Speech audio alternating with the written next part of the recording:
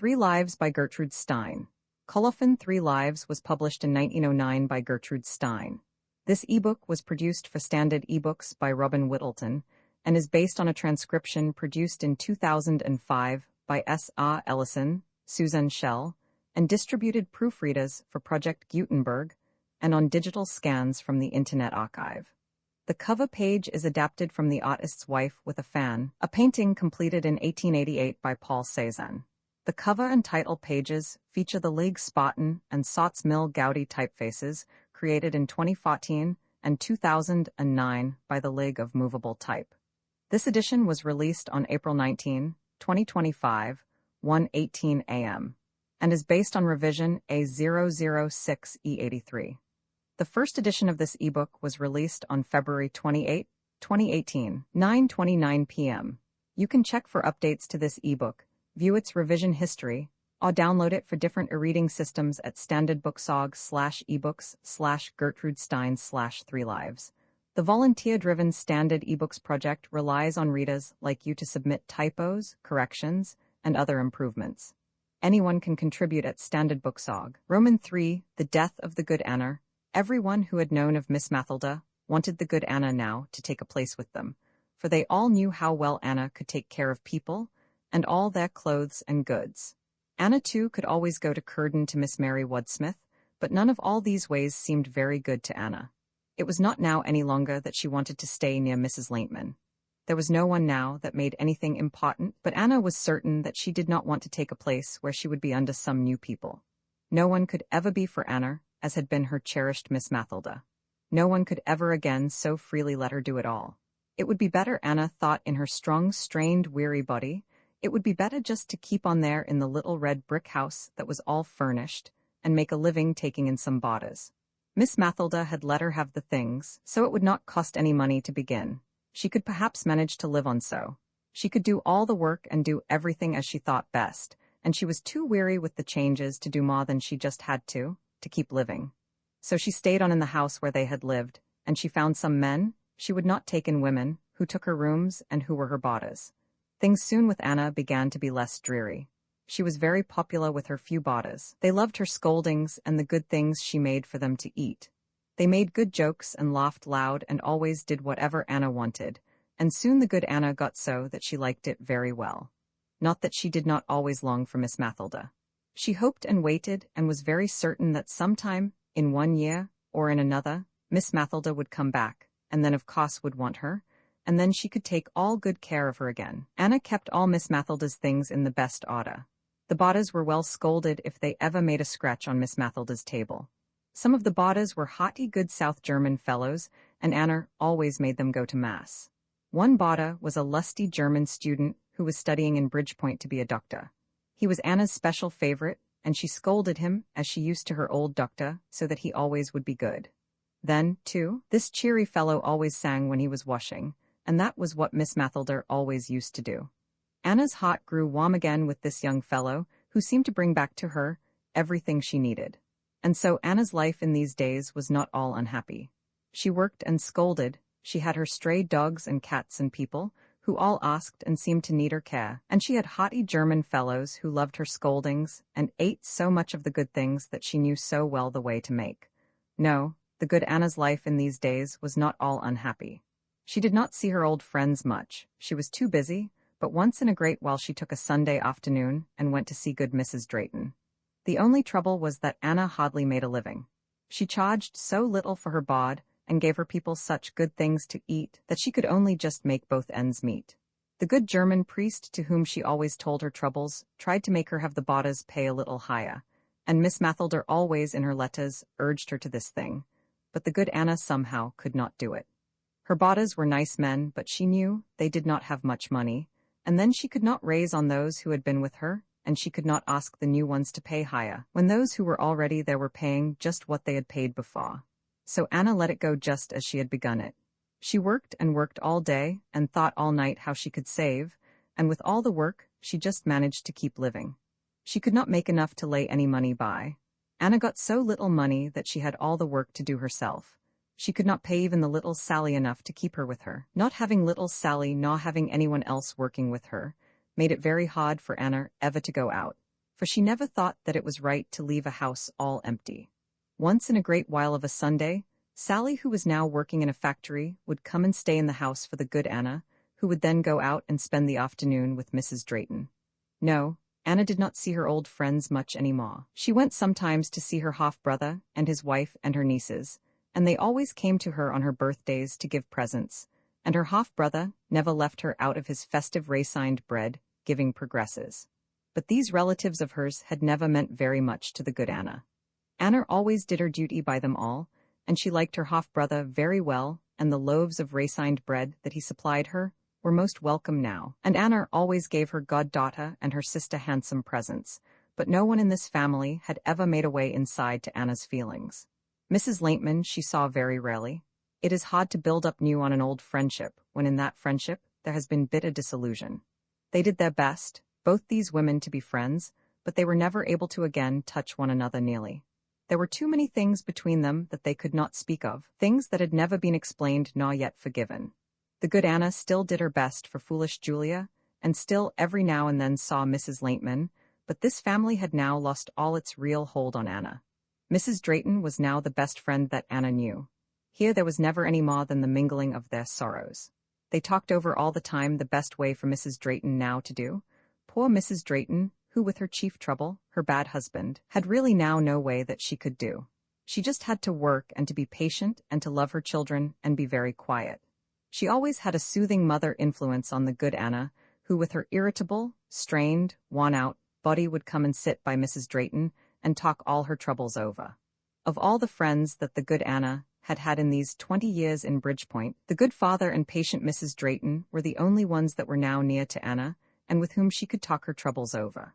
Anna worked and thought and saved and scolded and took care of all the boarders and of Peter and of Rags and all the others. There was never any end to Anna's effort, and she grew always more tired, more pale yellow, and in her face more thin and wan and worried. Sometimes she went farther in not being well, and then she went to see Dr. Herman, who had operated on good Mrs. Drayton. The things that Anna really needed were to rest sometimes and eat more so that she could get stronger, but these were the last things that Anna could bring herself to do. Anna could never take a rest. She must work hard through the summer as well as through the winter, else she could never make both ends meet. The doctor gave her medicines to make her stronger, but these did not seem to do much good. Anna grew always more tired, her headaches came oftener and harder, and she was now almost always feeling very sick. She could not sleep much in the night. The dogs with their noises disturbed her, and everything in her body seemed to pain her. The doctor and the good father tried often to make her give herself more care. Mrs. Drayton told her that she surely would not get well unless for a little while she would stop working. Anna would then promise to take care, to rest in bed a little longer, and to eat more so that she would get stronger. But really, how could Anna eat when she always did the cooking, and was so tired of it all, before it was half ready for the table? Anna's only friendship now was with good Mrs. Drayton, who was too gentle and too patient to make a stubborn, faithful German Anna ever do the way she should, in the things that were for her own good. Anna grew worse all through this second winter. When the summer came, the doctor said that she simply could not live on so. He said she must go to his hospital, and there he would operate upon her. She would then be well and strong, and able to work hard all next winter. Anna for some time would not listen. She could not do this so, for she had her house all furnished, and she simply could not let it go. At last, a woman came and said she would take care of Anna's boarders, and then Anna said that she was prepared to go. Anna went to the hospital for her operation. Mrs. Drayton was herself not well, but she came into the city, so that some friend would be with the good Anna. Together, then, they went to this place where the doctor had done so well by Mrs. Drayton. In a few days they had Anna ready. Then they did the operation, and then the good Anna, with her strong, strained, worn-out body, died. Mrs. Drayton sent word of her death to Miss Mathilda. "Dear Miss Mathilda," wrote Mrs. Drayton, "Miss Annie died in the hospital yesterday after a hard operation. She was talking about you and Dr. and Miss Mary Wadsmith all the time. She said she hoped you would take Peter and the little Rags to keep when you came back to America to live. I will keep them for you here, Miss Mathilda. Miss Annie died easy, Miss Mathilda, and sent you her love. The Good Anna, 3 Lives by Gertrude Stein. Uncopyright. May you do good and not evil. May you find forgiveness for yourself and forgive others. May you share freely, never taking more than you give. Copyright pages exist to tell you that you can't do something. Unlike them, this uncopyright page exists to tell you that the writing and artwork in this ebook are believed to be in the United States public domain. That is, they are believed to be free of copyright restrictions in the United States. The United States public domain represents our collective cultural heritage, and items in it are free for anyone in the United States to do almost anything at all with, without having to get permission. Copyright laws are different all over the world, and the source text or artwork in this ebook may still be copyrighted in other countries. If you're not located in the United States, you must check your local laws before using this ebook. Standard ebooks makes no representations regarding the copyright status of the source text or artwork in this ebook in any country other than the United States.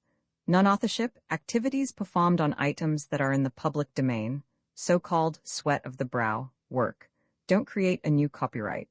That means that nobody can claim a new copyright on an item that is in the public domain for, among other things, work like digitization, markup, or typography.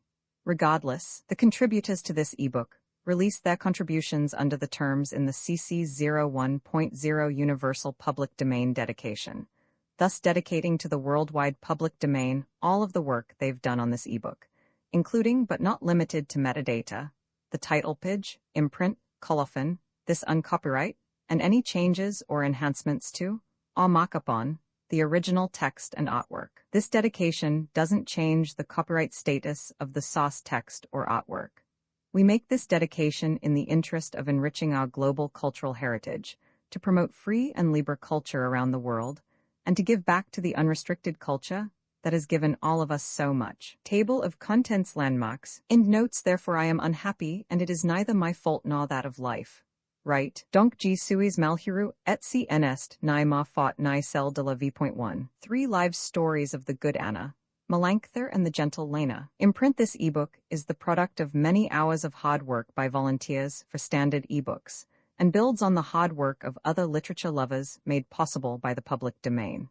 This particular ebook is based on a transcription from Project Gutenberg and on digital scans from the Internet Archive.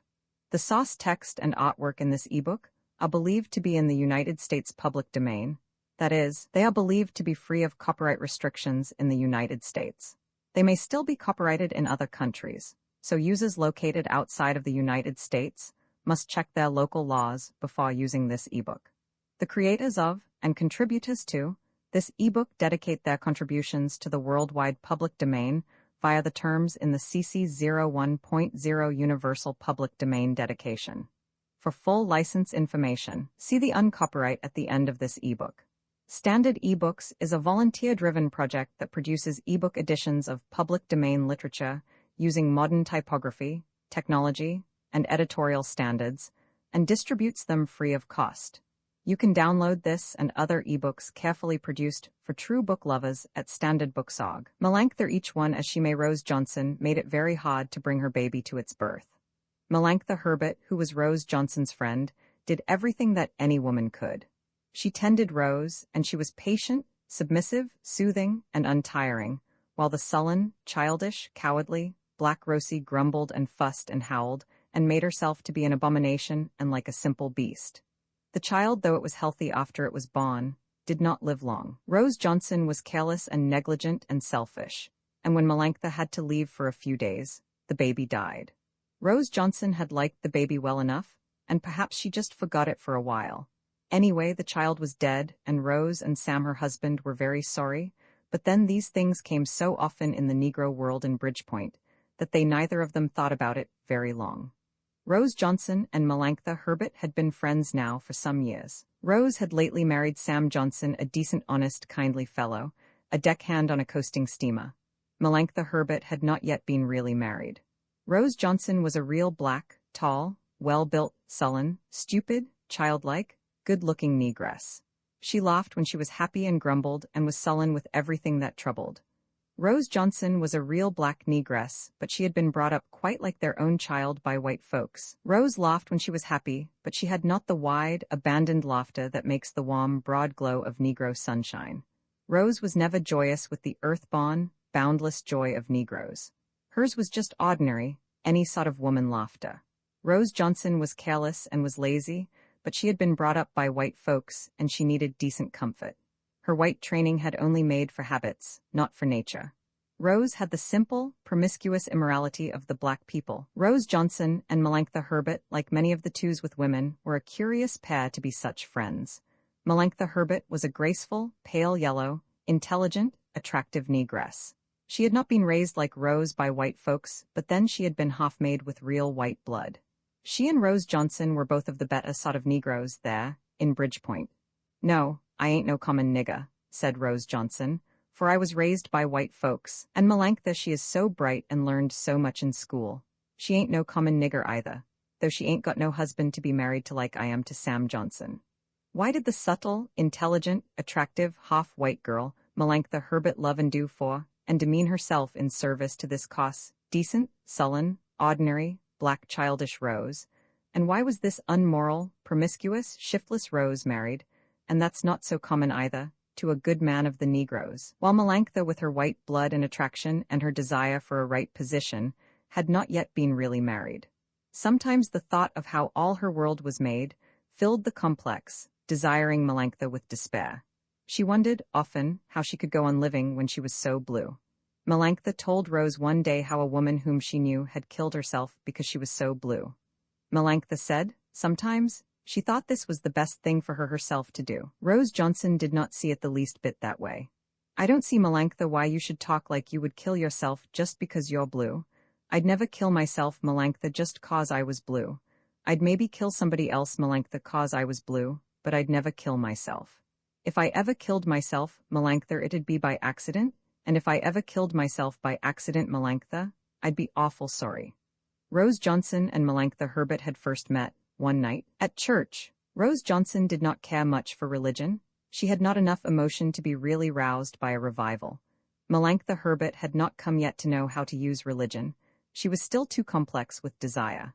However, the two of them in Negro fashion went very often to the Negro church, along with all their friends, and they slowly came to know each other very well. Rose Johnson had been raised not as a servant, but quite like their own child by white folks. Her mother, who had died when Rose was still a baby, had been a trusted servant in the family. Rose was a cute, attractive, good-looking little black girl, and these people had no children of their own, and so they kept Rose in their house. As Rose grew older, she drifted from her white folks back to the colored people, and she gradually no longer lived in the old house. Then it happened that these people went away to some other town to live, and somehow Rose stayed behind in Bridgepoint. Her white folks left a little money to take care of Rose, and this money she got every little while. Rose, now in the easy fashion of the poor, lived with one woman in her house, and then for no reason went and lived with some other woman in her house. All this time, too, Rose kept company, and was engaged, first to this colored man and then to that, and always she made sure she was engaged, for Rose had strong the sense of proper conduct. "No, I ain't no common nigger just to go around with any man, naw you Melanctha shouldn't neither," she said one day, when she was telling the complex, and less sure, Melanctha, what was the right way for her to do. "No, Melanctha, I ain't no common nigger to do so, for I was raised by white folks. You know very well, Melanctha, that I always been engaged to them." And so Rose lived on, always comfortable and rather decent, and very lazy and very well content. After she had lived some time this way, Rose thought it would be nice and very good in her position to get regularly really married.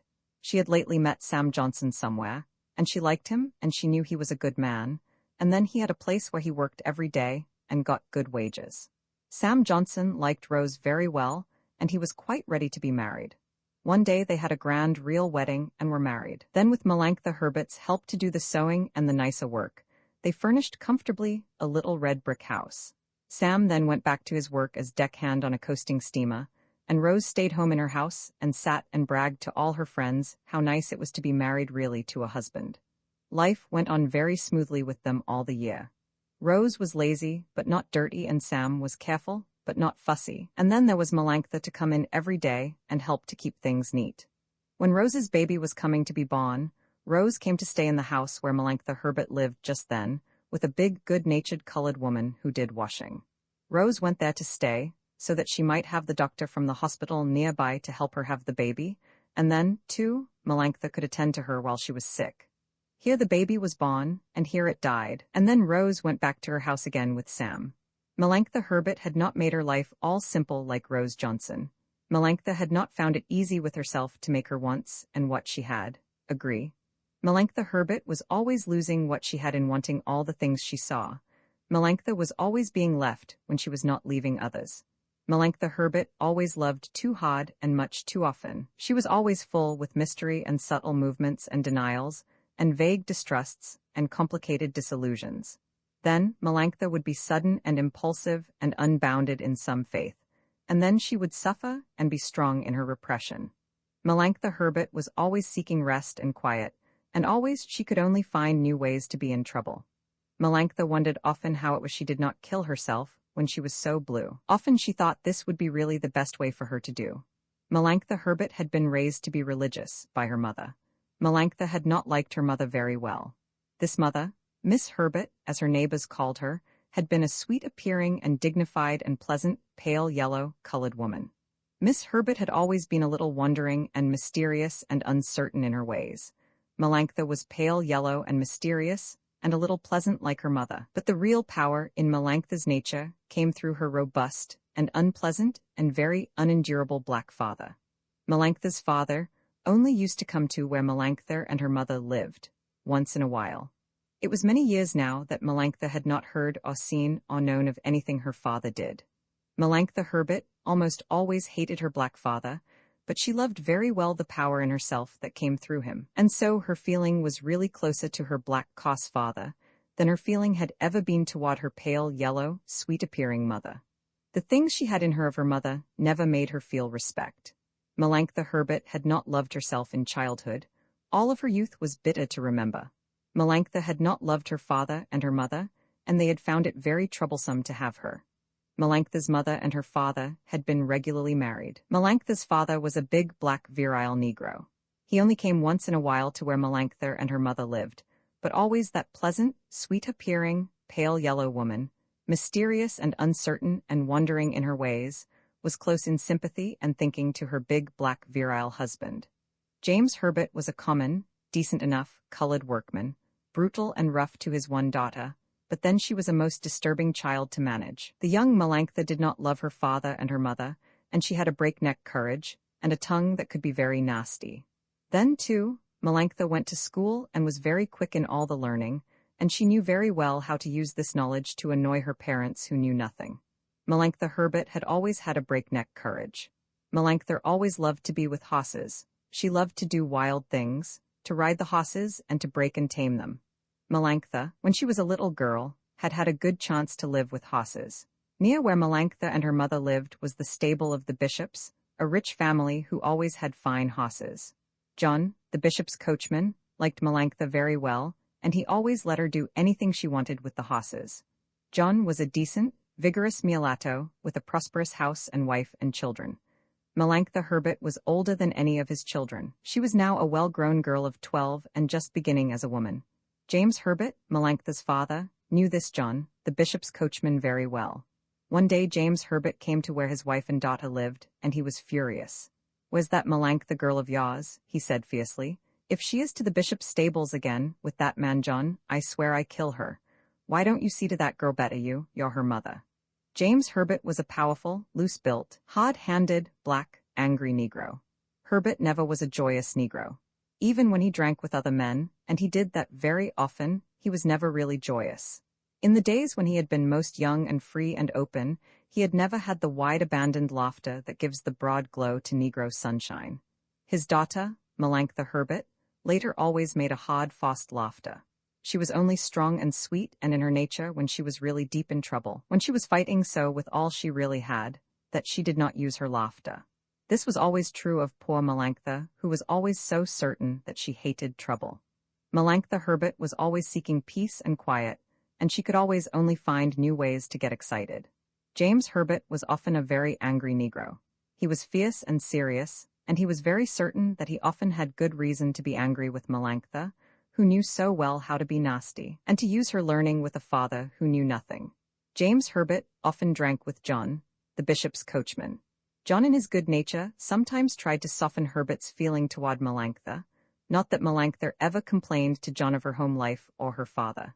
It was never Melanctha's way, even in the midst of her worst trouble, to complain to anyone of what happened to her, but nevertheless somehow everyone who knew Melanchthon always knew how much she suffered. It was only while one really loved Melanchthon that one understood how to forgive her, that she never once complained nor looked unhappy, and was always handsome and in spirits, and yet one always knew how much she suffered.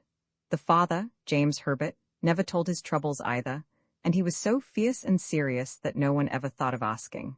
Miss Herbert, as her neighbors called her, was never heard even to speak of her husband or her daughter. She was always pleasant, sweet-appearing, mysterious and uncertain, and a little wandering in her ways. The Herberts were a silent family with their troubles, but somehow everyone who knew them always knew everything that happened. The morning of one day, when in the evening Herbert and the coachman John were to meet to drink together, Melanchthon had to come to the stable joyous and in the very best of humors. Her good friend John on this morning felt very firmly how good and sweet she was and how very much she suffered. John was a very decent colored coachman. When he thought about Melanchthon, it was as if she were the eldest of his children. Really, he felt very strongly the power in her of a woman. John's wife always liked Melanchthon, and she always did all she could to make things pleasant.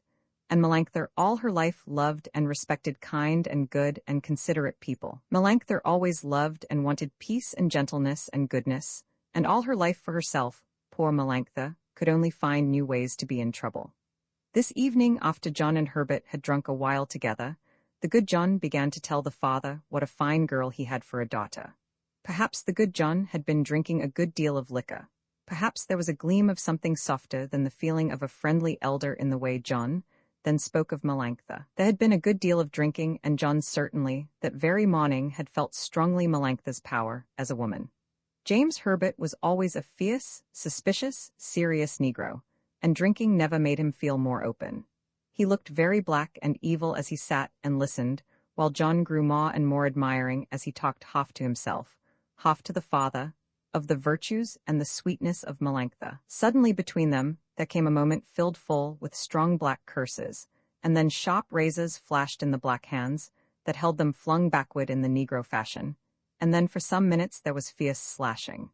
John was a decent, pleasant, good-natured, light-brown Negro, but he knew how to use a razor to do bloody slashing. When the two men were pulled apart by the other Negroes who were in the room drinking, John had not been much wounded, but James Herbert had gotten one good strong cut that went from his right shoulder down across the front of his whole body. Razor fighting does not wound very deeply, but it makes a cut that looks most nasty, for it is so very bloody. Herbert was held by the other Negroes until he was cleaned and plastered, and then he was put to bed to sleep off his drink and fighting. The next day he came to where his wife and daughter lived, and he was furious. "Was that Melanchthon of yours?" he said to his wife when he saw her. "If she is to the bishop's stables now with that yellow John, I swear I kill her. A nice way she's going for a decent daughter. Why don't you see to that girl better you? Ain't you her mother?" Melanchthon Herbert had always been old in all her ways, and she knew very early how to use her power as a woman. And yet Melanchthon, with all her inborn intense wisdom, was really very ignorant of evil. Melanchthon had not yet come to understand what they meant, the things she so often heard around her, and which were just beginning to stir strongly in her. Now, when her father began fiercely to assail her, she did not really know what it was that he was so furious to force from her. In every way that he could think of in his anger, he tried to make her say a thing she did not really know. She held out and never answered anything he asked her, for Melanchthon had a breakneck courage, and she just then badly hated her black father. When the excitement was all over, Melanchthon began to know her power, the power she had so often felt stirring within her, and which she now knew she could use to make her stronger. James Herbert did not win this fight with his daughter. After a while, he forgot it as he soon forgot John and the cut of his sharp razor. Melanchthon almost forgot to hate her father, in her strong interest in the power she now knew she had within her. Melanchthon did not care much now, any longer, to see John or his wife, or even the fine horses. This life was too quiet and accustomed, and no longer stirred her to any interest or excitement. Melanchthon now really was beginning as a woman. She was ready, and she began to search in the streets and in dark corners to discover men, and to learn their natures and their various ways of working. In these next years, Melanchthon learned many ways that led to wisdom. She learned the ways, and dimly in the distance she saw wisdom. These years of learning led very straight to trouble for Melanchthon, though in these years Melanctha never did or meant anything that was really wrong. Girls who are brought up with care and watching can always find moments to escape into the world, where they may learn the ways that lead to wisdom. For a girl raised like Melanctha Herbert, such escape was always very simple. Often she was alone, sometimes she was with a fellow seeker, and she strayed and stood, sometimes by railroad yards, sometimes on the docks or around new buildings where many men were working. Then, when the darkness covered everything all over, she would begin to learn to know this man or that. She would advance, they would respond, and then she would withdraw a little, dimly, and always she did not know what it was that really held her. Sometimes she would almost go over, and then the strength in her of not really knowing would stop the average man in his endeavor. It was a strange experience of ignorance and power and desire. Melanctha did not know what it was that she so badly wanted. She was afraid, and yet she did not understand that here she really was a coward. Boys had never meant much to Melanctha. They had always been too young to content her. Melanctha had a strong respect for any kind of successful power. It was this that always kept Melanctha nearer, in her feeling toward her virile and unendurable black father, than she ever was in her feeling for her pale yellow, sweet-appearing mother. The things she had in her of her mother never made her feel respect. In these young days, it was only men that for Melanctha held anything there was of knowledge and power. It was not from men, however, that Melanctha learned to really understand this power. From the time that Melanctha was 12 until she was 16 she wandered, always seeking but never more than very dimly seeing wisdom. All this time, Melanctha went on with her school learning. She went to school rather longer than do most of the colored children. Melanctha's wanderings after wisdom she always had to do in secret and by snatches, for her mother was then still living, and Miss Herbert always did some watching. And Melanctha, with all her hard courage, dreaded that there should be much telling to her father, who came now quite often to where Melanctha lived with her mother. In these days, Melanctha talked and stood and walked with many kinds of men, but she did not learn to know any of them very deeply. They all supposed her to have world knowledge and experience. They, believing that she knew all, told her nothing, and thinking that she was deciding with them, asked for nothing. And so though Melanctha wandered widely, she was really very safe with all the wandering. It was a very wonderful experience, this safety of Melanctha in these days of her attempted learning. Melanctha herself did not feel the wonder. She only knew that for her, it all had no real value. Melanctha all her life was very keen in her sense for real experience. She knew she was not getting what she so badly wanted, but with all her breakneck courage, Melanctha here was a coward, and so she could not learn to really understand. Melanctha liked to wander, and to stand by the railroad yard, and watch the men and the engines and the switches and everything that was busy there, working. Railroad yards are a ceaseless fascination. They satisfy every kind of nature. For the lazy man, whose blood flows very slowly, it is a steady, soothing world of motion which supplies him with the sense of a strong moving power. He need not work, and yet he has it very deeply. He has it even better than the man who works in it or owns it. Then for natures that like to feel emotion without the trouble of having any suffering, it is very nice to get the swelling in the throat, and the fullness, and the hot beats, and all the flutter of excitement that comes as one watches the people come and go, and hears the engine pound and give a long-drawn whistle. For a child watching through a hole in the fence above the yard, it is a wonder world of mystery and movement. The child loves all the noise, and then it loves the silence of the wind that comes before the full rush of the pounding train that bursts out from the tunnel where it lost itself, and all its noise in darkness.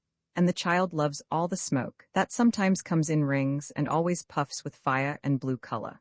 For Melanctha, the yard was full of the excitement of many men, and perhaps a free and whirling future.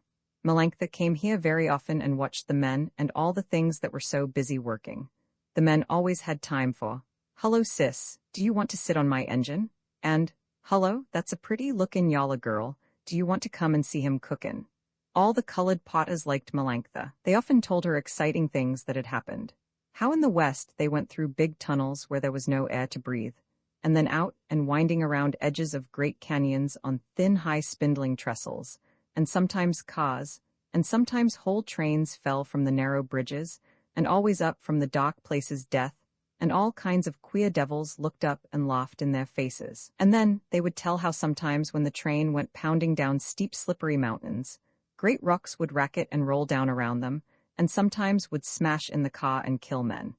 And as the potters told these stories their round, black, shining faces would grow solemn, and their color would go gray beneath the greasy black, and their eyes would roll white in the fear and wonder of the things they could scare themselves by telling. There was one, big, serious, melancholy, light brown potter who often told Melanctha stories, for he liked the way she had of listening with intelligence and sympathetic feeling. When he told how the white men in the far south tried to kill him because he made one of them who was drunk and called him a damned nigger, and who refused to pay money for his chair to a nigger, get off the train between stations. And then, this potter had to give up going to that part of the southern country, for all the white men swore that if he ever came there again, they would surely kill him. Melanctha liked this serious, melancholy light brown Negro very well, and all her life, Melanctha wanted and respected gentleness and goodness, and this man always gave her good advice and serious kindness, and Melanctha felt such things very deeply, but she could never let them help her or affect her to change the ways that always made her keep herself in trouble. Melanctha spent many of the lost hours of the daylight with the potters and with other men who worked hard, but when darkness came it was always different. Then Melanctha would find herself with the, for her, gentlemanly classes. A clerk or a young express agent would begin to know her, and they would stand, or perhaps, walk a little while together. Melanctha always made herself escape, but often it was with an effort. She did not know what it was that she so badly wanted, but with all her courage, Melanctha here was a coward, and so she could not learn to understand. Melanctha and some man would stand in the evening and would talk together. Sometimes Melanctha would be with another girl, and then it was much easier to stay or to escape, for then they could make way for themselves together, and by throwing words and laughter to each other, could keep a man from getting too strong in his attention. But when Melanctha was alone, and she was so, very often, she would sometimes come very near to making a long step on the road that leads to wisdom. Some man would learn a good deal about her in the talk, never altogether truly, for Melanctha all her life did not know how to tell a story wholly. She always, and yet not with intention, managed to leave out big pieces which make a story very different, for when it came to what had happened, and what she had said, and what it was that she had really done, Melanctha never could remember right. The man would sometimes come a little nearer, would detain her, would hold her arm or make his jokes a little clearer, and then Melanctha would always make herself escape. The man, thinking that she really had world wisdom, would not make his meaning clear, and believing that she was deciding with him, he never went so fast that he could stop her, when at last she made herself escape. And so Melanctha wandered on the edge of wisdom. Say, sis, why don't you when you come here stay a little longer? They would all ask her, and they would hold her for an answer, and she would laugh, and sometimes she did stay longer, but always just in time she made herself escape. Melanctha Herbert wanted very much to know, and yet she feared the knowledge. As she grew older, she often stayed a good deal longer, and sometimes it was almost a balanced struggle, but she always made herself escape. Next to the railroad yard, it was the shipping docks that Melanctha loved best when she wandered. Often she was alone, sometimes she was with some better kind of black girl, and she would stand a long time and watch the men working at unloading, and see the steamers do their coaling, and she would listen with full feeling to the yowling of the free swinging Negroes, as they ran, with their powerful loose-jointed bodies and their childish savage yelling, pushing, carrying, pulling great loads from the ships to the warehouses. The men would call out, say, sis, look out or we'll come and catch ya. Aw hi, there, you yalla girl, come here, and we'll take you sailin'. And then, too, Melanctha would learn to know some of the serious foreign sailors who told her all sorts of wonders, and a cook would sometimes take her and her friends over a ship and show where he made his messes, and where the men slept, and where the shops were, and how everything was made by themselves, right there, on shipboard. Melanctha loved to see these dark and smelly places. She always loved to watch and talk and listen with men who worked hard, but it was never from these rougher people that Melanctha tried to learn the ways that lead to wisdom. In the daylight, she always liked to talk with rough men, and to listen to their lives, and about their work and their various ways of doing, but when the darkness covered everything all over, Melanctha would meet and stand and talk with a clerk or a young shipping agent who had seen her watching, and so it was that she would try to learn to understand.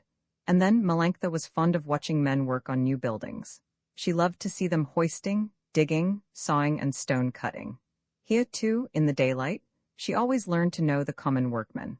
Heh, sis, look out or that rock will fall on you and smash you all up into little pieces. Do you think you would make a nice jelly? And then they would all laugh and feel that their jokes were very funny. And say, you pretty yalla girl, Would it scare you bad to stand up here on top where I be? See if you've got grit and come up here where I can hold you. All you got to do is to sit still on that there rock that they are just hoistin', and then when you get here I'll hold you tight. Don't you be scared, sis. Sometimes Melantha would do some of these things that had much danger, and always with such men, she showed her power and her breakneck courage. Once she slipped and fell from a high place. A workman caught her, and so she was not killed, but her left arm was badly broken. All the men crowded around her. They admired her boldness in doing and in bearing pain when her arm was broken. They all went along with her with great respect to the doctor, and then they took her home in triumph, and all of them were bragging about her not squealing. James Herbert was home where his wife lived that day. He was furious when he saw the workmen and Melantha. He drove the men away with curses so that they were all very nearly fighting, and he would not let a doctor come in to attend Melantha. Why don't you see to that girl better, you're her mother. James Herbert did not fight things out now anymore with his daughter. He feared her tongue, and her school learning, and the way she had of saying things that were very nasty to a brutal black man who knew nothing. And Melantha just then hated him very badly in her suffering. And so this was the way Melantha lived the 4 years of her beginning as a woman. And many things happened to Melantha, but she knew very well that none of them had led her on to the right way, that certain way that was to lead her to world wisdom. Melantha Herbert was 16 when she first met Jane Hawden. Jane was a negress, but she was so white that hardly anyone could guess it. Jane had had a good deal of education. She had been 2 years at a colored college. She had had to leave because of her bad conduct. She taught Melantha many things. She taught her how to go the ways that lead to wisdom. Jane Hawden was at this time 23 years old, and she had had much experience. She was very much attracted by Melantha, and Melantha was very proud that this Jane would let her know her. Jane Hawden was not afraid to understand. Melantha, who had strung the sense for real experience, knew that here was a woman who had learned to understand. Jane Hawden had many bad habits. She drank a great deal, and she wandered widely. She was safe though now, when she wanted to be safe, in this wandering. Melantha Herbert soon always wandered with her. Melantha tried the drinking and some of the other habits, but she did not find that she cared very much to do them. But every day she grew stronger in her desire to really understand. It was now no longer, even in the daylight, the rougher men that these two learned to know in their wanderings, and for Melantha the better classes were now a little higher. It was no longer express agents and clocks that she learned to know, but men in business, commercial travelers, and even men above these, and Jane and she would talk and walk and laugh and escape from them all very often. It was still the same, the knowing of them, and the always just escaping, only now for Melantha somehow it was different, for though it was always the same thing that happened it had a different flavor. For now, Melantha was with a woman who had wisdom, and dimly she began to see what it was that she should understand. It was not from the men that Melantha learned her wisdom. It was always Jane Hawden herself who was making Melantha begin to understand. Jane was a roughened woman. She had power and she liked to use it. She had much white blood, and that made her see clear. She liked drinking, and that made her reckless.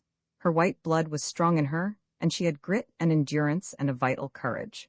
She was always game, however much she was in trouble. She liked Melantha Herbert for the things that she had like her, and then Melantha was young, and she had sweetness, and a way of listening with intelligence and sympathetic interest to the stories that Jane Hawden often told out of her experience. Jane grew always fonder of Melantha. Soon they began to wonder, more to be together than to see men and learn their various ways of working. Then they began not to wonder, and Melantha would spend long hours with Jane in her room, sitting at her feet and listening to her stories, and feeling her strength and the power of her affection, and slowly she began to see clear before her one certain way that would be sure to lead to wisdom. Before the end came, the end of the 2 years in which Melantha spent all her time when she was not at school or in her home, with Jane Hawden, before these 2 years were finished, Melantha had come to see very clear, and she had come to be very certain, what it is that gives the world its wisdom. Jane Hawden always had a little money, and she had a room in the lower part of the town. Jane had once taught in a colored school. She had had to leave that too on account of her bad conduct. It was her drinking that always made all the trouble for her, for that can never be really covered over. Jane's drinking was always growing worse upon her. Melantha had tried to do the drinking, but it had no real attraction for her.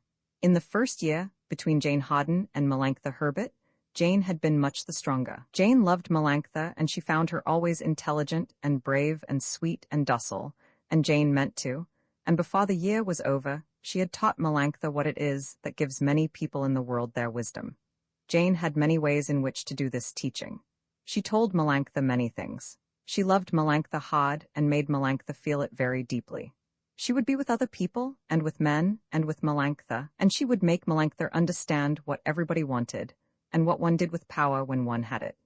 Melanctha sat at Jane's feet for many hours in these days, and felt Jane's wisdom. She learned to love Jane, and to have this feeling very deeply. She learned a little in these days to know joy, and she was taught too how very keenly she could suffer.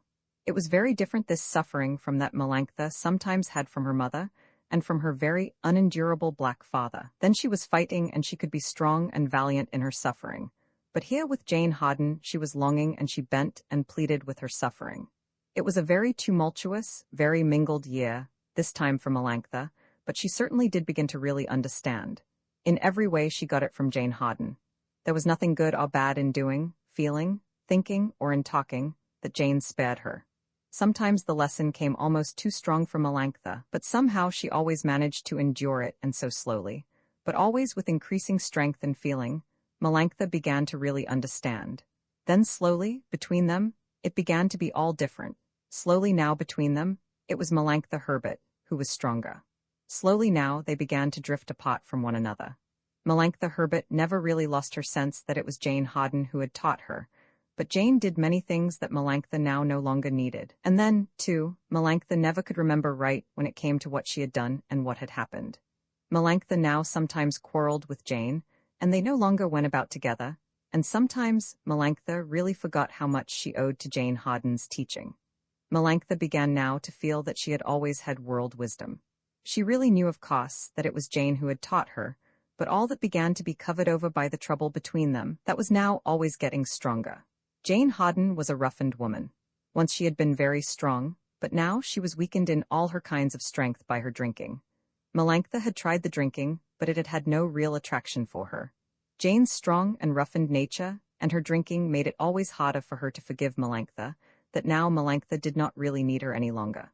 Now it was Melanctha who was stronger, and it was Jane who was dependent on her. Melanctha was now come to be about 18 years old. She was a graceful, pale yellow, good-looking, intelligent, attractive negress, a little mysterious sometimes in her ways, and always good and pleasant, and always ready to do things for people. Melanctha from now on saw very little of Jane Harden. Jane did not like that very well, and sometimes she abused Melanctha, but her drinking soon covered everything all over. It was not in Melanctha's nature to really lose her sense for Jane Harden. Melanctha all her life was ready to help Jane out in any of her trouble, and later, when Jane really went to pieces, Melanctha always did all that she could to help her. But Melanctha Herbert was ready now herself to do teaching. Melanctha could do anything now that she wanted. Melanctha knew now what everybody wanted. Melanctha had learned how she might stay a little longer. She had learned that she must decide when she wanted really to stay longer, and she had learned how when she wanted to, she could escape. And so Melanctha began once more to wander. It was all now for her very different. It was never rougher men now that she talked to, and she did not care much now to know white men of the, for her, very better classes.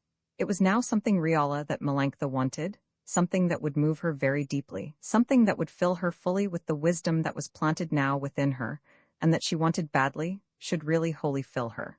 Melanctha these days wandered very widely. She was always alone now when she wandered. Melanctha did not need help now to know, or to stay longer, or when she wanted, to escape. Melanctha tried a great many men in these days before she was really suited. It was almost a year that she wandered, and then she met with a young mulatto. He was a doctor who had just begun to practice. He would most likely do well in the future, but it was not this that concerned Melanctha. She found him good and strong and gentle and very intellectual, and all her life Melanctha liked and wanted good and considerate people, and then too he did not at first believe in Melanctha. He held off and did not know what it was that Melanctha wanted. Melanctha came to want him very badly. They began to know each other better. Things began to be very strong between them. Melanctha wanted him so badly that now she never wondered. She just gave herself to this experience. Melanctha Herbert was now, all alone, in Bridgepoint. She lived now with this colored woman, and now with that one, and she sewed, and sometimes she taught a little in a colored school as substitute for some teacher. Melanctha had now no home, nor any regular employment. Life was just commencing for Melanctha. She had youth and had learned wisdom, and she was graceful and pale yellow and very pleasant, and always ready to do things for people. And she was mysterious in her ways, and that only made belief in her more fervent. During the year before she met Jefferson Campbell, Melanctha had tried many kinds of men, but they had none of them interested Melanctha very deeply. She met them, she was much with them, she left them. She would think perhaps this next time it would be more exciting, and always she found that for her it all had no real meaning. She could now do everything she wanted, she knew now everything that everybody wanted, and yet it all had no excitement for her. With these men, she knew she could learn nothing. She wanted someone that could teach her very deeply, and now at last she was sure that she had found him. Yes, she really had it, before she had thought to look if in this man she would find it. During this year, Miss Herbert, as her neighbors called her, Melanctha's pale yellow mother, was very sick, and in this year she died. Melanctha's father during these last years did not come very often to the house where his wife lived and Melanctha. Melanctha was not sure that her father was now any longer here in Bridgepoint. It was Melanctha who was very good now to her mother. It was always Melanctha's way to be good to anyone in trouble. Melanctha took good care of her mother. She did everything that any woman could. She tended and soothed and helped her pale yellow mother, and she worked hard in every way to take care of her and make her dying easy. But Melanctha did not in these days like her mother any better, and her mother never cared much for this daughter, who was always a hard child to manage, and who had a tongue that always could be very nasty. Melanctha did everything that any woman could, and at last her mother died, and Melanctha had her buried. Melanctha's father was not heard from, and Melanctha in all her life after never saw or heard or knew of anything that her father did. It was the young doctor, Jefferson Campbell, who helped Melanctha toward the end to take care of her sick mother. Jefferson Campbell had often before seen Melanctha Herbert, but he had never liked her very well, and he had never believed that she was any good. He had heard something about how she wandered. He knew a little too of Jane Hawden, and he was sure that this Melanctha Herbert, who was her friend and who wandered, would never come to any good. Dr. Jefferson Campbell was a serious, earnest, good young joyous doctor. He liked to take care of everybody, and he loved his own colored people. He always found life very easy, did Jeff Campbell, and everybody liked to have him with them. He was so good and sympathetic, and he was so earnest and so joyous. He sang when he was happy, and he laughed, and his was the free, abandoned laughter that gives the warm, broad glow to Negro sunshine. Jeff Campbell had never yet in his life had real trouble. Jefferson's father was a good, kind, serious, religious man. He was a very steady, very intelligent, and very dignified, light brown, gray-haired Negro. He was a butler, and he had worked for the Campbell family many years, and his father and his mother before him had been in the service of this family as free people. Jefferson Campbell's father and his mother had of course been regularly married. Jefferson's mother was a sweet, little, pale brown, gentle woman who reverenced and obeyed her good husband, and who worshipped and admired and loved hard her good, earnest, cheery, hard-working doctor boy, who was her only child.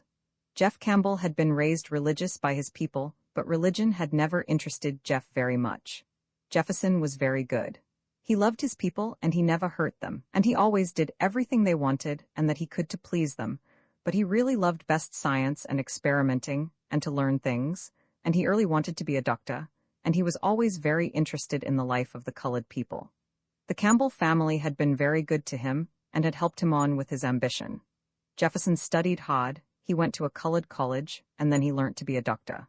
It was now 2 or 3 years that he had started into practice. Everybody liked Jeff Campbell. He was so strong and kindly and cheerful and understanding, and he laughed so with pure joy, and he always liked to help all his own colored people.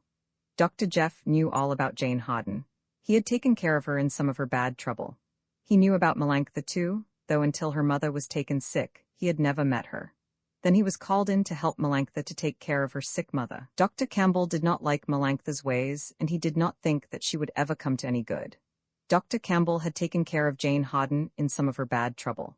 Jane sometimes had abused Melanctha to him. What right had that Melanctha Herbert, who owed everything to her, Jane Hawden? What right had a girl like that to go away to other men and leave her? But Melanctha Herbert never had any sense of how to act to anybody. Melanctha had a good mind. Jane never denied her that, but she never used it to do anything decent with it. But what could you expect when Melanctha had such a brute of a black nigger father, and Melanctha was always abusing her father, and yet she was just like him, And really, she admired him so much, and he never had any sense of what he owed to anybody. And Melanctha was just like him, and she was proud of it too. And it made Jane so tired to hear Melanctha talk all the time as if she wasn't.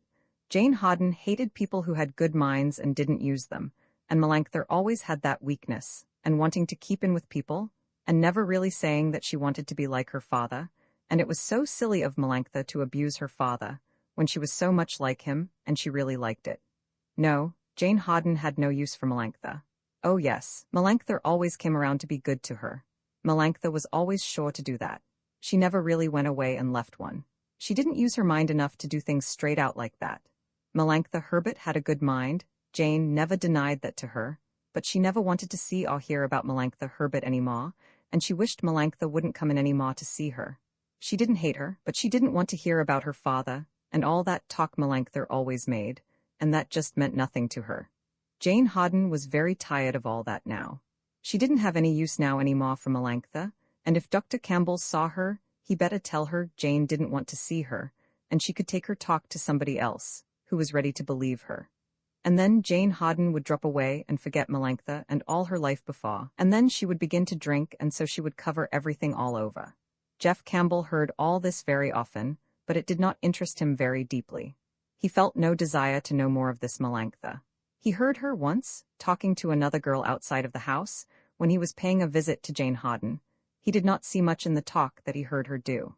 He did not see much in the things Jane Hawden said when she abused Melanctha to him. He was more interested in Jane herself than in anything he heard about Melanctha. He knew Jane Hawden had a good mind, and she had had power, and she could really have done things, and now this drinking covered everything all over. Jeff Campbell was always very sorry when he had to see it. Jane Hawden was a roughened woman, and yet Jeff found a great many strong good things in her that still made him like her. Jeff Campbell did everything he could for Jane Hawden. He did not care much to hear about Melanctha. He had no feeling much about her. He did not find that he took any interest in her. Jane Hawden was so much a stronger woman, and Jane really had had a good mind, and she had used it to do things with it, before this drinking business had taken such a hold upon her. Dr. Campbell was helping Melanctha Herbert to take care of her sick mother. He saw Melanctha now for long times and very often, and they sometimes talked a good deal together. But Melanctha never said anything to him about Jane Hawden. She never talked to him about anything that was not just general matters, or about medicine, or to tell him funny stories. She asked him many questions and always listened very well to all he told her, and she always remembered everything she heard him say about doctoring, and she always remembered everything that she had learned from all the others. Jeff Campbell never found that all this talk interested him very deeply. He did not find that he liked Melanctha when he saw her so much any better. He never found that he thought much about Melanctha. He never found that he believed much in her having a good mind, like Jane Hawden. He found he liked Jane Hawden always better, and that he wished very much that she had never begun that bad drinking.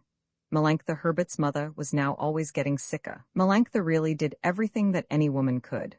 Melanctha's mother never liked her daughter any better. She never said much, did Miss Herbert, but anybody could see that she did not think much of this daughter. Dr. Campbell now often had to stay a long time to take care of Miss Herbert.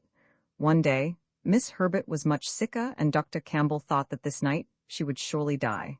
He came back late to the house, as he had said he would, to sit up and watch Miss Herbert, and to help Melanctha if she should need anybody to be with her. Melanctha Herbert and Jeff Campbell sat up all that night together. Miss Herbert did not die. The next day she was a little better. This house where Melanctha had always lived with her mother was a little red brick, two-story house. They had not much furniture to fill it, and some of the windows were broken and not mended. Melanctha did not have much money to use now on the house, but with a colored woman, who was their neighbor and good-natured, and who had always helped them, Melanctha managed to take care of her mother, and to keep the house fairly clean and neat. Melanctha's mother was in bed in a room upstairs, and the steps from below led right up into it. There were just 2 rooms on this upstairs floor. Melanctha and Dr. Campbell sat down on the steps. That night they watched together, so that they could hear and see Melanctha's mother, and yet the light would be shaded, and they could sit and read if they wanted to, and talk low some, and yet not disturb Miss Herbert. Dr. Campbell was always very fond of reading. Dr. Campbell had not brought a book with him that night. He had just forgotten it. He had meant to put something in his pocket to read, so that he could amuse himself while he was sitting there and watching. When he was through with taking care of Miss Herbert, he came and sat down on the steps just above where Melanctha was sitting. He spoke about how he had forgotten to bring his book with him. Melanctha said there were some old papers in the house. Perhaps Dr. Campbell could find something in them that would help pass the time for a while for him. All right, Dr. Campbell said, that would be better than just sitting there with nothing. Dr. Campbell began to read through the old papers that Melanctha gave him. When anything amused him in them, he read it out to Melanctha. Melanctha was now pretty silent with him. Dr. Campbell began to feel a little about how she responded to him. Dr. Campbell began to see a little that perhaps Melanctha had a good mind. Dr. Campbell was not sure yet that she had a good mind, but he began to think a little that perhaps she might have one. Jefferson Campbell always liked to talk to everybody about the things he worked at and about his thinking about what he could do for the colored people. Melanctha Herbert never thought about these things the way that he did. Melanctha had never said much to Dr. Campbell about what she thought about them.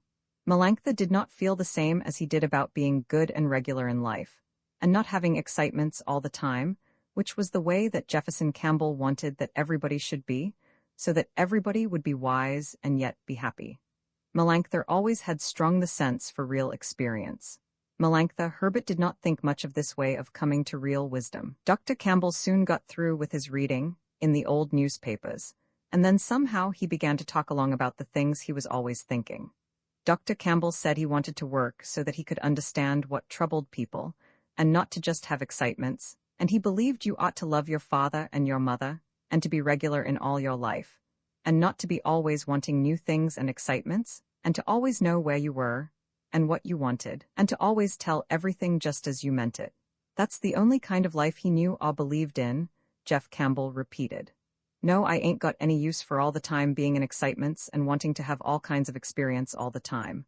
I got plenty of experience just living regular and quiet and with my family, and doing my work, and taking care of people, and trying to understand it. I don't believe much in this running around business, and I don't want to see the colored people do it.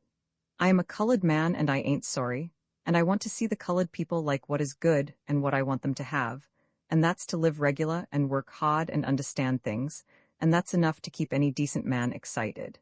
Jeff Campbell spoke now with some anger. Not to Melanctha, he did not think of her at all when he was talking. It was the life he wanted that he spoke to, and the way he wanted things to be with the colored people. But Melanctha Herbert had listened to him say all this. She knew he meant it, but it did not mean much to her, and she was sure someday he would find out that it was not all of real wisdom. Melanctha knew very well what it was to have real wisdom. But how about Jane Harden? Said Melanctha to Jeff Campbell. Seems to me, Dr. Campbell, you find her to have something in her, and you go there very often, and you talk to her much more than you do to the nice girls that stay at home with their people, the kind you say you are really wanting. It don't seem to me, Dr. Campbell, that what you say and what you do seem to have much to do with each other. And about your being so good, Dr. Campbell, went on Melanctha, you don't care about going to church much yourself, and yet you always are saying you believe so much in things like that, for people. It seems to me, Dr. Campbell, you want to have a good time just like all us others, and then you just keep on saying that it's right to be good and you ought not to have excitements, and yet you really don't want to do it, Dr. Campbell, no more than me or Jane Harden. No, Dr. Campbell, it certainly does seem to me you don't know very well yourself what you mean when you are talking. Jefferson had been talking right along, the way he always did when he got started, and now Melanctha's answer only made him talk a little harder. He laughed a little too, but very low, so as not to disturb Miss Herbert, who was sleeping very nicely, and he looked brightly at Melanctha to enjoy her, and then he settled himself down to answer. Yes, he began, it certainly does sound a little like I didn't know very well what I do mean, when you put it like that to me, Miss Melanctha, but that's just because you don't understand enough about what I meant, by what I was just saying to you. I don't say, never, I don't want to know all kinds of people, Miss Melanctha, and I don't say there ain't many kinds of people, and I don't say ever that I don't find some like Jane Harden very good to know and talk to, but it's the strong things I like in Jane Harden, not all her excitements. I don't admire the bad things she does, Miss Melanctha, but Jane Harden is a strong woman, and I always respect that in her. No, I know you don't believe what I say, Miss Melanctha, but I mean it, and it's all just because you don't understand it when I say it. And as for religion, that just ain't my way of being good, Miss Melanctha, but it's a good way for many people to be good and regular in their way of living, and if they believe it, it helps them to be good, and if they are honest in it, I like to see them have it. No, what I don't like, Miss Melanctha, is this what I see so much with the colored people. They're always wanting new things just to get excited. Jefferson Campbell here stopped himself in this talking. Melanctha Herbert did not make any answer. They both sat there very quiet. Jeff Campbell then began again on the old papers. He sat there on the steps just above where Melanctha was sitting, and he went on with his reading, and his head went moving up and down, and sometimes he was reading, and sometimes he was thinking about all the things he wanted to be doing, and then he would rub the back of his dark hand over his mouth, and in between, he would be frowning with his thinking, and sometimes he would be rubbing his head hard to help his thinking. And Melanctha just sat still and watched the lamp burning, and sometimes she turned it down a little, when the wind caught it, and it would begin to get to smoking. And so Jeff Campbell and Melanctha Herbert sat there on the steps, very quiet, a long time, and they didn't seem to think much that they were together. They sat there so, for about an hour, and then it came to Jefferson very slowly, and as a strong feeling that he was sitting there on the steps, alone, with Melanctha. He did not know if Melanctha Herbert was feeling very much about their being there alone together. Jefferson began to wonder about it a little. Slowly he felt that surely they must both have this feeling. It was so important that he knew that she must have it. They both sat there, very quiet, a long time. At last, Jefferson began to talk about how the lamp was smelling. Jefferson began to explain what it is that makes a lamp get to smelling. Melanctha let him talk. She did not answer, and then he stopped in his talking. Soon Melanctha began to sit up straighter, and then she started in to question. About what you was just saying, Dr. Campbell, about living regular and all that, I certainly don't understand what you meant by what you was just saying. You ain't a bit like good people, Dr. Campbell. Like the good people you are always saying, are just like you. I know good people, Dr. Campbell, and you ain't a bit like men who are good and got religion. You are just as free and easy as any man can be, Dr. Campbell, and you always like to be with Jane Harden, and she is a pretty bad one, and you don't look down on her, and you never tell her she is a bad one. I know you like her just like a friend, Dr. Campbell, and so I certainly don't understand just what it is you mean by all that you was just saying to me. I know you mean honest, Dr. Campbell, and I am always trying to believe you, but I can't say as I see just what you mean when you say you want to be good and real pious, because I am very certain, Dr. Campbell, that you ain't that kind of a man at all, and you ain't never ashamed to be with queer folks, Dr. Campbell, and you seem to be thinking what you are doing is just like what you are always saying. And Dr. Campbell, I certainly don't just see what you mean by what you say. Dr. Campbell almost laughed loud enough to wake Miss Herbert. He did enjoy the way Melanctha said these things to him. He began to feel very strongly about it, that perhaps Melanctha really had a good mind. He was very free now in his laughing, but not so as to make Melanctha angry. He was very friendly with her in his laughing, and then he made his face get serious, and he rubbed his head to help him in his thinking. I know, Miss Melanctha, he began. It ain't very easy for you to understand what I was meaning by what I was just saying to you, and perhaps some of the good people I like so wouldn't think very much, any more than you do, Miss Melanctha, about the ways I have to be good. But that's no matter, Miss Melanctha. What I mean, Miss Melanctha, by what I was just saying to you is that I don't never believe in doing things just to get excited. You see, Miss Melanctha, I mean the way so many of the colored people do it. Instead of just working hard and caring about their working and living regular with their families and saving up all their money, so they will have some to bring up their children better, instead of living regular and doing like that, and getting all their new ways from just decent living.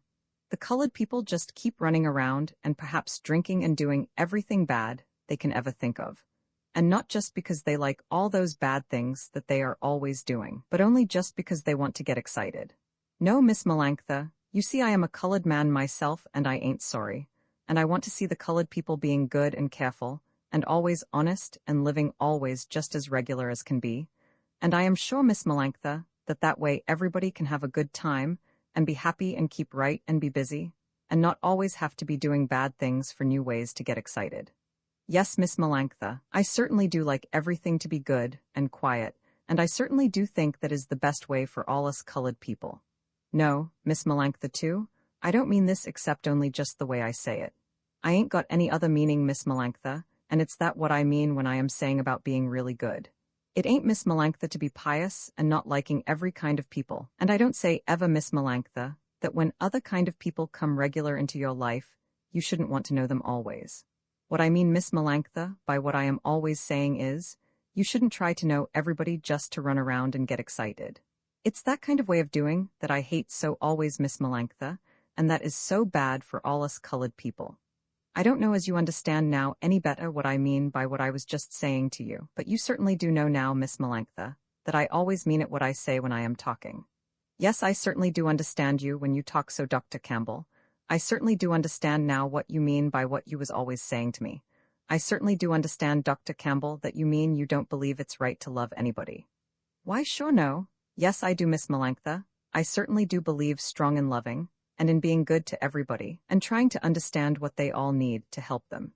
Oh, I know all about that way of doing, Dr. Campbell, but that certainly ain't the kind of love I mean when I am talking. I mean real, strong, hot love, Dr. Campbell, that makes you do anything for somebody that loves you. I don't know much about that kind of love yet, Miss Melantha. You see, it's this way with me always, Miss Melantha. I am always so busy with my thinking about my work I am doing, and so I don't have time for just fooling. And then too, you see, Miss Melantha, I really certainly don't ever like to get excited, and that kind of loving hod does seem always to mean just getting all the time excited. That certainly is what I always think from what I see of them that have it bad, Miss Melantha, and that certainly would never suit a man like me. You see, Miss Melantha, I am a very quiet kind of fellow, and I believe in a quiet life for all the colored people. No, Miss Melantha, I certainly never have mixed myself up in that kind of trouble. Yes, I certainly do see that very clear, Dr. Campbell, said Melantha. I see that's certainly what it has always made me not know right about you, and that's certainly what it is that makes you really mean what you was always saying. You certainly are just too scared, Dr. Campbell, to really feel things way down in you. All you are always wanting, Dr. Campbell, is just to talk about being good, and to play with people just to have a good time, and yet always to certainly keep yourself out of trouble. It don't seem to me, Dr. Campbell, that I admire that way to do things very much. It certainly ain't really to me being very good. It certainly ain't any more to me, Dr. Campbell, but that you certainly are awful scared about really feeling things way down in you, and that's certainly the only way, Dr. Campbell, I can see that you can mean, by what it is that you are always saying to me. I don't know about that, Miss Melantha. I certainly don't think I can't feel things very deep in me, though I do say, I certainly do like to have things nice and quiet.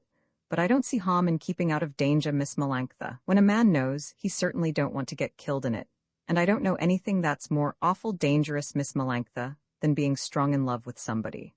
I don't mind sickness or real trouble, Miss Melantha, and I don't want to be talking about what I can do in real trouble, but you know something about that, Miss Melantha, but I certainly don't see much in mixing up just to get excited, in that awful kind of danger. No, Miss Melantha, I certainly do only know just two kinds of ways of loving. One kind of loving seems to me, is like one has a good quiet feeling in a family when one does his work, and is always living good and being regular. And then the other way of loving is just like having it like any animal that's low in the streets together, and that don't seem to me very good, Miss Melantha, though I don't say ever that it's not all right when anybody likes it. And that's all the kinds of love I know, Miss Melantha, and I certainly don't care very much to get mixed up in that kind of a way just to be in trouble. Jefferson stopped and Melantha thought a little. That certainly does explain to me, Dr. Campbell, what I've been thinking about you this long time. I certainly did wonder how you could be so live, and knowing everything and everybody, and talking so big always about everything, and everybody always liking you so much, and you always looking as if you was thinking, and yet you really was never knowing about anybody, and certainly not being really very understanding. It certainly is all, Dr. Campbell, because you is so afraid you will be losing being good so easy, and it certainly do seem to me, Dr. Campbell, that it certainly don't amount to very much that kind of goodness. Perhaps you are right, Miss Melantha, Jefferson answered. I don't say never. Perhaps you ain't right, Miss Melantha. Perhaps I ought to know more about such ways, Miss Melantha. Perhaps it would help me some, taking care of the colored people, Miss Melantha. I don't say no, never, but perhaps I could learn a whole lot about women the right way, if I had a real good teacher. Miss Herbert just then stirred a little in her sleep. Melantha went up the steps to the bed to attend her. Dr. Campbell got up too and went to help her. Miss Herbert woke up and was a little better. Now it was morning, and Dr. Campbell gave his directions to Melantha, and then left her. Melantha Herbert all her life long loved and wanted good, kind, and considerate people. Jefferson Campbell was all the things that Melantha had ever wanted. Jefferson was a strong, well-built, good-looking, cheery, intelligent, and good mulatto. And then at first he had not cared to know Melantha, and when he did begin to know her, he had not liked her very well, and he had not thought that she would ever come to any good. And then Jefferson Campbell was so very gentle. Jefferson never did some things like other men, things that now were beginning to be ugly for Melanctha.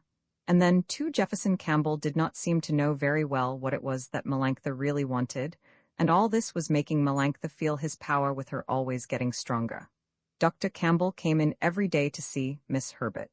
Miss Herbert, after that night they watched together, did get a little better, but Miss Herbert was really very sick, and soon it was pretty sure that she would have to die. Melanctha certainly did everything, all the time, that any woman could. Jefferson never thought much better of Melanctha while she did it. It was not her being good he wanted to find in her. He knew very well Jane Harden was right when she said Melanctha was always being good to everybody, but that did not make Melanctha any better for her. Then, too, Miss Herbert never liked Melanctha any better, even on the last day of her living, and so Jefferson really never thought much of Melanctha's always being good to her mother. Jefferson and Melanctha now saw each other very often. They now always liked to be with each other, and they always now had a good time when they talked to one another. They, mostly in there talking to each other, still just talked about outside things and what they were thinking. Except just in little moments, and not those very often, they never said anything about their feeling. Sometimes Melanctha would tease Jefferson a little just to show she had not forgotten, but mostly she listened to his talking, for Jefferson still always liked to talk along about the things he believed in. Melanctha was liking Jefferson Campbell better every day, and Jefferson was beginning to know that Melanctha certainly had a good mind, and he was beginning to feel a little her real sweetness. Not in her being good to Miss Herbert, that never seemed to Jefferson to mean much in her, but there was a strong kind of sweetness in Melanctha's nature that Jefferson began now to feel when he was with her. Miss Herbert was now always getting sicker. One night again, Dr. Campbell felt very certain that before it was morning she would surely die. Dr. Campbell said he would come back to help Melanctha watch her, and to do anything he could to make Miss Herbert's dying more easy for her. Dr. Campbell came back that evening, after he was through with his other patients, and then he made Miss Herbert easy, and then he came and sat down on the steps just above where Melanctha was sitting with the lamp, and looking very tired. Dr. Campbell was pretty tired too, and they both sat there very quiet. "You look awful tired tonight, Dr. Campbell," Melanctha said at last, with her voice low and very gentle. "Don't you want to go lie down and sleep a little? You're always being much too good to everybody, Dr. Campbell. I like to have you stay here watching tonight with me, but it don't seem right you ought to stay here when you got so much always to do for everybody. You are certainly very kind to come back, Dr. Campbell, but I can certainly get along tonight without you. I can get help next door sure if I need it. You just go long home to bed, Dr. Campbell. You certainly do look as if you need it." Jefferson was silent for some time, and always he was looking very gently at Melanctha. "I certainly never did think, Miss Melanctha, I would find you to be so sweet and thinking with me." "Dr. Campbell," said Melanctha, still more gentle, "I certainly never did think that you would ever feel it good to like me. I certainly never did think you would want to see for yourself if I had sweet ways in me." They both sat there very tired, very gentle, very quiet, a long time. At last Melanctha in a low, even tone began to talk to Jefferson Campbell. "You are certainly a very good man, Dr. Campbell. I certainly do feel that more every day I see you. Dr. Campbell, I sure do want to be friends with a good man like you, now I know you. You certainly, Dr. Campbell, never do things like other men, that's always ugly for me. Tell me true, Dr. Campbell, how you feel about being always friends with me. I certainly do know, Dr. Campbell, you are a good man, and if you say you will be friends with me, you certainly never will go back on me, the way so many kinds of them do to every girl they ever get to like them. Tell me for true, Dr. Campbell, will you be friends with me?" "Why, Miss Melanctha," said Campbell slowly, "why you see, I just can't say that right out that way to you. Why sure you know, Miss Melanctha, I will be very glad if it comes by, and by that we are always friends together, but you see, Miss Melanctha, I certainly am a very slow-minded, quiet kind of fellow, though I do say quick things all the time to everybody. And when I certainly do want to mean it what I am saying to you, I can't say things like that right out to everybody till I know really more for certain all about you, and how I like you, and what I really mean to do better for you. You certainly do see what I mean, Miss Melanctha." "I certainly do admire you for talking honest to me, Jeff Campbell," said Melanctha. "Oh, I am always honest, Miss Melanctha. It's easy enough for me always to be honest, Miss Melanctha. All I got to do is always just to say right out what I am thinking. I certainly never have got any real reason for not saying it right out like that to anybody. They sat together, very silent. I certainly do wonder, Miss Melanctha, at last began Jeff Campbell. I certainly do wonder, if we know very right, you and me, what each other is really thinking. I certainly do wonder, Miss Melanctha, if we know at all really what each other means by what we are always saying. That certainly do mean, by what you say, that you think I am a bad one, Jeff Campbell, flashed out Melanctha. Why no, Miss Melanctha, why sure I don't mean anything like that at all, by what I am saying to you. You know well as I do, Miss Melanctha, I think better of you every day I see you, and I like to talk with you all the time now, Miss Melanctha, and I certainly do think we both like it very well when we are together, and it seems to me always, Ma, you are very good and sweet always to everybody. It only is, I am really so slow-minded in my ways, Miss Melanctha, for all I talk so quick to everybody, and I don't like to say to you what I don't know for very sure, and I certainly don't know for sure I know just all what you mean by what you are always saying to me. And you see, Miss Melanctha, that's what makes me say what I was just saying to you when you asked me. I certainly do thank you again for being honest to me, Dr. Campbell, said Melanctha. I guess I leave you now, Dr. Campbell. I think I go in the other room and rest a little. I leave you here, so perhaps if I ain't here you will maybe sleep and rest yourself a little. Good night now, Dr. Campbell. I call you if I need you later to help me, Dr. Campbell. I hope you rest well, Dr. Campbell. Jeff Campbell, when Melanctha left him, sat there and he was very quiet and just wondered. He did not know very well just what Melanctha meant by what she was always saying to him. He did not know very well how much he really knew about Melanctha Herbert. He wondered if he should go on being so much all the time with her. He began to think about what he should do now with her. Jefferson Campbell was a man who liked everybody and many people liked very much to be with him. Women liked him. He was so strong and good and understanding and innocent and firm and gentle. Sometimes they seemed to want very much he should be with them. When they got so, they always had made Campbell very tired. Sometimes he would play a little with them, but he never had had any strong feeling for them. Now, with Melanctha Herbert, everything seemed different. Jefferson was not sure that he knew here just what he wanted. He was not sure he knew just what it was that Melanctha wanted. He knew if it was only play with Melanctha that he did not want to do it, but he remembered always how she had told him he never knew how to feel things very deeply. He remembered how she told him he was afraid to let himself ever know real feeling, and then too, most of all to him, she had told him he was not very understanding. That always troubled Jefferson very keenly. He wanted very badly to be really understanding.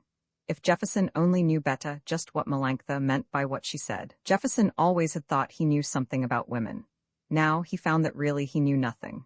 He did not know the least bit about Melanctha. He did not know what it was right that he should do about it. He wondered if it was just a little play that they were doing. If it was a play, he did not want to go on playing, but if it was really that he was not very understanding, and that with Melanctha Herbert, he could learn to really understand, then he was very certain he did not want to be a coward. It was very hard for him to know what he wanted. He thought, and always he did not seem to know any better what he wanted. At last he gave up this thinking. He felt sure it was only play with Melanctha. No, I certainly won't go on fooling with her any more this way, he said at last out loud to himself, when he was through with this thinking. I certainly will stop fooling, and begin to go on with my thinking about my work, and what's the matter with people like Miss Herbert. And Jefferson took out his book from his pocket, and drew near to the lamp, and began with some hard scientific reading. Jefferson sat there for about an hour reading, and he had really forgotten all about his trouble with Melanctha's meaning. Then, Miss Herbert had some trouble with her breathing. She woke up and was gasping. Dr. Campbell went to her and gave her something that would help her. Melanctha came out from the other room and did things as he told her. They together made Miss Herbert more comfortable and easy, and soon she was again in her deep sleep. Dr. Campbell went back to the steps where he had been sitting. Melanctha came and stood a little while beside him, and then she sat down and watched him reading. By and by they began with their talking. Jeff Campbell began to feel that perhaps it was all different. Perhaps it was not just play with Melanctha. Anyway, he liked it very well that she was with him. He began to tell her about the book he was just reading. Melanctha was very intelligent always in her questions. Jefferson knew now very well that she had a good mind. They were having a very good time, talking there together. And then they began again to get quiet. It certainly was very good in you to come back and talk to me, Miss Melanctha, Jefferson said at last to her, for now he was almost certain it was no game she was playing. Melanctha really was a good woman, and she had a good mind, and she had a real, strong sweetness, and she could surely really teach him. "Oh, I always like to talk to you, Dr. Campbell," said Melanctha, "and then you was only just honest to me, and I always like it when a man is really honest to me." Then they were again very silent, sitting there together, with the lamp between them, that was always smoking. Melanctha began to lean a little more toward Dr. Campbell, where he was sitting, and then she took his hand between her two and pressed it hard, but she said nothing to him. She let it go then and leaned a little nearer to him.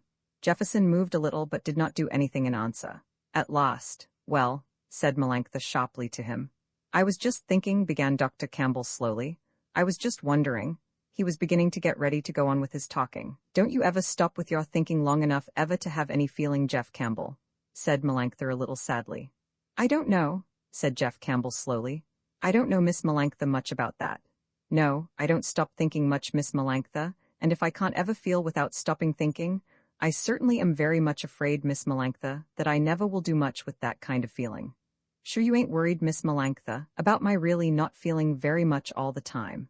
I certainly do think I feel some, Miss Melanctha, even though I always do it without ever knowing how to stop with my thinking. I am certainly afraid I don't think much of your kind of feeling, Dr. Campbell.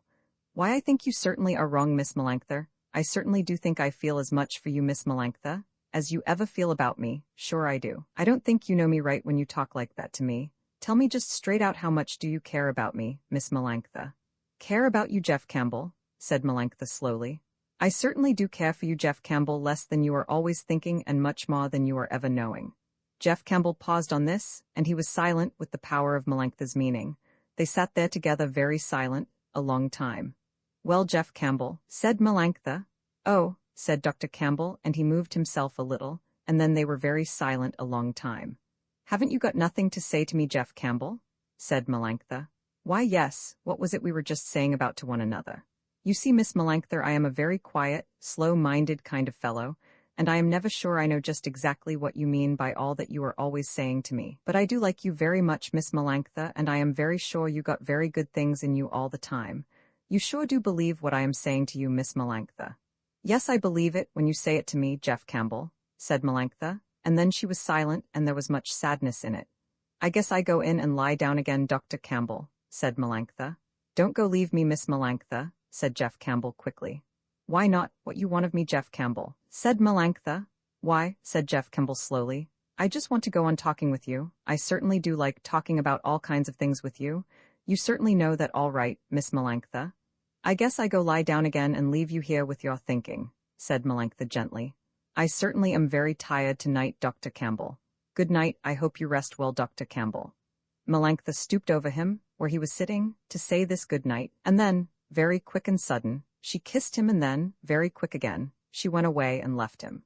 Dr. Campbell sat there very quiet, with only a little thinking and sometimes a beginning feeling, and he was alone until it began to be morning, and then he went, and Melanctha helped him, and he made Miss Herbert more easy in her dying. Miss Herbert lingered on till about 10 o'clock the next morning, and then slowly and without much pain she died away. Jeff Campbell stayed till the last moment with Melanctha to make her mother's dying easy for her. When it was over, he sent in the colored woman from next door to help Melanctha fix things, and then he went away to take care of his other patients. He came back very soon to Melanctha. He helped her to have a funeral for her mother. Melanctha then went to live with the good-natured woman who had been her neighbor. Melanctha still saw Jeff Campbell very often. Things began to be very strong between them. Melanctha now never wondered, unless she was with Jeff Campbell. Sometimes she and he wondered a good deal together. Jeff Campbell had not got over his way of talking to her all the time about all the things he was always thinking. Melanctha never talked much now, when they were together. Sometimes Jeff Campbell teased her about her not talking to him. "I certainly did think, Melanctha, you was a great talker from the way Jane Harden and everybody said things to me, and from the way I heard you talk so much when I first met you. Tell me true, Melanctha, why don't you talk more now to me? Perhaps it is I talk so much I don't give you any chance to say things to me, or perhaps it is you hear me talk so much you don't think so much now of a whole lot of talking. Tell me honest, Melanctha, why don't you talk more to me?" "You know very well, Jeff Campbell," said Melanctha. "You certainly do know very well, Jeff, you don't think really much of my talking. You think a whole lot more about everything than I do, Jeff, and you don't care much what I got to say about it. You know that's true what I am saying, Jeff, if you want to be real honest, the way you always are when I like you so much." Jeff laughed and looked fondly at her. "I don't say ever I know. You ain't right when you say things like that to me, Melanctha. You see, you always like to be talking just what you think everybody wants to be hearing from you, and when you are like that, Melanctha, honest, I certainly don't care very much to hear you, but sometimes you say something that is what you are really thinking, and then I like a whole lot to hear you talking." Melanctha smiled with her strong sweetness on him, and she felt her power very deeply. "I certainly never do talk very much when I like anybody really, Jeff. You see, Jeff, it ain't much use to talk about what a woman is really feeling in her. You see all that, Jeff, betta, by and by, when you get to really feeling. You won't be so ready then always with your talking. You see, Jeff, if it don't come true what I am saying." "I don't ever say you ain't always right, Melanctha," said Jeff Campbell. "Perhaps what I call my thinking ain't really so very understanding. I don't say, no never now any more, you ain't right, Melanctha, when you really say things to me. Perhaps I see it all to be very different when I come to really see what you mean by what you are always saying to me." "You is very sweet and good to me always, Jeff Campbell," said Melanctha. "'Deed I certainly am not good to you, Melanctha. Don't I bother you all the time with my talking, but I really do like you a whole lot, Melanctha. And I like you, Jeff Campbell, and you certainly are mother and father and brother and sister and child and everything, always to me. I can't say much about how good you been to me, Jeff Campbell. I never knew any man who was good and didn't do things ugly before I met you to take care of me, Jeff Campbell. Goodbye, Jeff, come see me tomorrow, when you get through with your working." "Sure, Melanctha, you know that already," said Jeff Campbell, and then he went away and left her. These months had been an uncertain time for Jeff Campbell. He never knew how much he really knew about Melanctha. He saw her now for long times and very often. He was beginning always more and more to like her, but he did not seem to himself to know very much about her. He was beginning to feel he could almost trust the goodness in her. But then, always, really, he was not very sure about her. Melanctha always had ways that made him feel uncertain with her, and yet he was so near, in his feeling for her. He now never thought about all this in real words anymore. He was always letting it fight itself out in him. He was now never taking any part in this fighting that was always going on inside him. Jeff always loved now to be with Melanctha, and yet he always hated to go to her. Somehow he was always afraid when he was to go to her, and yet he had made himself very certain that here he would not be a coward. He never felt any of this being afraid when he was with her. Then they always were very true and near to one another. But always when he was going to her, Jeff would like anything that could happen that would keep him a little longer from her. It was a very uncertain time, all these months, for Jeff Campbell. He did not know very well what it was that he really wanted. He was very certain that he did not know very well what it was that Melanctha wanted. Jeff Campbell had always all his life loved to be with people, and he had loved all his life always to be thinking, but he was still only a great boy, was Jeff Campbell, and he had never before had any of this funny kind of feeling. Now, this evening, when he was free to go and see Melanctha, he talked to anybody he could find who would detain him, and so it was very late when at last he came to the house where Melanctha was waiting to receive him. Jeff came in to where Melanctha was waiting for him, and he took off his hat and heavy coat, and then drew up a chair and sat down by the fire. It was very cold that night, and Jeff sat there, and rubbed his hands and tried to warm them. He had only said, "How do you do?" to Melanctha. He had not yet begun to talk to her. Melanctha sat there, by the fire, very quiet. The heat gave a pretty pink glow to her pale yellow and attractive face. Melanctha sat in a low chair, her hands, with their long, fluttering fingers, always ready to show her strong feeling, were lying quiet in her lap. Melanctha was very tired with her waiting for Jeff Campbell. She sat there very quiet and just watching. Jeff was a robust, dark, healthy, cheery Negro. His hands were firm and kindly and unimpassioned. He touched women always with his big hands, like a brother. He always had a warm, broad glow, like southern sunshine. He never had anything mysterious in him. He was open, he was pleasant, he was cheery, and always he wanted, as Melanctha once had wanted, always now he too wanted really to understand. Jeff sat there this evening in his chair and was silent a long time, warming himself with the pleasant fire. He did not look at Melanctha, who was watching. He sat there and just looked into the fire.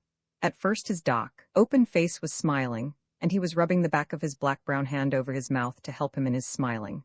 Then he was thinking, and he frowned and rubbed his head hard to help him in his thinking. Then he smiled again, but now his smiling was not very pleasant. His smile was now wavering on the edge of scorning. His smile changed more and more, and then he had a look as if he were deeply down, all disgusted.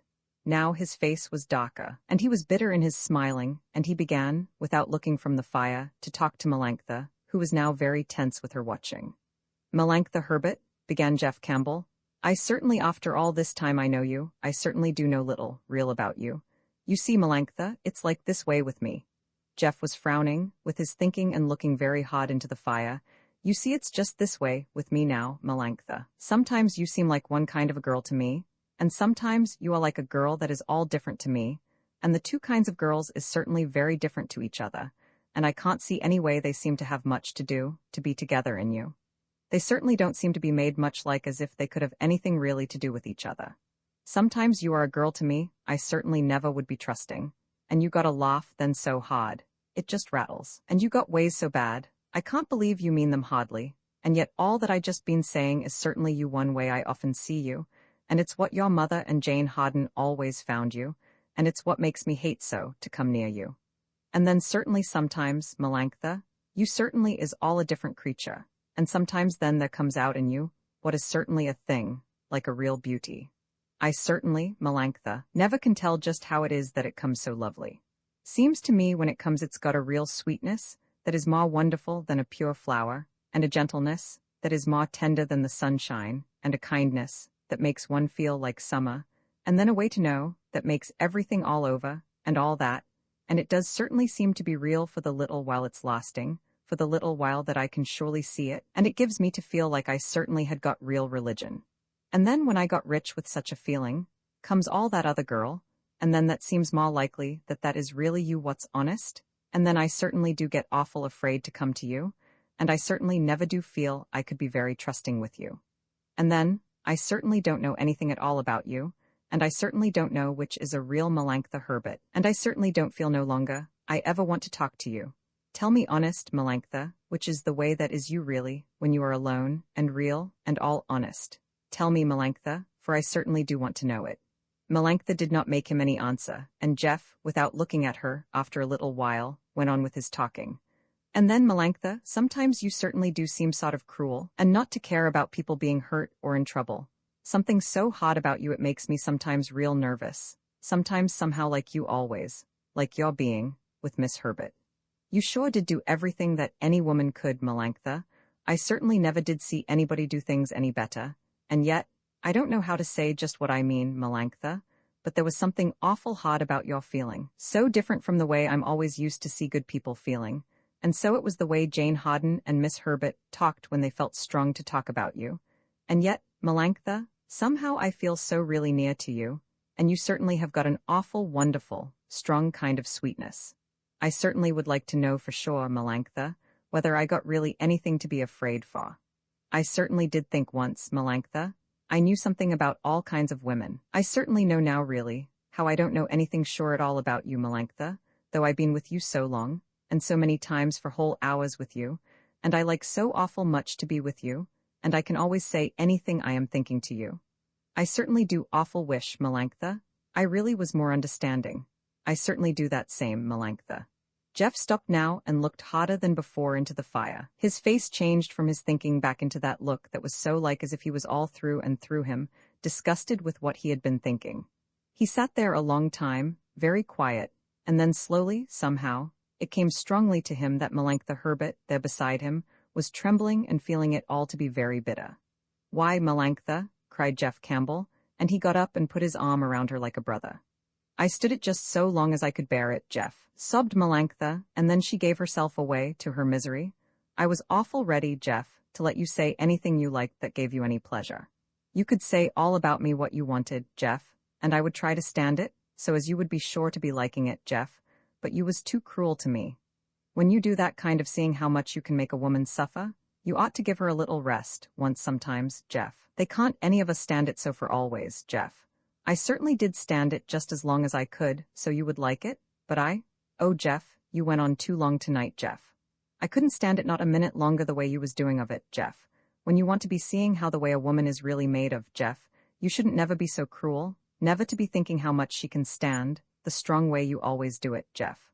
"Why, Melanctha," cried Jeff Campbell in his horror, and then he was very tender to her, and like a good, strong, gentle brother in his soothing of her. "Why, Melanctha dear, I certainly don't now see what it is you mean by what you was just saying to me. Why, Melanctha, you poor little girl, you certainly never did believe I ever knew I was giving you real suffering. Why, Melanctha, how could you ever like me if you thought I ever could be so like a red Indian? I didn't just know, Jeff. And Melanctha nestled to him. I certainly never did know just what it was you wanted to be doing with me, but I certainly wanted you should do anything you liked, you wanted, to make me more understanding for you. I tried awful hard to stand it, Jeff, so as you could do anything you wanted with me. Good Lord and Jesus Christ, Melanctha, cried Jeff Campbell. I certainly never can know anything about you real, Melanctha, you poor little girl. And Jeff drew her closer to him. But I certainly do admire and trust you a whole lot now, Melanctha. I certainly do, for I certainly never did think I was hurting you at all, Melanctha, by the things I always been saying to you. Melanctha, you poor little, sweet, trembling baby now, be good, Melanctha. I certainly can't ever tell you how awful sorry I am to hurt you so, Melanctha. I do anything I can to show you how I never did mean to hurt you, Melanctha. I know, murmured Melanctha, clinging to him. I know you are a good man, Jeff. I always know that, no matter how much you can hurt me. I sure don't see how you can think so, Melanctha, if you certainly did think I was trying so hard just to hurt you. Hush, you are only a great big boy, Jeff Campbell, and you don't know nothing yet about real hurting, said Melanctha, smiling up through her crying at him. You see, Jeff, I never knew anybody I could know real well and yet keep on always respecting, till I came to know you real well, Jeff. I sure don't understand that very well, Melanctha. I ain't a bit better than just lots of others of the colored people. You certainly have been unlucky with the kind you met before me, that's all, Melanctha. I certainly ain't very good, Melanctha. Hush, Jeff, you don't know nothing at all about what you are, said Melanctha. Perhaps you are right, Melanctha. I don't say ever any more. You ain't right when you say things to me, Melanctha.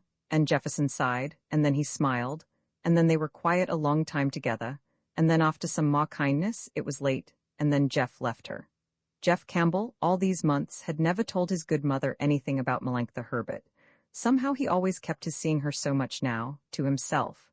Melanctha, too, had never had any of her other friends meet him. They always acted together, these two, as if their being so much together was a secret, but really there was no one who would have made it any harder for them. Jeff Campbell did not really know how it had happened that they were so secret. He did not know if it was what Melanctha wanted. Jeff had never spoken to her at all about it. It just seemed as if it were well understood between them that nobody should know that they were so much together. It was as if it were agreed between them that they should be alone by themselves always, and so they would work out together what they meant by what they were always saying to each other. Jefferson often spoke to Melanctha about his good mother. He never said anything about whether Melanctha would want to meet her. Jefferson never quite understood why all this had happened so, in secret. He never really knew what it was that Melanctha really wanted. In all these ways he just, by his nature, did what he sort of felt Melanctha wanted. And so they continued to be alone and much together, and now it had come to be the springtime, and now they had all outdoors to wander. They had many days now when they were very happy. Jeff every day found that he really liked Melanctha better. Now surely he was beginning to have real, deep feeling in him. And still he loved to talk himself out to Melanctha, and he loved to tell her how good it all was to him, and how he always loved to be with her, and to tell her always all about it. One day, now Jeff arranged, that Sunday they would go out and have a happy, long day in the bright fields, and they would be all day just alone together. The day before, Jeff was called in to see Jane Harden. Jane Harden was very sick almost all day, and Jeff Campbell did everything he could to make her better. After a while Jane became more easy, and then she began to talk to Jeff about Melanctha. Jane did not know how much Jeff was now seeing of Melanctha. Jane these days never saw Melanctha. Jane began to talk of the time when she first knew Melanctha. Jane began to tell how in these days Melanctha had very little understanding. She was young then, and she had a good mind. Jane Harden never would say Melanctha never had a good mind, but in those days, Melanctha certainly had not been very understanding. Jane began to explain to Jeff Campbell how in every way, Jane, had taught Melanctha.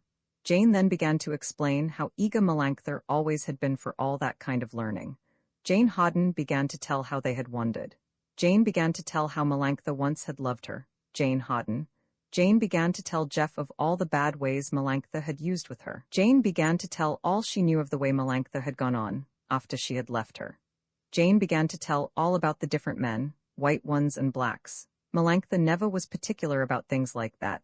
Jane Harden said in passing, Not that Melanctha was a bad one, and she had a good mind. Jane Hawden never would say that she hadn't, but Melanctha always liked to use all the understanding ways that Jane had taught her, and so she wanted to know everything, always, that they knew how to teach her. Jane was beginning to make Jeff Campbell see much clearer. Jane Hawden did not know what it was that she was really doing with all this talking. Jane did not know what Jeff was feeling. Jane was always honest when she was talking, and now it just happened she had started talking about her old times with Melanctha Herbert. Jeff understood very well that it was all true what Jane was saying. Jeff Campbell was beginning now to see very clearly. He was beginning to feel very sick inside him. He knew now many things Melanctha had not yet taught him. He felt very sick and his heart was very heavy, and Melanctha certainly did seem very ugly to him. Jeff was at last beginning to know what it was to have deep feeling. He took care a little longer of Jane Hawden, and then he went to his other patients, and then he went home to his room, and he sat down, and at last he had stopped thinking. He was very sick and his heart was very heavy in him. He was very tired and all the world was very dreary to him, and he knew very well now at last, he was really feeling. He knew it now from the way it hurt him. He knew very well that now at last, he was beginning to really have understanding. The next day he had arranged to spend, long and happy, all alone in the spring fields with Melanctha, wondering. He wrote her a note and said he could not go, he had a sick patient and would have to stay home with him. For 3 days after, he made no sign to Melanctha. He was very sick all these days, and his heart was very heavy in him, and he knew very well that now at last he had learned what it was to have deep feeling. At last one day he got a letter from Melanctha. "I certainly don't rightly understand what you are doing now to me, Jeff Campbell," wrote Melanctha Herbert. "I certainly don't rightly understand, Jeff Campbell, why you ain't all these days been near me. But I certainly do suppose it's just another one of the queer kind of ways you have to be good, and repenting of yourself all of a sudden. I certainly don't say to you, Jeff Campbell, I admire very much the way you take to be good, Jeff Campbell. I am sorry, Dr. Campbell, but I certainly am afraid I can't stand it no more from you the way you have been just acting. I certainly can't stand it any more the way you act when you have been, as if you thought I was always good enough for anybody to have with them, and then you act as if I was a bad one and you always just despise me. I certainly am afraid, Dr. Campbell, I can't stand it any more like that. I certainly can't stand it any more the way you are always changing. I certainly am afraid, Dr. Campbell, you ain't man enough to deserve to have anybody care so much to be always with you. I certainly am awful afraid, Dr. Campbell, I don't ever any more want to really see you. Goodbye, Dr. Campbell, I wish you always to be real happy." Jeff Campbell sat in his room, very quiet, a long time, after he got through reading this letter. He sat very still and first he was very angry. As if he, too, did not know very badly what it was to suffer keenly. As if he had not been very strong to stay with Melanctha when he never knew what it was that she really wanted. He knew he was very right to be angry. He knew he really had not been a coward. He knew Melanctha had done many things it was very hard for him to forgive her. He knew very well he had done his best to be kind, and to trust her, and to be loyal to her, and then Jeff suddenly remembered how one night Melanctha had been so strong to suffer, and he felt come back to him the sweetness in her, and then Jeff knew that really, he always forgave her, and that really, it all was that he was so sorry he had hurt her, and he wanted to go straight away and be a comfort to her. Jeff knew very well that what Jane Hawden had told him about Melanctha and her bad ways had been a true story, and yet he wanted very badly to be with Melanctha. Perhaps she could teach him to really understand it better. Perhaps she could teach him how it could be all true, and yet how he could be right to believe in her and to trust her. Jeff sat down and began his answer to her. "Dear Melanctha," Jeff wrote to her, "I certainly don't think you got it all just right in the letter I just been reading that you just wrote me. I certainly don't think you are just fair or very understanding to all I have to suffer to keep straight on to really always to believe in you and trust you. I certainly don't think you always are fair to remember right how hard it is for a man who thinks like I was always thinking, not to think you do things very bad very often. I certainly don't think, Melanctha, I ain't right when I was so angry when I got your letter to me. I know very well, Melanctha, that with you, I never have been a coward. I find it very hard, and I never said it any different. It is hard to me to be understanding, and to know really what it is you wanted, and what it is you are meaning by what you are always saying to me. I don't say ever, it ain't very hard for you to be standing that I ain't very quick to be following whichever way that you are always leading. You know very well, Melanctha, it hurts me very bad and way inside me when I have to hurt you, but I always got to be real honest with you. There ain't no other way for me to be with you, and I know very well it hurts me too, a whole lot, when I can't follow so quick as you would have me. I don't like to be a coward to you, Melanctha, and I don't like to say what I ain't meaning to you. And if you don't want me to do things honest, Melanctha, why I can't ever talk to you, and you are right when you say, you never again want to see me. But if you got any real sense of what I always been feeling with you, and if you got any right sense, Melanctha, of how hard I been trying to think and to feel right for you, I will be very glad to come and see you, and to begin again with you. I don't say anything now, Melanctha, about how bad I been this week, since I saw you, Melanctha. It don't ever do any good to talk such things over. All I know is I do my best, Melanctha, to you, and I don't say, no, never, I can do any different than just to be honest and come as fast as I think it's right for me to be going in the ways you teach me to be really understanding. So don't talk any more foolishness, Melanctha, about my always changing. I don't change, never, and I got to do what I think is right and honest to me, and I never told you any different, and you always knew it very well that I always would do just so. If you like me to come and see you tomorrow, and go out with you, I will be very glad to, Melanctha. Let me know right away what it is you want me to be doing for you, Melanctha. Very truly yours, Jefferson Campbell. Please come to me, Jeff. Melanctha wrote back for her answer. Jeff went very slowly to Melanctha, glad as he was, still to be going to her. Melanctha came, very quick to meet him, when she saw him from where she had been watching for him. They went into the house together. They were very glad to be together. They were very good to one another. I certainly did think, Melanctha, this time almost really, you never did want me to come to you at all any more to see you, said Jeff Campbell to her, when they had begun again with their talking to each other. You certainly did make me think, perhaps really this time, Melanctha, it was all over, my being with you ever, and I was very mad and very sorry, too, Melanctha. Well, you certainly was very bad to me, Jeff Campbell, said Melanctha, fondly. I certainly never do say any more you ain't always right, Melanctha, Jeff answered, and he was very ready now with cheerful laughing. I certainly never do say that any more, Melanctha, if I know it, but still, really, Melanctha, honest, I think perhaps I wasn't real bad to you any more than you just needed from me. Jeff held Melanctha in his arms and kissed her. He sighed then and was very silent with her. Well, Melanctha, he said at last, with some more laughing, well, Melanctha, anyway you can't say ever it ain't, if we are ever friends good and really, you can't say, no, never, but that we certainly have worked right hard to get both of us together for it, so we shall sure deserve it then, if we can ever really get it. We certainly have worked real hard, Jeff, I can't say that ain't all right the way you say it, said Melanctha. I certainly never can deny it, Jeff, when I feel so wan with all the trouble you been making for me, you bad boy, Jeff. And then Melanctha smiled, and then she sighed, and then she was very silent with him. At last Jeff was to go away. They stood there on the steps for a long time trying to say goodbye to each other. At last Jeff made himself really say it. At last he made himself that he went down the steps and went away. On the next Sunday they arranged, they were to have the long, happy day of wondering that they had lost time by Jane Harden's talking. Not that Melanctha Herbert had heard yet of Jane Harden's talking. Jeff saw Melanctha every day now. Jeff was a little uncertain all this time inside him, for he had never yet told to Melanctha what it was that had so nearly made him really want to leave her. Jeff knew that for him, it was not right he should not tell her. He knew they could only have real peace between them when he had been honest and had really told her. On this long Sunday, Jeff was certain that he would really tell her. They were very happy all that day in their wandering. They had taken things along to eat together. They sat in the bright fields and they were happy. They wandered in the woods and they were happy. Jeff always loved in this way to wander.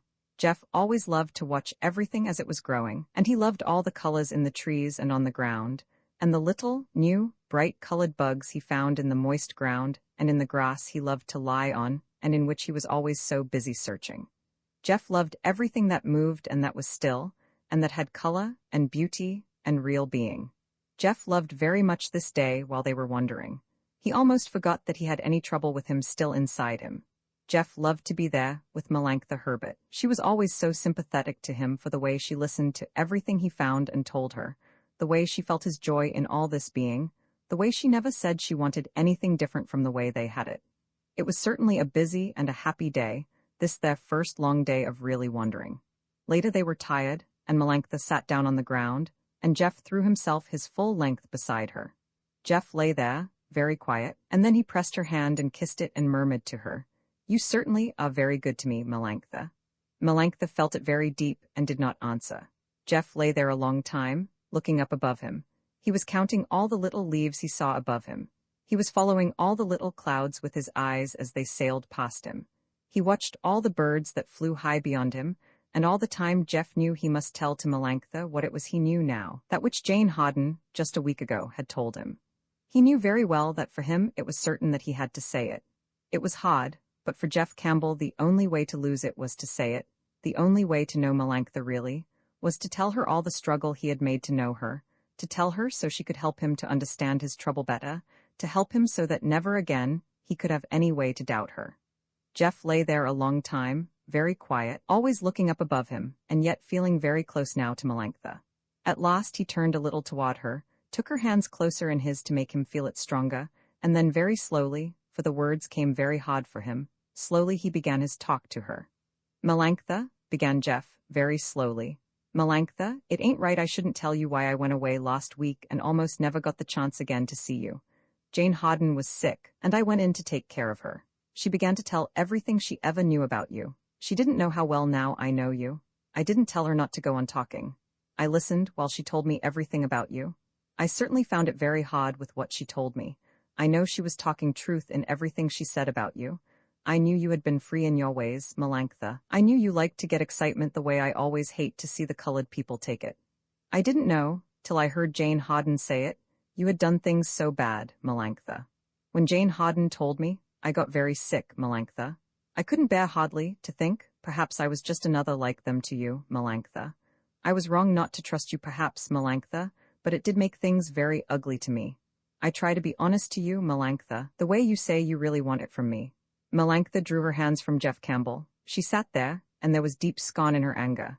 "If you wasn't all through just selfish and nothing else, Jeff Campbell, you would take care you wouldn't have to tell me things like this, Jeff Campbell." Jeff was silent a little, and he waited before he gave his answer. It was not the power of Melanctha's words that held him, for them, he had his answer. It was the power of the mood that filled Melanctha, and for that he had no answer. At last he broke through this awe, with his slow fighting resolution, and he began to give his answer. "I don't say ever, Melanctha," he began. "It wouldn't have been more right for me to stop Jane Hawden in her talking and to come to you to have you tell me what you were when I never knew you. I don't say it, no never to you, that would not have been the right way for me to do, Melanctha. But I certainly am without any kind of doubting. I certainly do know for sure. I had a good right to know about what you were and your ways, and you're trying to use your understanding, every kind of way you could to get your learning. I certainly did have a right to know things like that about you, Melanctha. I don't say it ever, Melanctha, and I say it very often. I don't say ever I shouldn't have stopped Jane Hawden in her talking and come to you and asked you yourself to tell me all about it. But I guess I wanted to keep myself from how much it would hurt me, Ma, to have you yourself say it to me. Perhaps it was I wanted to keep you from having it hurt you so much, Ma, having you to have to tell it to me. I don't know. I don't say it was to help you from being hurt most, or to help me. Perhaps I was a coward to let Jane Hawden tell me stead of coming straight to you to have you tell me, but I certainly am sure, Melanctha, I certainly had a right to know such things about you. I don't say it ever, Melanctha, I hadn't the just right to know those things about you." Melanctha laughed her harsh laugh. "You needn't have been under no kind of worry, Jeff Campbell, about whether you should have asked me. You could have asked, it wouldn't have hurt nothing. I certainly never would have told you nothing." "I am not so sure of that, Melanctha," said Jeff Campbell. "I certainly do think you would have told me. I certainly do think I could make you feel it right to tell me. I certainly do think all I did wrong was to let Jane Hawden tell me. I certainly do know I never did wrong to learn what she told me. I certainly know very well, Melanctha, if I had come here to you, you would have told it all to me, Melanctha." He was silent, and this struggle lay there, strong, between them. It was a struggle, sure to be going on always between them. It was a struggle that was as sure always to be going on between them as their minds and hearts always were to have different ways of working. At last, Melanctha took his hand, leaned over him, and kissed him.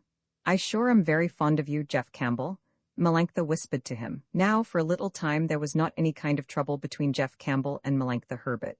They were always together now for long times, and very often. They got much joy now, both of them, from being all the time together. It was summer now, and they had warm sunshine to wander. It was summer now, and Jeff Campbell had more time to wander, for colored people never get sick so much in the summer. It was summer now, and there was a lovely silence everywhere, and all the noises, too, that they heard around them were lovely ones, and added to the joy, in these warm days, they loved so much to be together. They talked some to each other in these days, did Jeff Campbell and Melanctha Herbert, but always in these days the talking ma and ma was like it always is with real lovers. Jeff did not talk so much now about what he before always had been thinking. Sometimes Jeff would be, as if he was just waking from himself to be with Melanctha, and then he would find he had been really all the long time with her, and he had really never needed to be doing any thinking. It was sometimes pure joy. Jeff would be talking to Melanctha.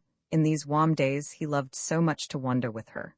Sometimes Jeff would lose all himself in a strong feeling. Very often now, and always with more joy in his feeling, he would find himself. He did not know how or what it was he had been thinking, and Melanctha always loved very well to make him feel it.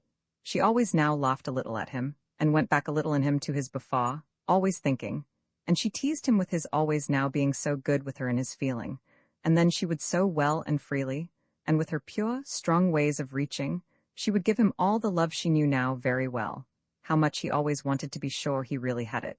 And Jeff took it straight now, and he loved it, and he felt strong, the joy of all this being, and it swelled out full inside him, and he poured it all out back to her in freedom, in tender kindness and in joy, and in gentle brother fondling. And Melanctha loved him for it always, her Jeff Campbell now, who never did things ugly for her, like all the men she always knew before always had been doing to her. And they loved it always, more and more together, with this new feeling they had now, in these long summer days so warm.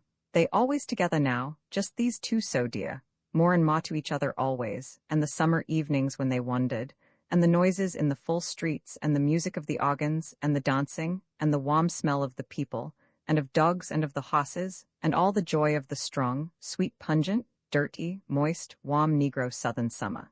Every day now, Jeff seemed to be coming nearer, to be really loving. Every day now, Melanctha potted all out to him, with more freedom. Every day now, they seemed to be having more and more, both together, of this strong, right feeling. More and more every day now, they seemed to know more really, what it was each other one was always feeling. More and more now, every day Jeff found in himself, he felt more trusting. More and more every day now, he did not think anything in words about what he was always doing. Every day now, more and more, Melanctha would let out to Jeff her real, strong feeling. One day there had been much joy between them, more than they ever yet had had with their new feeling. All the day they had lost themselves in warm wandering. Now they were lying there and resting, with a green, bright, light-flecked world around them. What was it that now really happened to them? What was it that Melanctha did, that made everything get all ugly for them? What was it that Melanctha felt then, that made Jeff remember all the feeling he had had in him when Jane Hawden told him how Melanctha had learned to be so very understanding? Jeff did not know how it was that it had happened to him. It was all green, and warm, and very lovely to him, and now Melanctha somehow had made it all so ugly for him. What was it Melanctha was now doing with him? What was it he used to be thinking was the right way for him, and all the colored people to be always trying to make it right, the way they should be always living? Why was Melanctha Herbert now all so ugly for him? Melanctha Herbert somehow had made him feel deeply just then, what very more it was that she wanted from him. Jeff Campbell now felt in him what everybody always had needed to make them really understanding to him. Jeff felt a strong disgust inside him, not for Melanctha herself, to him, not for himself really, in him, not for what it was that everybody wanted in them. He only had disgust because he never could know really in him what it was he wanted, to be really right in understanding for him. He only had disgust because he never could know really what it was really right to him to be always doing, in the things he had before believed in, the things he before had believed in for himself, and for all the colored people, the living regular, and the never wanting to be always having new things, just to keep on, always being in excitements. All the old thinking now came up very strong inside him. He sort of turned away then and threw Melanctha from him. Jeff never, even now, knew what it was that moved him. He never, even now, was ever sure he really knew what Melanctha was when she was real herself and honest. He thought he knew, and then there came to him some moment, just like this one, when she really woke him up to be strong in him. Then he really knew he could know nothing. He knew then he never could know what it was she really wanted with him. He knew then he never could know really what it was he felt inside him. It was all so mixed up inside him. All he knew was he wanted very badly Melanctha should be there beside him, and he wanted very badly, too, always to throw her from him. What was it really that Melanctha wanted with him? What was it really, he, Jeff Campbell, wanted she should give him? I certainly did think now. Jeff Campbell groaned inside him. I certainly did think now I really was knowing all right what I wanted. I certainly did really think now I was knowing how to be trusting with Melanctha. I certainly did think it was like that now with me, sure, after all I've been through all this time with her. And now, I certainly do know, I don't know anything that's very real about her. Oh, the good Lord help and keep me? And Jeff groaned hard inside him, and he buried his face deep in the green grass underneath him, and Melanctha Herbert was very silent there beside him. Then Jeff turned to look and see her. She was lying very still there by him, and the bitter water on her face was biting. Jeff was so very sorry then, all over and inside him, the way he always was when Melanctha had been deep hurt by him. I didn't mean to be so bad again to you, Melanctha, dear one. And he was very tender to her. I certainly didn't never mean to go to be so bad to you, Melanctha, darling. I certainly don't know, Melanctha, darling, what it is makes me act so to you sometimes, when I certainly ain't meaning anything like I want to hurt you. I certainly don't mean to be so bad, Melanctha, only it comes so quick on me before I know what I am acting to you. I certainly am all sorry, Hod, to be so bad to you, Melanctha, darling. I suppose, Jeff, said Melanctha, very low and bitter, I suppose you are always thinking, Jeff, somebody had ought to be ashamed with us two together, and you certainly do think you don't see any way to it, Jeff, for me to be feeling that way ever, so you certainly don't see any way to it, only to do it just so often for me. That certainly is the way always with you, Jeff Campbell, if I understand you right the way you are always acting to me. That certainly is right the way I am saying it to you now. Jeff Campbell, you certainly didn't anyway trust me now no more, did you, when you just acted so bad to me? I certainly am right the way I say it, Jeff, now to you. I certainly am right when I ask you for it now, to tell me what I ask you, about not trusting me more than again, Jeff, just like you never really knew me. You certainly never did trust me just then, Jeff, you hear me? Yes, Melanctha, Jeff answered slowly. Melanctha paused. I guess I certainly never can forgive you this time, Jeff Campbell, she said firmly. Jeff paused too, and thought a little. I certainly am afraid you never can no more now again, Melanctha, he said sadly. They lay there very quiet now a long time, each one thinking very hard on their own trouble. At last, Jeff began again to tell Melanctha what it was he was always thinking with her. I certainly do know, Melanctha, you certainly now don't want any more to be hearing me just talking, but you see, Melanctha, really, it's just like this way always with me. You see, Melanctha, it's like this way now all the time with me. You remember, Melanctha, what I was once telling to you, when I didn't know you very long together, about how I certainly never did know more than just two kinds of ways of living, one way the way it is good to be in families and the other kind of way, like animals are all the time just with each other, and how I didn't ever like that last kind of way much for any of the colored people. You see, Melanctha, it's like this way with me. I got a new feeling now, you been teaching to me, just like I told you once, just like a new religion to me, and I see perhaps what really loving is like really having everything together, new things, little pieces all different, like I always before been thinking was bad to be having, all go together like, to make one good big feeling. You see, Melanctha, it's certainly like that you make me been seeing, like I never know before anyway there was of all kinds of loving to come together to make one way really truly lovely. I see that now, sometimes, the way you certainly been teaching me, Melanctha, really, and then I love you those times, Melanctha, like a real religion, and then it comes over me all sudden, I don't know anything real about you, Melanctha, dear one. And then it comes over me sudden, perhaps I certainly am wrong now, thinking all this way so lovely, and not thinking now any more the old way I always before was always thinking, about what was the right way for me, to live regular and all the colored people. And then I think, perhaps, Melanctha, you are really just a bad one, and I think, perhaps I certainly am doing it so, because I just am too anxious to be just having all the time excitements, like I don't ever like really to be doing when I know it. And then I always get so bad to you, Melanctha, and I can't help it with myself then, never, for I want to be always right really in the ways, I have to do them. I certainly do very badly want to be right, Melanctha, the only way I know is right, Melanctha, really, and I don't know any way, Melanctha, to find out really, whether my old way, the way I always used to be thinking, or the new way, you make so like a real religion to me sometimes, Melanctha, which way certainly is the real right way for me to be always thinking, and then I certainly am awful good and sorry, Melanctha. I always give you so much trouble, hurting you with the bad ways I am acting. Can't you help me to any way, to make it all straight for me, Melanctha, so I know right and real what it is I should be acting. You see, Melanctha, I don't want always to be a coward with you, if I only could know certain what was the right way for me to be acting. I certainly am real sure, Melanctha, that would be the way I would be acting, if I only knew it sure for certain now, Melanctha. Can't you help me anyway to find out real and true, Melanctha, dear one? I certainly do badly want to know always, the way I should be acting. No, Jeff, dear, I certainly can't help you much in that kind of trouble you are always having. All I can do now, Jeff, is to just keep certainly with my believing you are good always, Jeff, and though you certainly do hurt me bad, I always got strong faith in you, Jeff, more in you certainly than you seem to be having in your acting to me, always so bad, Jeff. You certainly are very good to me, Melanctha, dear one, Jeff said, after a long, tender silence. You certainly are very good to me, Melanctha, darling, and me so bad to you always in my acting. Do you love me good and right, Melanctha, always? Always and always, you be sure of that now you have me. Oh, you Jeff, you always be so stupid. I certainly never can say now you ain't right when you say that to me so, Melanctha, Jeff answered. Oh, Jeff dear, I love you always, you know that now, all right for certain. If you don't know it right now, Jeff, really, I prove it to you now, for good and always. And they lay there a long time in their loving, and then Jeff began again with his happy free enjoying.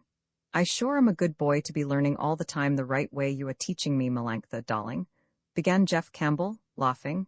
You can't say no, never, I ain't a good scholar for you to be teaching now, Melanctha, and I am always so ready to come to you every day, and never playing hooky ever from you. You can't say ever, Melanctha, now can you? I ain't a real good boy to be always studying to be learning to be real bright, just like my teacher. You can't say ever to me, I ain't a good boy to you now, Melanctha. Not near so good, Jeff Campbell, as such a good, patient kind of teacher, like me, who never teaches anyways it ain't good or scholars should be knowing, ought to be really having, Jeff, you hear me? I certainly don't think I am right for you, to be forgiving always, when you are so bad, and I so patient with all this hard teaching always. But you do forgive me always, sure, Melanctha, always. Always and always, you be sure, Jeff, and I certainly am afraid I never can stop with my forgiving, you always are going to be so bad to me, and I always going to have to be so good with my forgiving. Oh, cried Jeff Campbell, laughing, I ain't going to be so bad for always, sure I ain't, Melanctha, my own darling. And sure you do forgive me really, and sure you love me true and really, sure, Melanctha? Sure, Jeff boy, sure now and always, sure now you believe me, sure you do, Jeff, always. I sure hope I does with all my heart, Melanctha, darling. I sure do that same, Jeff, dear boy, now you really know what it is to be loving, and I prove it to you now so, Jeff, you never can be forgetting.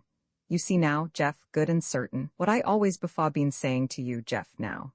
Yes, Melanctha, darling, murmured Jeff, and he was very happy in it, and so the two of them now in the warm air of the sultry, southern, Negro sunshine, lay there for a long time just resting. And now for a real long time there was no open trouble any more between Jeff Campbell and Melanctha Herbert. Then it came that Jeff knew he could not say out any more what it was he wanted. He could not say out any more what it was he wanted to know about what Melanctha wanted. Melanctha sometimes now, when she was tired with being all the time so much excited, when Jeff would talk a long time to her about what was right for them both to be always doing, would be as if she gave way in her head and lost herself in a bad feeling. Sometimes when they had been strong in their loving, and Jeff would have rise inside him some strange feeling, and Melanctha felt it in him as it would soon be coming, she would lose herself, then in this bad feeling that made her head act as if she never knew what it was they were doing. And slowly now, Jeff soon always came to be feeling that his Melanctha would be hurt very much in her head in the ways he never liked to think of, if she would ever now again have to listen to his trouble, when he was telling about what it was he still was wanting to make things for himself, really understanding. Now Jeff began to have always a strong feeling that Melanctha could no longer stand it, with all her bad suffering, to let him fight out with himself what was right for him to be doing. Now he felt he must not, when she was there with him, keep on with this kind of fighting that was always going on inside him. Jeff Campbell never knew yet what he thought was the right way, for himself and for all the colored people to be living. Jeff was coming always each time closer to be really understanding, but now Melanctha was so bad in her suffering with him that he knew she could not any longer have him with her, while he was always showing that he never really yet was sure what it was, the right way, for them to be really loving.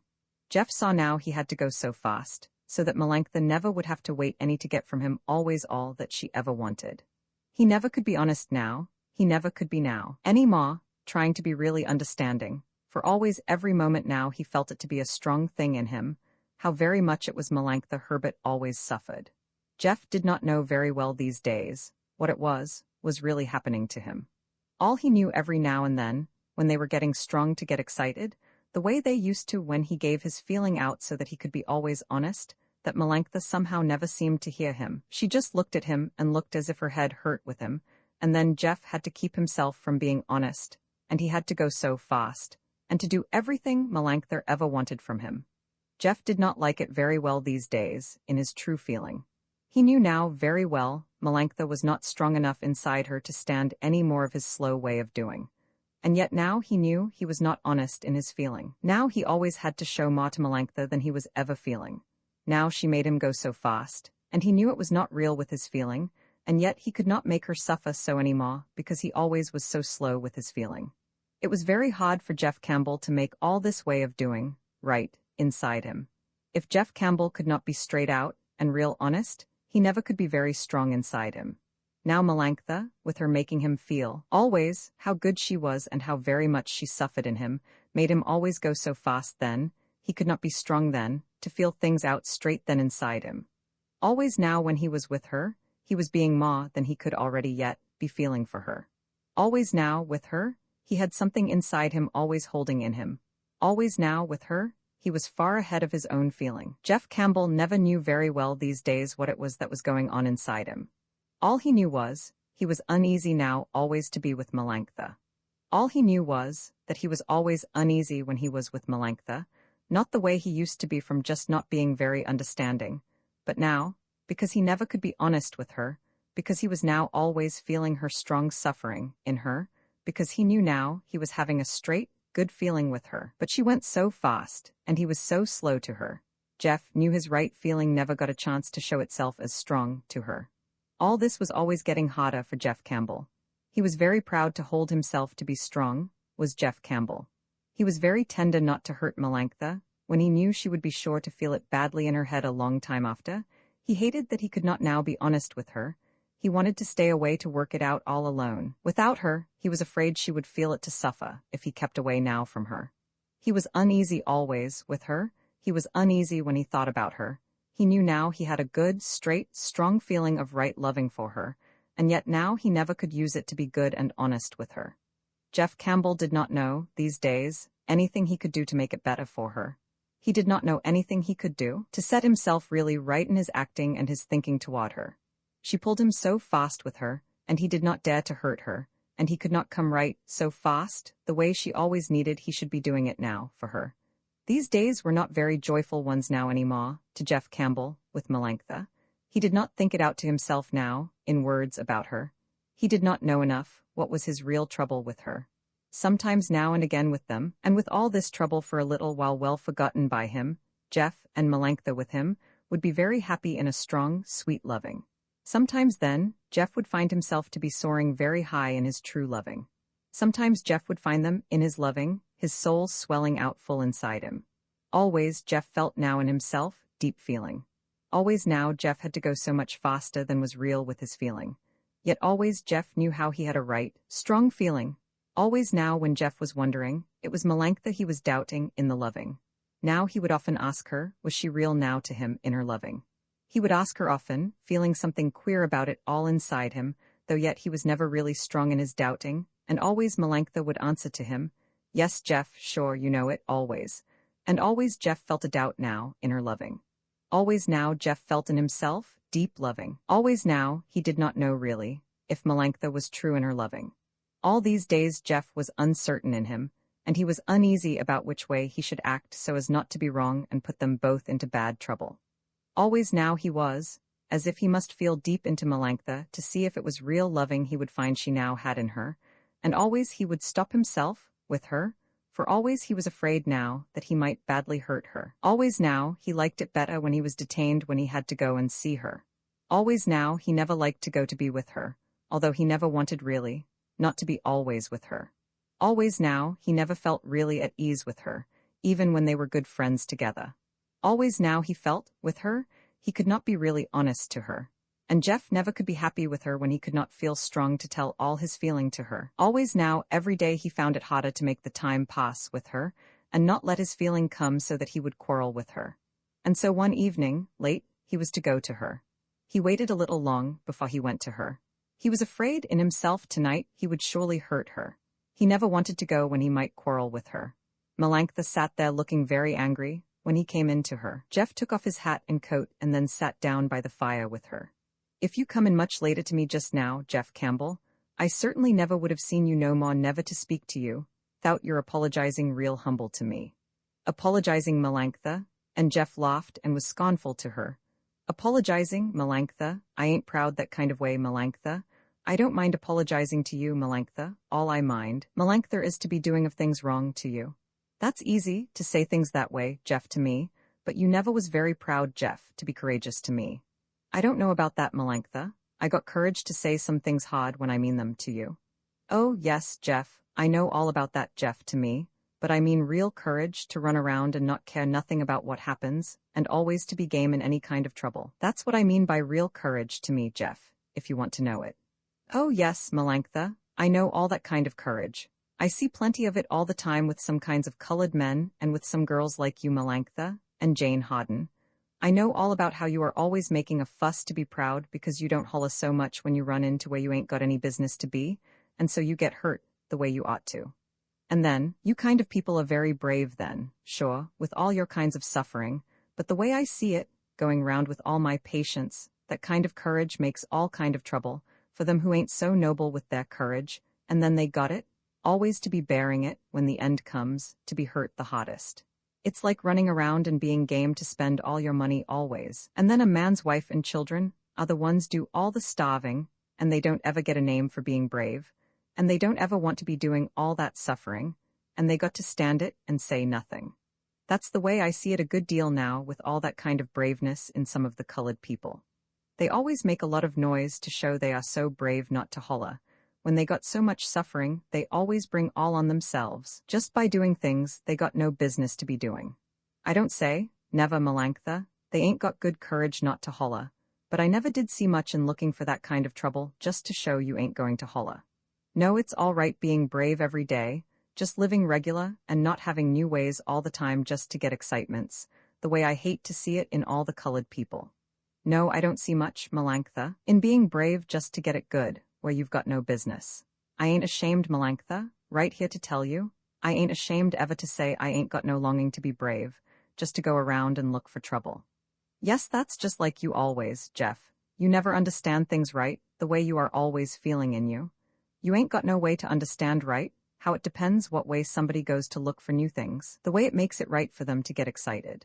No, Melanctha, I certainly never do say I understand much anybody's got a right to think they won't have real bad trouble, if they go and look hard where they are certain sure to find it. No, Melanctha, it certainly does sound very pretty all this talking about danger, and being game and never hollering, and all that way of talking, but when two men are just fighting, the strong man mostly gets on top with doing good hard pounding, and the man that's getting all that pounding, he mostly never likes it so far as I have been able yet to see it, and I don't see much difference what kind of noble way they are made of, when they ain't got any kind of business to get together there to be fighting. That certainly is the only way I ever see it happen right, Melanctha, whenever I happen to be anywhere I can be looking. That's because you never can see anything that ain't just so simple, Jeff, with everybody, the way you always think it. It do make all the difference the kind of way anybody is made to do things, game Jeff Campbell. Maybe, Melanctha, I certainly never say no you ain't right, Melanctha. I just been telling it to you all straight, Melanctha, the way I always see it. Perhaps if you run around where you ain't got any business, and you stand up very straight and say, I am so brave, nothing can ever hurt me, maybe nothing will ever hurt you then, Melanctha. I never have seen it do so. I never can say truly any differently to you, Melanctha, but I always am ready to be learning from you, Melanctha. And perhaps when somebody cuts into you real hard, with a brick he is throwing, perhaps you never will do any hollering then, Melanctha.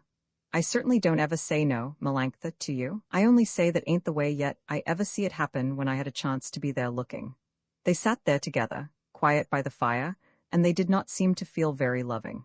I certainly do wonder, Melanctha said dreamily, at last breaking into their long, unloving silence. I certainly do wonder why always it happens to me. I care for anybody who ain't no ways good enough for me ever to be thinking to respect him. Jeff looked at Melanctha. Jeff got up then and walked a little up and down the room, and then he came back, and his face was set and dark, and he was very quiet to her. Oh dear, Jeff, sure, why you look so solemn now to me. Sure, Jeff, I never am meaning anything real by what I just been saying. What was I just been saying, Jeff, to you?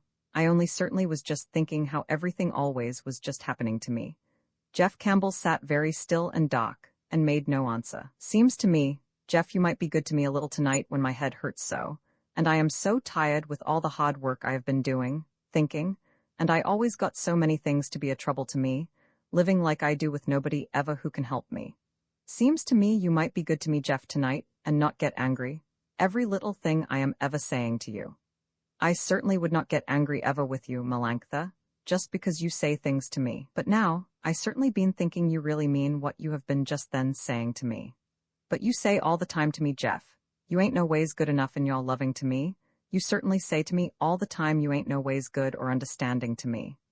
That certainly is what I say to you always, just the way I feel it to you, Melanctha, always, and I got it right in me to say it, and I have got a right in me to be very strong and feel it, and to be always sure to believe it, but it ain't right for you, Melanctha, to feel it.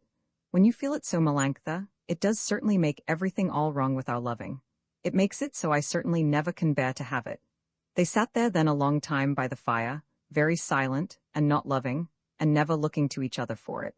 Melanctha was moving and twitching herself, and very nervous with it. Jeff was heavy and sullen and dark, and very serious in it. Oh, why can't you forget I said it to you, Jeff, now? And I certainly am so tired, and my head and all now with it. Jeff stirred. All right, Melanctha, don't you go make yourself sick now in your head, feeling so bad with it. And Jeff made himself do it, and he was a patient doctor again now with Melanctha when he felt her really having her head hurt with it. It's all right now, Melanctha, darling. Sure it is now, I tell you. You just lie down now a little, dear one, and I sit here by the fire, and just read a while, and just watch with you, so I will be here ready, if you need me to give you something to help you resting. And then, Jeff was a good doctor to her, and very sweet and tender with her, and Melanctha loved him to be there to help her, and then Melanctha fell asleep a little, and Jeff waited there beside her until he saw she was really sleeping, and then he went back and sat down by the fire, and Jeff tried to begin again with his thinking, and he could not make it come clear to himself, with all his thinking, and he felt everything all thick and heavy and bad, now inside him, everything that he could not understand right, with all the hard work he made, with his thinking. And then he moved himself a little, and took a book to forget his thinking, and then as always, he loved it when he was reading. And then very soon he was deep in his reading, and so he forgot now for a little while that he never could seem to be very understanding. And so Jeff forgot himself for a while in his reading, and Melanctha was sleeping. And then Melanctha woke up and she was screaming, "Oh, Jeff, I thought you gone away for always from me? Oh, Jeff, never now go away no more from me. Oh, Jeff, sure, always be just so good to me." There was a weight in Jeff Campbell from now on, always with him, that he could never lift out from him, to feel easy. He always was trying not to have it in him, and he always was trying not to let Melanctha feel it with him, but it was always there inside him. Now Jeff Campbell always was serious, and dark, and heavy, and sullen, and he would often sit a long time with Melanctha without moving. "You certainly never have forgiven to me what I said to you that night, Jeff, now have you?" Melanctha asked him after a long silence, late one evening with him. "It ain't ever with me a question like forgiving, Melanctha, I got in me. It's just only what you are feeling for me, makes any difference to me. I ain't ever seen anything since in you, makes me think you didn't mean it right. What you said about not thinking now any more I was good, to make it right for you to be really caring so very much to love me. I certainly never did see no man like you, Jeff, you always wanting to have it all clear out in words always, what everybody is always feeling. I certainly don't see a reason why I should always be explaining to you what I mean by what I am just saying. And you ain't got no feeling ever for me, to ask me what I meant by what I was saying when I was so tired, that night. I never know anything right I was saying. But you don't ever tell me now, Melanctha, so I really hear you say it. You don't mean it the same way, the way you said it to me. Oh, Jeff, you so stupid always to me and always just bothering with your always asking to me. And I don't never anyway remember ever anything I been saying to you, and I am always my head, so it hurts me, it half kills me, and my heart jumps so, sometimes I think I die so when it hurts me, and I am so blue always.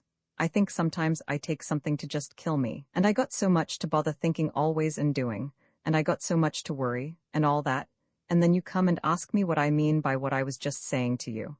I certainly don't know, Jeff, when you ask me. Seems to me, Jeff, sometimes you might have some kind of a right feeling to be careful to me. You ain't got no right, Melanctha Herbert, flashed out Jeff through his dark, frowning anger. You certainly ain't got no right always to be using your being hurt and being sick, and having pain, like a weapon, so as to make me do things it ain't never right for me to be doing for you.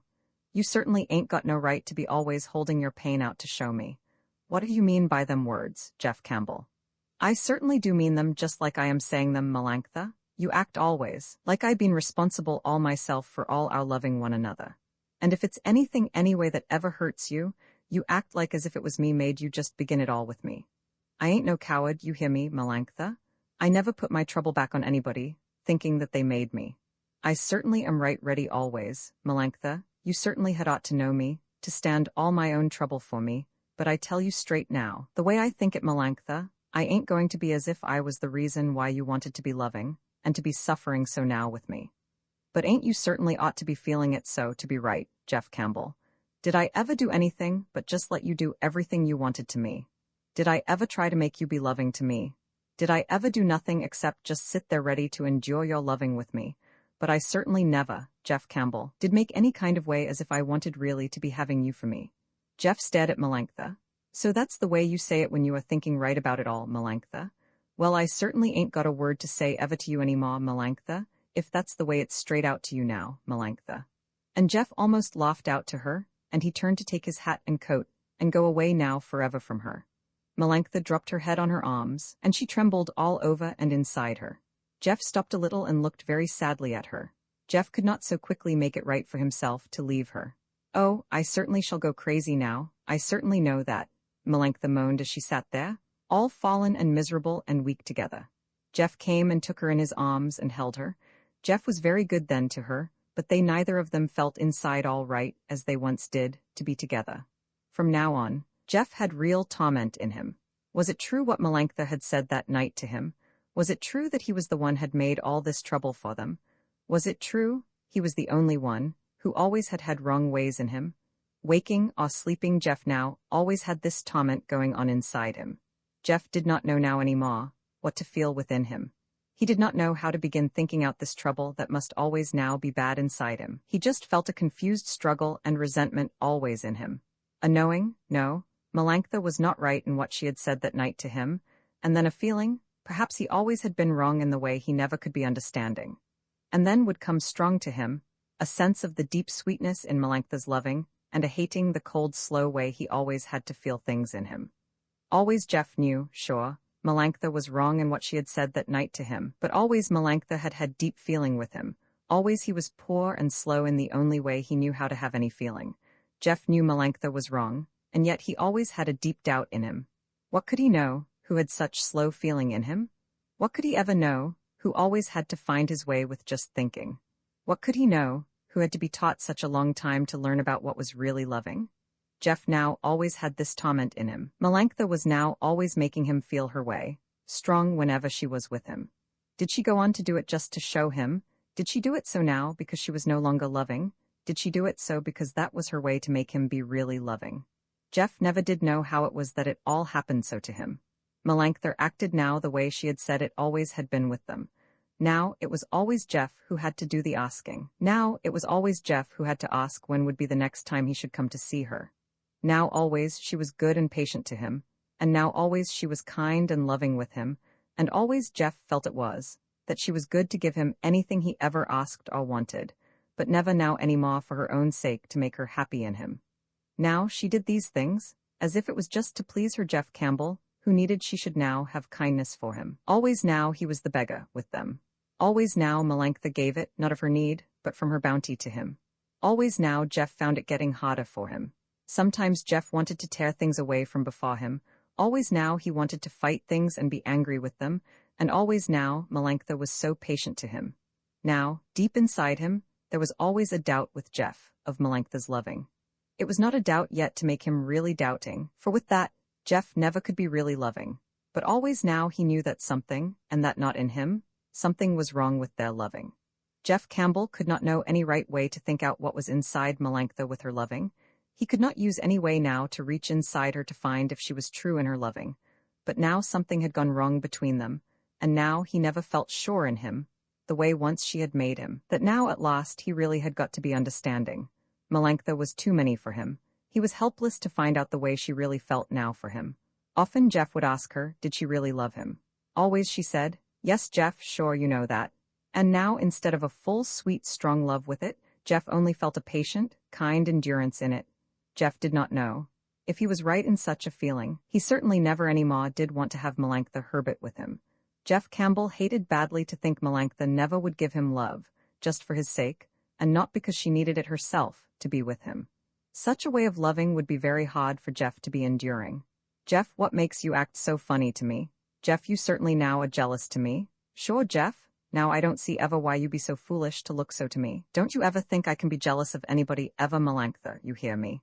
It's just, you certainly don't ever understand me. It's just this way with me always now, Melanctha. You love me, and I don't care anything what you do or what you ever been to anybody. You don't love me, then I don't care any more about what you ever do or what you ever be to anybody. But I never want you to be being good, Melanctha, to me, when it ain't your loving makes you need it. I certainly don't ever want to be having any of your kind of kindness to me. If you don't love me, I can stand it. All I never want to have is your being good to me from kindness. If you don't love me, then you and I certainly do quit right here, Melanctha, all strong feeling, to be always living to each other. It certainly never is anybody I ever am thinking about when I am thinking with you, Melanctha, darling. That's the true way I am telling you, Melanctha, always. It's only your loving me ever gives me anything to bother me, Melanctha, so all you got to do, if you don't really love me, is just certainly to say so to me. I won't bother you more then than I can help to keep from it, Melanctha. You certainly need never to be in any worry, never, about me, Melanctha. You just tell me straight out, Melanctha, real, the way you feel it. I certainly can stand it all right, I tell you true, Melanctha, and I never will care to know why or nothing, Melanctha. Loving is just living, Melanctha, to me, and if you don't really feel it now, Melanctha, to me, there ain't ever nothing between us then, Melanctha, is there? That's straight and honest, just the way I always feel it to you now, Melanctha. Oh, Melanctha, darling, do you love me? Oh, Melanctha, please, please, tell me honest, tell me, do you really love me? Oh, you so stupid, Jeff boy, of course I always love you. Always and always, Jeff, and I always just so good to you. Oh, you so stupid, Jeff, and don't know when you got it good with me.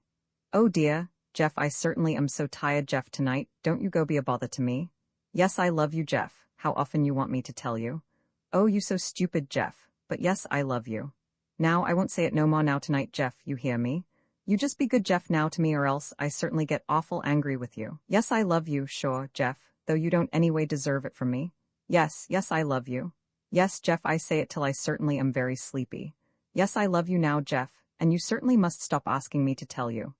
Oh, you great silly boy, Jeff Campbell, sure I love you. Oh, you silly stupid, my own boy, Jeff Campbell. Yes, I love you, and I certainly never won't say it one more time tonight, Jeff, now you hear me. Yes, Jeff Campbell heard her, and he tried hard to believe her. He did not really doubt her, but somehow it was wrong now, the way Melanctha said it. Jeff always now felt baffled with Melanctha. Something, he knew, was not right now in her. Something in her always now was making stronger the torment that was tearing every minute at the joy he once always had had with her. Always now, Jeff wondered, did Melanctha love him? Always now he was wondering, was Melanctha right when she said, it was he had made all their beginning? Was Melanctha right when she said, it was he had the real responsibility for all the trouble they had and still were having now between them? If she was right, what a brute he always had been in his acting. If she was right, how good she had been to endure the pain he had made so bad so often for her.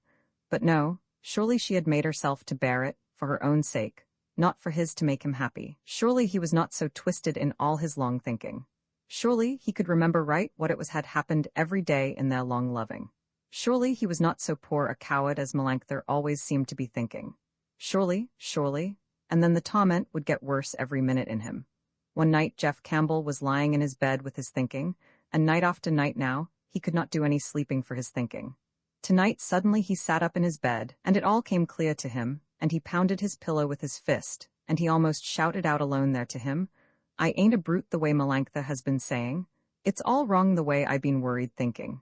We did begin fair, each not for the other but for ourselves, what we were wanting. Melanctha Herbert did it just like I did it, because she liked it bad enough to want to stand it. It's all wrong in me to think it anyway, except the way we really did it. I certainly don't know now whether she is now real and true in her loving. I ain't got any way ever to find out if she is real and true now always to me. All I know is I didn't ever make her to begin to be with me. Melanctha has got to stand for her own trouble, just like I got to stand for my own trouble. Each man has got to do it for himself when he is in real trouble. Melanctha, she certainly don't remember right when she says I made her begin and then I made her trouble. No, by God, I ain't no coward nor a brute either ever to her. I been the way I felt it honest, and that certainly is all about it now between us, and everybody always has just got to stand for their own trouble. I certainly am right this time the way I see it. And Jeff lay down now, at last in comfort, and he slept, and he was free from his long doubting torment. You know Melanctha, Jeff Campbell began, the next time he was alone to talk a long time to Melanctha. You know Melanctha, sometimes I think a whole lot about what you like to say so much about being game and never doing any hollering. Seems to me Melanctha, I certainly don't understand right what you mean by not hollering. Seems to me it certainly ain't only what comes right away when one is hit that counts to be brave to be bearing, but all that comes later from your getting sick from the shock of being hurt once in a fight, and all that, and all the being taken care of for years after, and the suffering of your family, and all that, you certainly must stand and not holler, to be certainly really brave the way I understand it. What you mean, Jeff, by your talking? I mean, seems to me really not to holler, is to be strong not to show you ever have been hurt. Seems to me, to get your head hurt from your trouble and to show it, ain't certainly no braver than to say, oh, how bad you hurt me, please don't hurt me, mister. It just certainly seems to me, like many people think themselves so game just to stand what we all of us always just got to be standing, and everybody stands it, and we don't certainly none of us like it, and yet we don't ever most of us think we are so much being game, just because we got to stand it. I know what you mean now by what you are saying to me now, Jeff Campbell. You make a fuss now to me, because I certainly just have stopped standing everything you like to be always doing so cruel to me. But that's just the way always with you, Jeff Campbell, if you want to know it. You ain't got no kind of right feeling for all I always been forgiving to you. I said it once for fun, Melanctha, but now, I certainly do mean it. You think you got a right to go where you got no business, and you say, I am so brave nothing can hurt me, and then something, like always, it happens to hurt you. And you show your hurt always so everybody can see it, and you say, I am so brave nothing did hurt me except he certainly didn't have any right to, and see how bad I suffer. But you never hear me make a holla, though certainly anybody got any feeling, to see me suffer, would certainly never touch me except to take good care of me. Sometimes I certainly don't rightly see, Melanctha, how much more game that is than just the ordinary kind of holla. No, Jeff Campbell, and made the way you is you certainly ain't likely ever to be much more understanding. No, Melanctha, naw you neither. You think always, you are the only one who ever can do any way to really suffer. Well, and ain't I certainly always been the only person knows how to bear it. No, Jeff Campbell, I certainly be glad to love anybody really worthy, but I made so, I never seem to be able in this world to find him. No, and your kind of way of thinking, you certainly, Melanctha, never going to any way be able ever to be finding of him. Can't you understand, Melanctha, ever, how no man certainly ever really can hold your love for long times together? You certainly, Melanctha, you ain't got down deep, loyal feeling, true inside you, and when you ain't just that moment quick with feeling, then you certainly ain't ever got anything more there to keep you. You see, Melanctha, it certainly is this way with you, it is, that you ain't ever got any way to remember right what you been doing, or anybody else that has been feeling with you. You certainly, Melanctha, never can remember right, when it comes what you have done and what you think happens to you. It certainly is all easy for you, Jeff Campbell, to be talking. You remember right, because you don't remember nothing till you get home with your thinking everything all over, but I certainly don't think much ever of that kind of way of remembering right, Jeff Campbell. I certainly do call it remembering right, Jeff Campbell, to remember right just when it happens to you, so you have a right kind of feeling not to act the way you always been doing to me. And then you go home, Jeff Campbell, and you begin with your thinking, and then it certainly is very easy for you to be good and forgiving with it. No, that ain't to me, the way of remembering, Jeff Campbell, not as I can see it, not to make people always suffer, waiting for you certainly to get to do it. Seems to me like, Jeff Campbell, I never could feel so like a man was low and to be scorning of him, like that day in the summer, when you threw me off just because you got one of those fits of your remembering. No, Jeff Campbell, it's real feeling every moment when it's needed, that certainly does seem to me like real remembering. And that way certainly, you don't never know nothing like what should be right, Jeff Campbell. No, Jeff, it's me that always certainly has had to bear it with you. It's always me that certainly has had to suffer, while you go home to remember. No, you certainly ain't got no sense yet, Jeff, what you need to make you really feeling. No, it certainly is me, Jeff Campbell, that always has got to be remembering for us both, always. That's what's the true way with us, Jeff Campbell, if you want to know what it is I am always thinking. You is certainly real modest, Melanctha, when you do this kind of talking, you sure is, Melanctha, said Jeff Campbell, laughing. I think sometimes, Melanctha, I am certainly awful conceited, when I think sometimes I am all outdoors, and I think I certainly am so bright, and better than most everybody I ever got anything now to do with. But when I hear you talk this way, Melanctha, I certainly do think I am a real modest kind of fellow. Modest? Said Melanctha, angry. Modest, that certainly is a queer thing for you, Jeff, to be calling yourself even when you are laughing.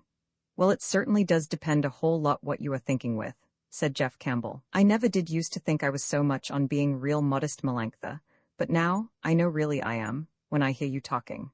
I see all the time there are many people living just as good as I am, though they are a little different to me. Now with you, Melanctha, if I understand you right what you are talking, you don't think that way of no other one that you are ever knowing. I certainly could be real modest too, Jeff Campbell, said Melanctha. If I could meet somebody once I could keep right on respecting when I got so I was really knowing with them. But I certainly never met anybody like that yet, Jeff Campbell, if you want to know it. No, Melanctha, and with the way you got of thinking, it certainly don't look like as if you ever will, Melanctha, with your never remembering anything, only what you just then are feeling in you, and you not understanding what anyone else is ever feeling, if they don't holler just the way you are doing. No, Melanctha, I certainly don't see any ways you are likely ever to meet one, so good as you are always thinking you be. No, Jeff Campbell, it certainly ain't that way with me at all the way you say it. It's because I am always knowing what it is I am wanting, when I get it. I certainly don't never have to wait till I have it, and then throw away what I got in me, and then come back and say, that's a mistake I just been making. It ain't that never at all like I understood it. I want to have, bad, what I didn't think it was I wanted. It's that way of knowing right what I am wanting, makes me feel nobody can come right with me when I am feeling things, Jeff Campbell. I certainly do say, Jeff Campbell, I certainly don't think much of the way you always do it, always never knowing what it is you are ever really wanting, and everybody always got to suffer. No, Jeff, I don't certainly think there is much doubting which is better and the stronger with us too, Jeff Campbell. As you will, Melanctha Herbert, cried Jeff Campbell, and he rose up, and he thundered out a black oath, and he was fierce to leave her now forever, and then with the same movement he took her in his arms and held her. What a silly goose boy you are, Jeff Campbell, Melanctha whispered to him fondly.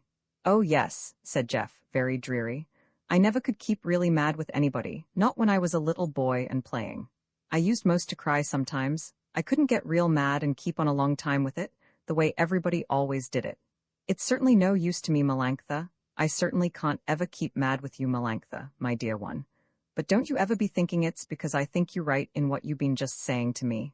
I don't, Melanctha, really think it that way, honest, though I certainly can't get mad the way I ought to. No, Melanctha, little girl, really truly, you ain't right the way you think it.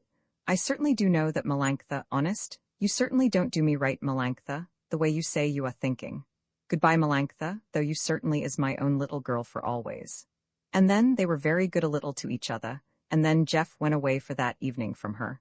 Melanctha had begun now once more to wonder. Melanctha did not yet always wonder, but a little now she needed to begin to look for others.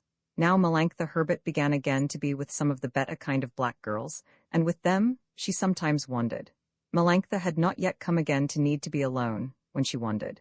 Jeff Campbell did not know that Melanctha had begun again to wonder.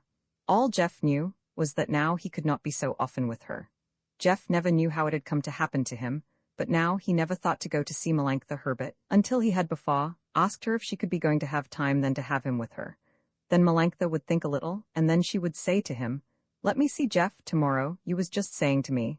I certainly am awful busy, you know, Jeff, just now. It certainly does seem to me this week, Jeff, I can't anyways fix it. Sure, I want to see you soon, Jeff. I certainly, Jeff, got to do a little more now. I been giving so much time, when I had no business, just to be with you when you asked me. Now I guess, Jeff, I certainly can't see you no more this week, Jeff, the way I got to do things." "All right, Melanctha," Jeff would answer, and he would be very angry. I want to come only just certainly as you want me now, Melanctha. Now, Jeff, you know I certainly can't be neglecting always to be with everybody just to see you. You come see me next week Tuesday, Jeff, you hear me? I don't think, Jeff, I certainly be so busy, Tuesday. Jeff Campbell would then go away and leave her, and he would be hurt and very angry, for it was hard for a man with a great pride in himself, like Jeff Campbell, to feel himself no better than a beggar. And yet he always came as she said he should, on the day she had fixed for him, and always Jeff Campbell was not sure yet that he really understood what it was Melanctha wanted. Always Melanctha said to him, yes, she loved him, sure he knew that. Always Melanctha said to him, she certainly did love him just the same as always, only sure he knew now she certainly did seem to be right busy with all she certainly now had to be doing. Jeff never knew what Melanctha had to do now, that made her always be so busy, but Jeff Campbell never cared to ask Melanctha such a question. Besides, Jeff knew Melanctha Herbert would never, in such a matter, give him any kind of a real answer. Jeff did not know whether it was that Melanctha did not know how to give a simple answer. And then how could he, Jeff, know what was important to her? Jeff Campbell always felt strongly in him he had no right to interfere with Melanctha in any practical kind of a matter. There they had always, never asked each other any kind of question. There they had felt always in each other, not any right to take care of one another. And Jeff Campbell now felt less than he had ever any right to claim to know what Melanctha thought it right that she should do in any of her ways of living. All Jeff felt a right in himself to question was her loving. Jeff learned every day now, more and more, how much it was that he could really suffer. Sometimes it hurt so in him, when he was alone, it would force some slow tears from him. But every day, now that Jeff Campbell knew more how it could hurt him, he lost his feeling of deep awe that he once always had had for Melanctha's feeling. Suffering was not so much after all, thought Jeff Campbell, if even he could feel it so it hurt him. It hurt him bad, just the way he knew he once had hurt Melanctha, and yet he too could have it and not make any kind of a loud holler with it. In tender-hearted natures, those that mostly never feel strong passion, suffering often comes to make them harder. When these do not know in themselves what it is to suffer, suffering is then very awful to them, and they badly want to help everyone who ever has to suffer, and they have a deep reverence for anybody who knows really how to always suffer. But when it comes to them to really suffer, they soon begin to lose their fear and tenderness and wonder why it isn't so very much to suffer, when even I can bear to do it. It isn't very pleasant to be having all the time to stand it, but they are not so much wiser after all the others just because they know too how to bear it. Passionate natures who have always made themselves to suffer, that is, all the kind of people who have emotions that come to them as sharp as a sensation, they always get more tender-hearted when they suffer, and it always does them good to suffer. Tender-hearted, unpassionate, and comfortable natures always get much harder when they suffer, for so they lose the fear and reverence and wonder they once had for everybody who ever has to suffer, for now they know themselves what it is to suffer, and it is not so awful any longer to them when they know too, just as well as all the others, how to have it. And so it came in these days to Jeff Campbell. Jeff knew now always, way inside him, what it is to really suffer, and now every day with it, he knew how to understand Melanctha better. Jeff Campbell still loved Melanctha Herbert, and he still had a real trust in her, and he still had a little hope that someday they would once more get together. But slowly, every day, this hope in him would keep growing always weaker. They still were a good deal of time together, but now, they never any more were really trusting with each other. In the days when they used to be together, Jeff had felt he did not know much what was inside Melanctha, but he knew very well how very deep always was his trust in her. Now he knew Melanctha Herbert better, but now he never felt a deep trust in her. Now Jeff never could be really honest with her. He never doubted yet that she was steady only to him, but somehow he could not believe much really in Melanctha's loving.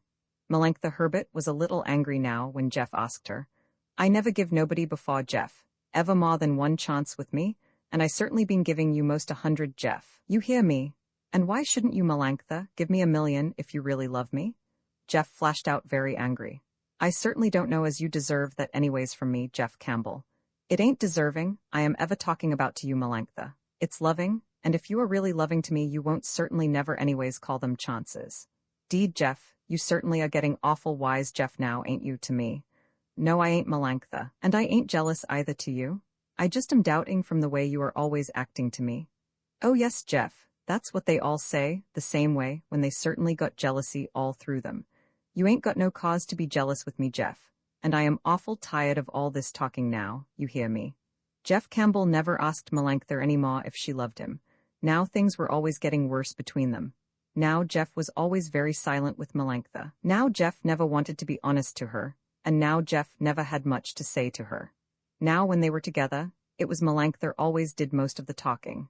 Now she often had other girls there with her. Melanctha was always kind to Jeff Campbell, but she never seemed to need to be alone now with him.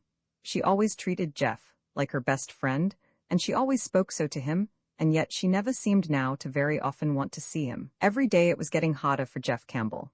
It was as if now, when he had learned to really love Melanctha, she did not need any more to have him. Jeff began to know this very well inside him. Jeff Campbell did not know yet that Melanctha had begun again to wonder. Jeff was not very quick to suspect Melanctha. All Jeff knew was that he did not trust her to be now really loving to him. Jeff was no longer now in any doubt inside him. He knew very well now he really loved Melanctha. He knew now very well she was not any more a real religion to him. Jeff Campbell knew very well too now inside him he did not really want Melanctha, now if he could no longer trust her, though he loved her hard and really knew now what it was to suffer. Every day Melanctha Herbert was less and less near to him. She always was very pleasant in her talk and to be with him, but somehow now it never was any comfort to him. Melanctha Herbert now always had a lot of friends around her. Jeff Campbell never wanted to be with them. Now Melanctha began to find it, she said it often to him, always harder to arrange to be alone now with him. Sometimes she would be late for him. Then Jeff always would try to be patient in his waiting, for Jeff Campbell knew very well how to remember, and he knew it was only right that he should now endure this from her. Then Melanctha began to manage often not to see him, and once she went away when she had promised to be there to meet him. Then Jeff Campbell was really filled up with his anger. Now he knew he could never really want her. Now he knew he never any more could really trust her. Jeff Campbell never knew why Melanctha had not come to meet him. Jeff had heard a little talking now, about how Melanctha Herbert had commenced once more to wonder. Jeff Campbell still sometimes saw Jane Harden, who always needed a doctor to be often there to help her. Jane Harden always knew very well what happened to Melanctha. Jeff Campbell never would talk to Jane Harden anything about Melanctha. Jeff was always loyal to Melanctha. Jeff never let Jane Harden say much to him about Melanctha, though he never let her know that now he loved her.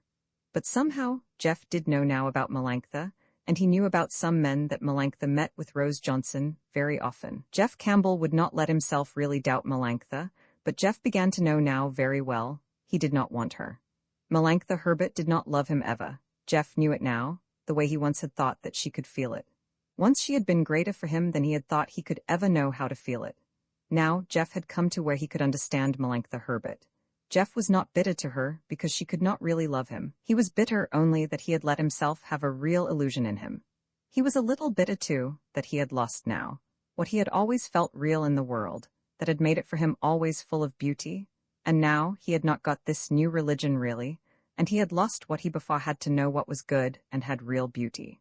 Jeff Campbell was so angry now in him because he had begged Melanctha always to be honest to him. Jeff could stand it in her not to love him. He could not stand it in her not to be honest to him. Jeff Campbell went home from where Melanctha had not met him, and he was sore and full of anger in him. Jeff Campbell could not be sure what to do to make it right inside him. Surely he must be strong now and cast this loving from him, and yet, was he sure he now had real wisdom in him? Was he sure that Melanctha Herbert never had had a real deep loving for him? Was he sure Melanctha Herbert never had deserved a reverence from him? Always now, Jeff had this torment in him, but always now he felt more that Melanctha never had real greatness for him. Jeff waited to see if Melanctha would send any word to him. Melanctha Herbert never sent a line to him. At last, Jeff wrote his letter to Melanctha. Dear Melanctha, I certainly do know you ain't been anyway sick this last week, when you never met me right the way you promised, and never sent me any word to say why you acted a way you certainly never could think was the right way you should do it to me. Jane Harden said she saw you that day, and you went out walking with some people you like now to be with. Don't be misunderstanding me now any more, Melanctha. I love you now because that's my slow way to learn what you been teaching, but I know now you certainly never had what seems to me real kind of feeling. I don't love you, Melanctha, any more now like a real religion, because now I know you are just made like all us others.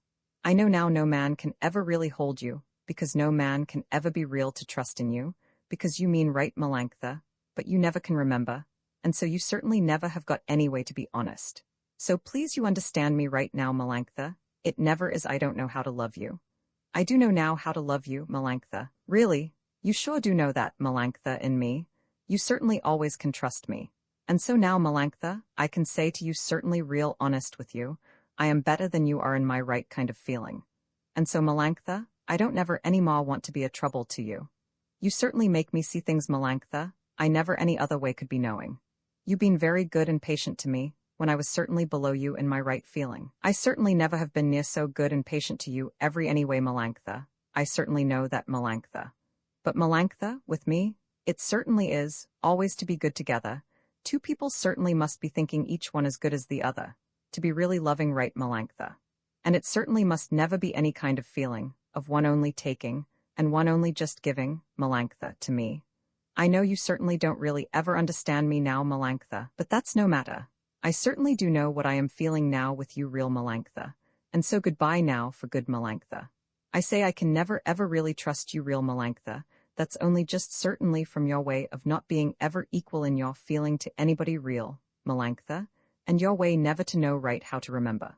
Many ways I really trust you deep, Melanctha, and I certainly do feel deep all the good sweetness you certainly got real in you, Melanctha. It's only just in your loving me, Melanctha. You never can be equal to me, and that way I certainly never can bear any more to have it. And so now, Melanctha, I always be your friend if you need me, and now we never see each other any more to talk to.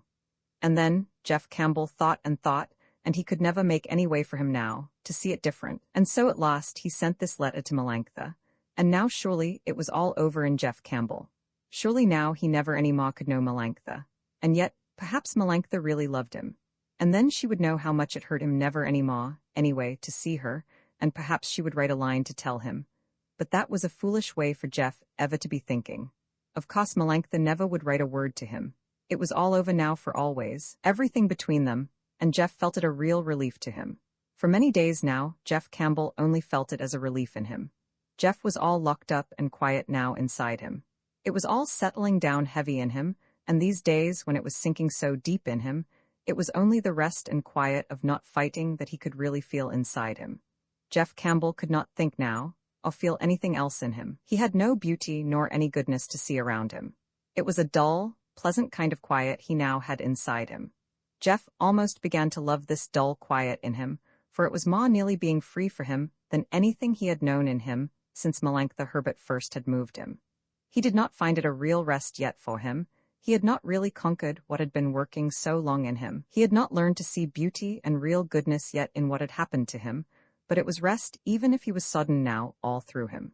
Jeff Campbell liked it very well, not to have fighting always going on inside him.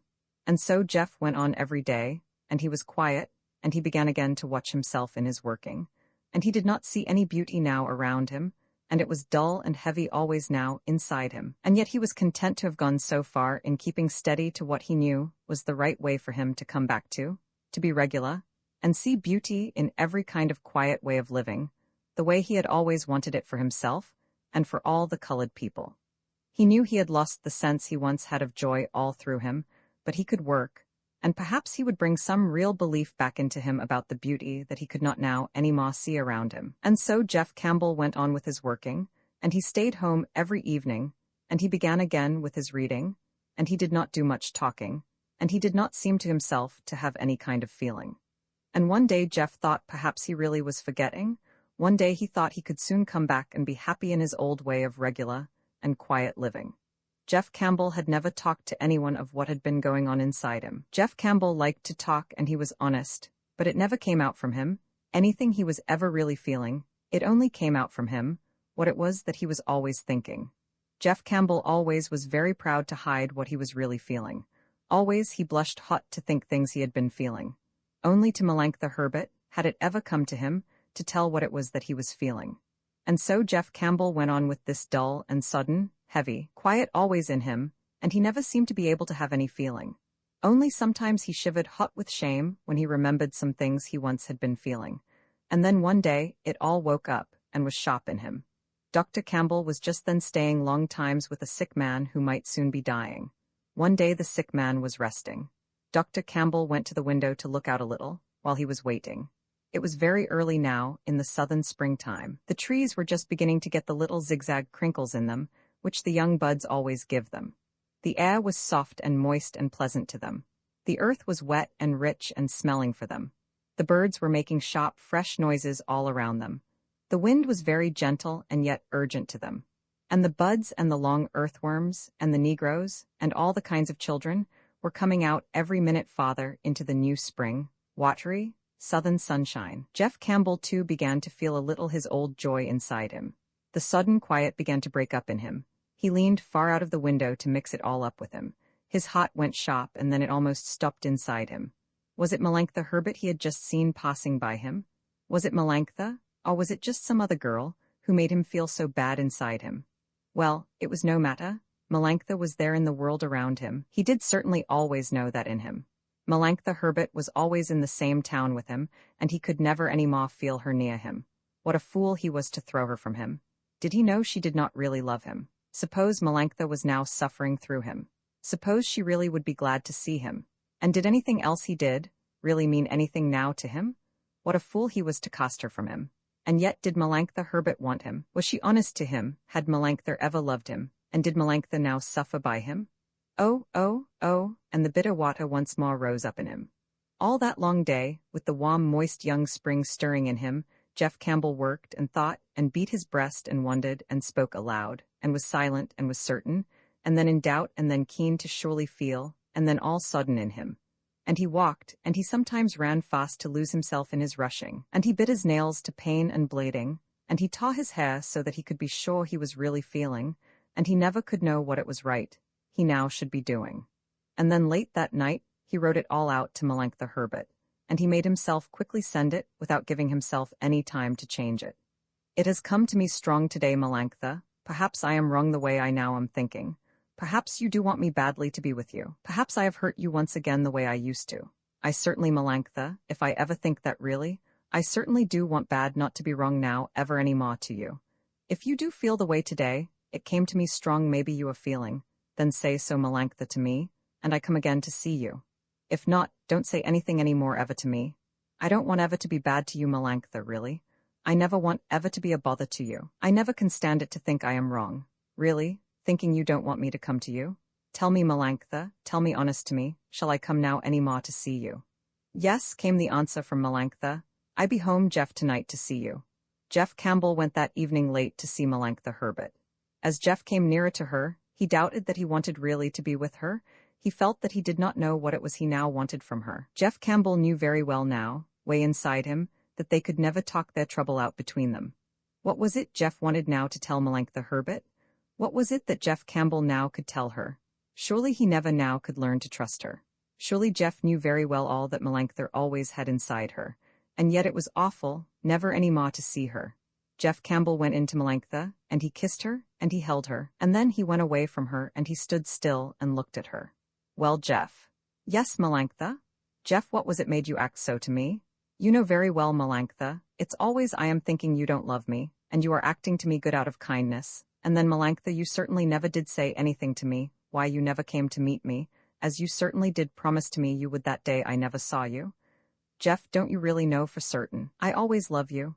No, Melanctha, deed I don't know it in me. Deed and certain sure, Melanctha, if I only know that in me, I certainly never would give you any bother.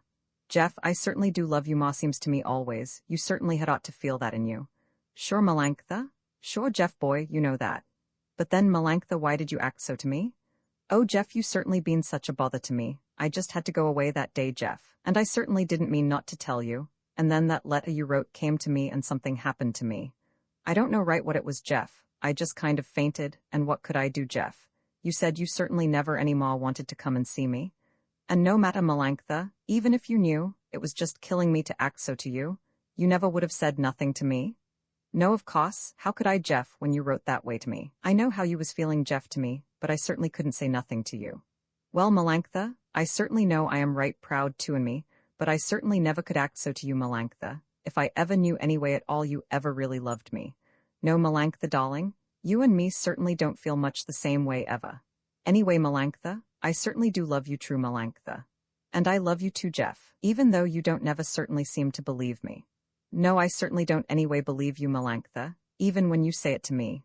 I don't know Melanctha how, but sure I certainly do trust you, only I don't believe now ever in your really being loving to me. I certainly do know you trust me always Melanctha, only somehow it ain't ever all right to me. I certainly don't know any way otherwise Melanctha, how I can say it to you. Well, I certainly can't help you no ways any more Jeff Campbell, though you certainly say it right when you say I trust you Jeff now always. You certainly is the best man Jeff Campbell I ever can know, to me. I never been anyways thinking it can be ever different to me. Well, you trust me then Melanctha, and I certainly love you Melanctha, and seems like to me Melanctha, you and me had ought to be a little better than we certainly ever are doing now to be together. You certainly do think that way too, Melanctha to me, but maybe you do really love me. Tell me, please, real honest now Melanctha darling, tell me so I really always know it in me, do you really truly love me? Oh, you stupid, stupid boy, Jeff Campbell. Love you, what do you think makes me always to forgive you? If I certainly didn't always love you, Jeff, I certainly never would let you be always being all the time such a bother to me the way you certainly Jeff always are to me. Now don't you das ever any more say words like that ever to me. You hear me now, Jeff, or I do something real bad sometime, so I really hurt you. Now, Jeff, you just be good to me. You know, Jeff, how bad I need it. Now you should always be good to me. Jeff Campbell could not make an answer to Melanctha. What was it he should now say to her? What words could help him to make their feeling any better? Jeff Campbell knew that he had learned to love deeply, that he always knew very well now in him. Melanctha had learned to be strong, to be always trusting, that he knew too now inside him, but Melanctha did not really love him, that he felt always too strong for him. That fact always was there in him, and it always thrust itself firm between them, and so this talk did not make things really better for them. Jeff Campbell was never any more a torment to Melanctha, he was only silent to her. Jeff often saw Melanctha, and he was very friendly with her, and he never any more was a bother to her. Jeff never any more now had much chance to be loving with her. Melanctha never was alone now when he saw her. Melanctha Herbert had just been getting thick in her trouble with Jeff Campbell when she went to that church where she first met Rose, who later was married regularly to Sam Johnson. Rose was a good-looking, better kind of black girl, and had been brought up quite like their own child by white folks. Rose was living now with colored people. Rose was staying just then with a colored woman who had known Miss Herbert and her black husband and this girl Melanctha. Rose soon got to like Melanctha Herbert, and Melanctha now always wanted to be with Rose whenever she could do it. Melanctha Herbert always was doing everything for Rose that she could think of that Rose ever wanted. Rose always liked to be with nice people who would do things for her. Rose had strong common sense and she was lazy. Rose liked Melanctha Herbert, she had such kind of fine ways in her. Then, too, Rose had it in her to be sorry for the subtle, sweet-natured, docile, intelligent Melanctha Herbert, who always was so blue sometimes, and always had so much trouble. Then, too, Rose could scold Melanctha, for Melanctha Herbert never could know how to keep herself from trouble, and Rose was always strong to keep straight with her simple selfish wisdom. But why did the subtle, intelligent, attractive, half-white girl, Melanctha Herbert, with her sweetness and her power and her wisdom, demean herself to do for and to flatter and to be scolded by this lazy, stupid, ordinary, selfish black girl? This was a queer thing in Melanctha Herbert. And so now, in these new spring days, it was with Rose that Melanctha began again to wonder. Rose always knew very well in herself what was the right way to do when you wandered. Rose knew very well. She was not just any common kind of black girl, for she had been raised by white folks, and Rose always saw to it that she was engaged to him when she had any one man with whom she ever always wandered. Rose always had strong in her the sense for proper conduct. Rose always was telling the complex and less sure Melanctha what was the right way she should do when she wandered. Rose never knew much about Jeff Campbell with Melanctha Herbert. Rose had not known about Melanctha Herbert when she had been almost all her time with Dr. Campbell. Jeff Campbell did not like Rose when he saw her with Melanctha. Jeff would never, when he could help it, meet her. Rose did not think much about Dr. Campbell. Melanctha never talked much about him to her. He was not important now to be with her. Rose did not like Melanctha's old friend Jane Hawden when she saw her. Jane despised Rose for an ordinary, stupid, sullen black girl. Jane could not see what Melanctha could find in that black girl to endure her. It made Jane sick to see her. But then Melanctha had a good mind, but she certainly never did care much to really use it. Jane Hawden now really never cared any more to see Melanctha, though Melanctha still always tried to be good to her. And Rose, she hated that stuck-up, mean-speaking, nasty, drunk thing, Jane Hawden. Rose did not see how Melanctha could bear to ever see her, but Melanctha always was so good to everybody. She never would know how to act to people the way they deserved that she should do it. Rose did not know much about Melanctha, and Jeff Campbell and Jane Hawden. All Rose knew about Melanctha was her old life with her mother and her father. Rose was always glad to be good to poor Melanctha, who had had such an awful time with her mother and her father, and now she was alone and had nobody who could help her. He was a awful black man to you, Melanctha. I like to get my hands on him so he certainly could feel it. I just would, Melanctha, now you hear me. Perhaps it was this simple faith and simple anger and simple moral way of doing in Rose that Melanctha now found such a comfort to her. Rose was selfish and was stupid and was lazy, but she was decent and knew always what was the right way she should do and what she wanted, and she certainly did admire how bright was her friend Melanctha Herbert, and she certainly did feel how very much it was she always suffered, and she scolded her to keep her from ma trouble, and she never was angry when she found some of the different ways Melanctha Herbert sometimes had to do it. And so always Rose and Melanctha were ma and ma together, and Jeff Campbell could now hardly ever any ma be alone with Melanctha. Once Jeff had to go away to another town to see a sick man. When I come back Monday, Melanctha, I come Monday evening to see you. You be home alone once, Melanctha, to see me. Sure, Jeff, I be glad to see you. When Jeff Campbell came to his house on Monday, there was a note there from Melanctha. Could Jeff come day after tomorrow, Wednesday? Melanctha was so sorry she had to go out that evening. She was awful sorry, and she hoped Jeff would not be angry. Jeff was angry, and he swore a little, and then he laughed, and then he sighed. Poor Melanctha, she don't know any way to be real honest, but no matter. I sure do love her, and I be good if only she will let me. Jeff Campbell went Wednesday night to see Melanctha. Jeff Campbell took her in his arms and kissed her. I certainly am awful sorry not to see you, Jeff, Monday, the way I promised, but I just couldn't, Jeff. No way I could fix it. Jeff looked at her, and then he laughed a little at her. You want me to believe that really now, Melanctha? All right, I believe it if you want me to, Melanctha. I certainly be good to you tonight the way you like it. I believe you certainly did want to see me, Melanctha, and there was no way you could fix it. Oh, Jeff dear, said Melanctha.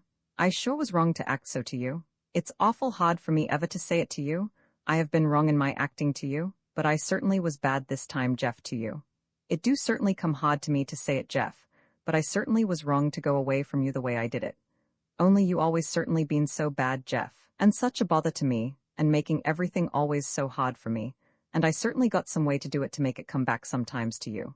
You bad boy, Jeff, now you hear me, and this certainly is the first time, Jeff, I ever yet said it to anybody. I ever been wrong, Jeff, you hear me. All right, Melanctha, I sure do forgive you, 'cause it's certainly the first time I ever heard you say you ever did anything wrong the way you shouldn't. And Jeff Campbell laughed and kissed her, and Melanctha laughed and loved him, and they really were happy now for a little time together. And now they were very happy in each other, and then they were silent, and then they became a little sadder, and then they were very quiet once more with each other. Yes, I certainly do love you, Jeff, Melanctha said, and she was very dreamy. Sure, Melanctha. Yes, Jeff, sure, but not the way you are now ever thinking. I love you, ma, and ma seems to me, Jeff, always, and I certainly do trust you, ma, and more always to me when I know you. I do love you, Jeff, sure, yes, but not the kind of way of loving you are ever thinking it now, Jeff, with me. I ain't got certainly no hot passion any more now in me. You certainly have killed all that kind of feeling now, Jeff, in me. You certainly do know that, Jeff, now the way I am always, when I am loving with you. You certainly do know that, Jeff, and that's the way you certainly do like it now in me. You certainly don't mind now, Jeff, to hear me say this to you. Jeff Campbell was hurt so that it almost killed him. Yes, he certainly did know now what it was to have real hot love in him, and yet Melanctha certainly was right. He did not deserve she should ever give it to him. All right, Melanctha, I ain't ever kicking. I always will give you certainly always everything you want that I got in me. I take anything you want now to give me. I don't say never, Melanctha, it don't hurt me, but I certainly don't say ever, Melanctha, it ought ever to be any different to me. And the bitter tears rose up in Jeff Campbell, and they came and choked his voice to be silent, and he held himself hard to keep from breaking. Good night, Melanctha, and Jeff was very humble to her. Good night, Jeff. I certainly never did mean any way to hurt you. I do love you, sure, Jeff, every day, ma and ma, all the time I know you. I know, Melanctha, I know, it's never nothing to me. You can't help it, anybody ever the way they are feeling. It's all right now, Melanctha, you believe me. Good night now, Melanctha. I got now to leave you. Goodbye, Melanctha. Sure, don't look so worried to me. Sure, Melanctha, I come again soon to see you. And then Jeff stumbled down the steps, and he went away fast to leave her. And now the pain came hard and hotter in Jeff Campbell, and he groaned, and it hurt him so, he could not bear it. And the tears came, and his heart beat, and he was hot and wan and bitter in him. Now Jeff knew very well what it was to love Melanctha. Now Jeff Campbell knew he was really understanding. Now Jeff knew what it was to be good to Melanctha. Now Jeff was good to her always. Slowly Jeff felt it a comfort in him to have it hurt so, and to be good to Melanctha always. Now there was no way Melanctha ever had to bear things from him, worse than he now had it in him. Now Jeff was strong inside him. Now with all the pain there was peace in him. Now he knew he was understanding. Now he knew he had a hot love in him, and he was good always to Melanctha Herbert, who was the one had made him have it. Now he knew he could be good, and not cry out for help to her to teach him how to bear it.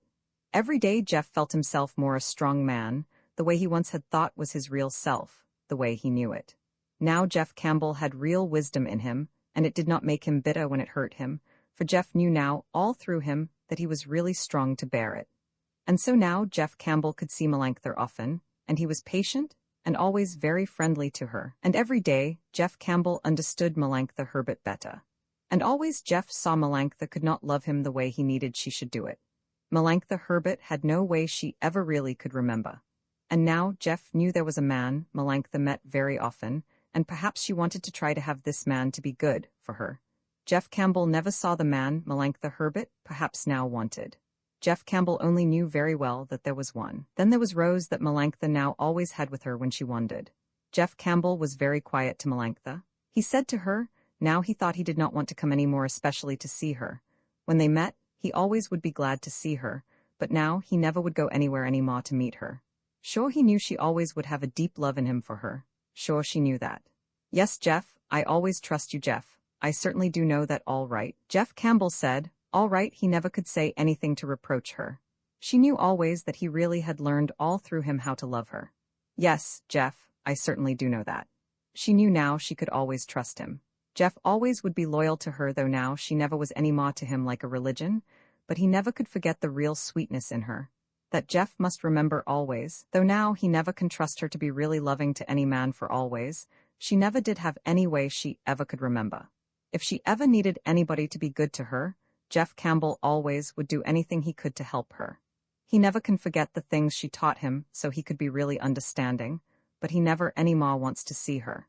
He be like a brother to her always, when she needs it, and he always will be a good friend to her. Jeff Campbell certainly was sorry never any more to see her, but it was good that they now knew each other really. Goodbye, Jeff, you always been very good always to me. Goodbye, Melanctha, you know you always can trust yourself to me.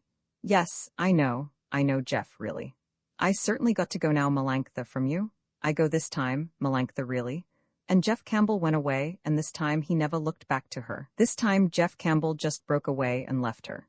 Jeff Campbell loved to think now he was strong again to be quiet, and to live regular, and to do everything the way he wanted it to be right for himself and all the colored people. Jeff went away for a little while to another town to work there, and he worked hard, and he was very sad inside him, and sometimes the tears would rise up in him, and then he would work hard, and then he would begin once more to see some beauty in the world around him. Jeff had behaved right, and he had learned to have a real love in him. That was very good to have inside him. Jeff Campbell never could forget the sweetness in Melanctha Herbert, and he was always very friendly to her, but they never any more came close to one another. More and more Jeff Campbell and Melanctha fell away from all knowing of each other, but Jeff never could forget Melanctha. Jeff never could forget the real sweetness she had in her, but Jeff never any more had the sense of a real religion for her. Jeff always had strong in him the meaning of all the new kind of beauty Melanctha Herbert once had shown him, and always more and more it helped him with his working for himself and for all the colored people. Melanctha Herbert, now that she was all through with Jeff Campbell, was free to be with Rose and the new men she met now. Rose was always now with Melanctha Herbert. Rose never found any way to get excited. Rose always was telling Melanctha Herbert the right way she should do, so that she would not always be in trouble. But Melanctha Herbert could not help it. Always she would find new ways to get excited. Melanctha was all ready now to find new ways to be in trouble. And yet Melanctha Herbert never wanted not to do right. Always Melanctha Herbert wanted peace and quiet, and always she could only find new ways to get excited. Melanctha, Rose would say to her, Melanctha, I certainly have got to tell you, you ain't right to act so with that kind of fella. You betta just had stick to black men now, Melanctha. You hear me what I tell you, just the way you always see me do it. They're real bad men, now I tell you Melanctha true, and you betta head here to me. I been raised by real nice kind of white folks, Melanctha, and I certainly knows awful well. Soon as ever I can see 'em acting. What is a white man will act decent to you, and the kind it ain't never no good to a colored girl to ever go with. Now, you know real Melanctha how I always mean right good to you, and you ain't got no way like me Melanctha, what was raised by white folks, to know right what is the way you should be acting with men. I don't never want to see you have bad trouble come hard to you now Melanctha, and so you just hear to me now Melanctha, what I tell you, for I knows it. I don't say never certainly to you Melanctha, you never had ought to have nothing to do ever with no white men, though it ain't never to me Melanctha, the best kind of a way a colored girl can have to be acting. No, I never do say to you Melanctha, you hadn't never ought to be with white men, though it ain't never the way I feel it ever real. Right for a decent colored girl to be always doing, but not never Melanctha, now you hear me, no not never no kind of white men like you been with always now Melanctha when I see you. You just hear to me Melanctha, you certainly had ought to hear to me Melanctha. I say it just like I knows it awful well, Melanctha, and I knows you don't know no better, Melanctha, how to act so, the ways I seen it with them kind of white fellas, them as never can know what to do right by a decent girl they have ever got to be with them. Now you hear to me Melanctha, what I tell you. And so it was Melanctha Herbert found new ways to be in trouble. But it was not very bad this trouble, for these white men Rose never wanted she should be with, never meant very much to Melanctha. It was only that she liked it to be with them, and they knew all about fine hosses, and it was just good to Melanctha, now a little, to feel real reckless with them. But mostly, it was Rose and other better kind of colored girls and colored men with whom Melanctha Herbert now always wandered. It was summer now, and the colored people came out into the sunshine, full blown with the flowers, and they shone in the streets and in the fields with their warm joy, and they glistened in their black heat, and they flung themselves free in their wide abandonment of shouting laughter. It was very pleasant in some ways, the life Melanctha Herbert now led with Rose and all the others. It was not always that Rose had to scold her. There was not anybody of all these colored people, excepting only Rose, who ever meant much to Melanctha Herbert. But they all liked Melanctha, and the men all liked to see her do things. She was so game always to do anything anybody ever could do, and then she was good and sweet to do anything anybody ever wanted from her. These were pleasant days then, in the hot southern Negro sunshine, with many simple jokes and always wide abandonment of laughter. Just look at that Melanctha there a-running. Don't she just go like a bird when she is flying? Hey Melanctha there, I come and catch you. Hey Melanctha, I put salt on your tail to catch you. And then the man would try to catch her, and he would fall full on the earth and roll in an agony of wide-mouthed, shouting laughter. And this was the kind of way Rose always liked to have Melanctha do it, to be engaged to him, and to have a good warm nigger time with colored men, not to go about with that kind of white man, never could know how to act right, to any decent kind of girl they could ever get to be with them. Rose, always ma and ma, liked Melanctha Herbert better. Rose often had to scold Melanctha Herbert, but that only made her like Melanctha better. And then Melanctha always listened to her, and always acted every way she could to please her. And then Rose was so sorry for Melanctha, when she was so blue sometimes, and wanted somebody should come and kill her. And Melanctha Herbert clung to Rose in the hope that Rose could save her. Melanctha felt the power of Rose's selfish, decent kind of nature. It was so solid, simple, certain to her. Melanctha clung to Rose, she loved to have her scold her, she always wanted to be with her. She always felt a solid safety in her. Rose always was, in her way, very good to let Melanctha be loving to her. Melanctha never had any way she could really be a trouble to her. Melanctha never had any way that she could ever get real power, to come close inside to her. Melanctha was always very humble to her. Melanctha was always ready to do anything Rose wanted from her. Melanctha needed badly to have Rose always willing to let Melanctha cling to her. Rose was a simple, sullen, selfish, black girl, but she had a solid power in her. Rose had strung the sense of decent conduct, she had strung the sense of decent comfort. Rose always knew very well what it was she wanted, and she knew very well what was the right way to do to get everything she wanted, and she never had any kind of trouble to perplex her. And so the subtle, intelligent, attractive half-white girl Melanctha Herbert loved and did for, and demeaned herself in service to this cause, decent, sullen, ordinary, black, childish Rose, and now, This unmoral, promiscuous, shiftless Rose was to be married to a good man of the Negroes, while Melanctha Herbert, with her white blood and attraction, and her desire for a right position, was perhaps never to be really regularly married. Sometimes the thought of how all her world was made filled the complex, desiring Melanctha with despair. She wondered often how she could go on living when she was so blue. Sometimes Melanctha thought she would just kill herself, for sometimes she thought this would be really the best thing for her to do. Rose was now to be married to a decent good man of the Negroes. His name was Sam Johnson, and he worked as a deckhand on a coasting steamer, and he was very steady, and he got good wages. Rose first met Sam Johnson at church, the same place where she had met Melanctha Herbert. Rose liked Sam when she saw him. She knew he was a good man and worked hard and got good wages, and Rose thought it would be very nice and very good now in her position to get really, regularly married. Sam Johnson liked Rose very well, and he always was ready to do anything she wanted. Sam was a tall, square-shouldered, decent, a serious, straightforward, simple, kindly, colored workman. They got on very well together, Sam and Rose, when they were married. Rose was lazy but not dirty, and Sam was careful but not fussy. Sam was a kindly, simple, earnest, steady workman, and Rose had good common decent sense in her, of how to live regular, and not to have excitements, and to be saving so you could be always sure to have money, so as to have everything you wanted. It was not very long that Rose knew Sam Johnson, before they were regularly married. Sometimes Sam went into the country with all the other young church people, and then he would be a great deal with Rose and with her Melanctha Herbert. Sam did not care much about Melanctha Herbert. He liked Rose's ways of doing, always better. Melanctha's mystery had no charm for Sam ever. Sam wanted a nice little house to come to when he was tired from his working, and a little baby all his own he could be good to. Sam Johnson was ready to marry as soon as ever Rose wanted he should do it. And so Sam Johnson and Rose one day had a grand real wedding and were married. Then they furnished completely a little red brick house, and then Sam went back to his work as deckhand on a coasting steamer.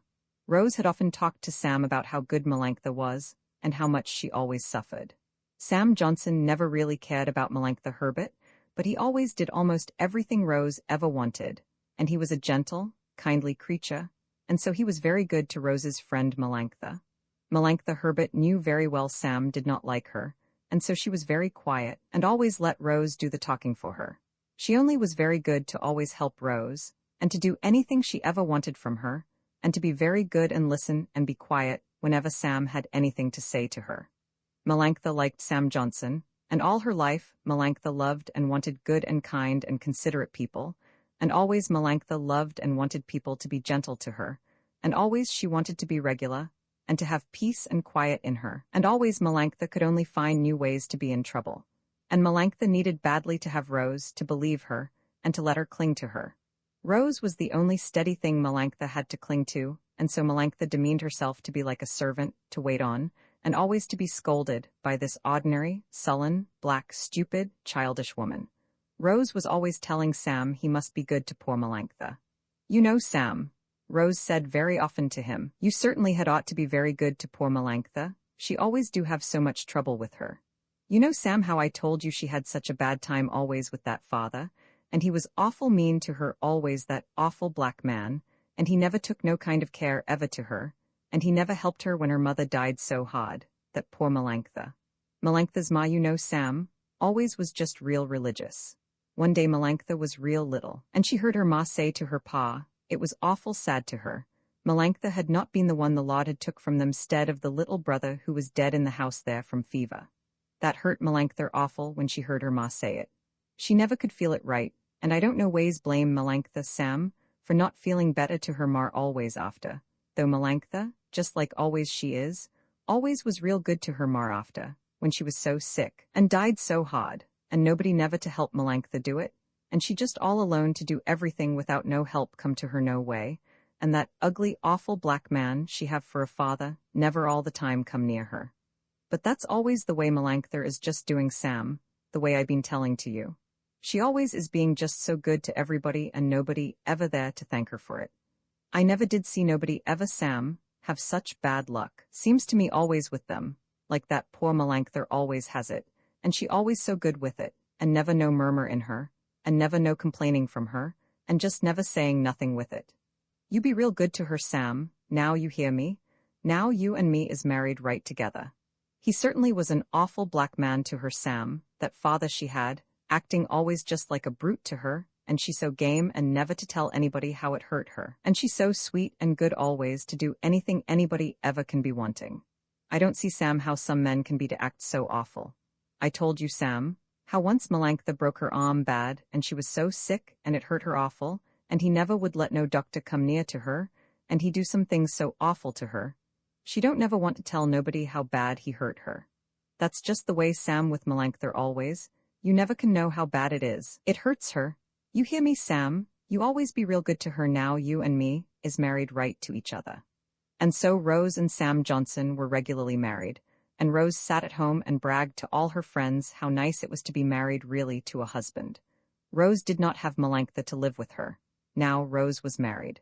Melanctha was with Rose almost as much as ever, but it was a little different now, their being together. Rose Johnson never asked Melanctha to live with her in the house. Now Rose was married. Rose liked to have Melanctha come all the time to help her. Rose liked Melanctha to be almost always with her, but Rose was shrewd in her simple, selfish nature. She did not ever think to ask Melanctha to live with her. Rose was hard-headed, she was decent, and she always knew what it was she needed. Rose needed Melanctha to be with her. She liked to have her help her, the quick, good Melanctha to do for the slow, lazy, selfish, black girl, but Rose could have Melanctha to do for her, and she did not need her to live with her. Sam never asked Rose why she did not have her. Sam always took what Rose wanted should be done for Melanctha, as the right way he should act toward her. It could never come to Melanctha to ask Rose to let her. It never could come to Melanctha to think that Rose would ask her. It would never ever come to Melanctha to want it, if Rose should ask her, but Melanctha would have done it for the safety she always felt when she was near her. Melanctha Herbert wanted badly to be safe now, but this living with her, that Rose would never give her.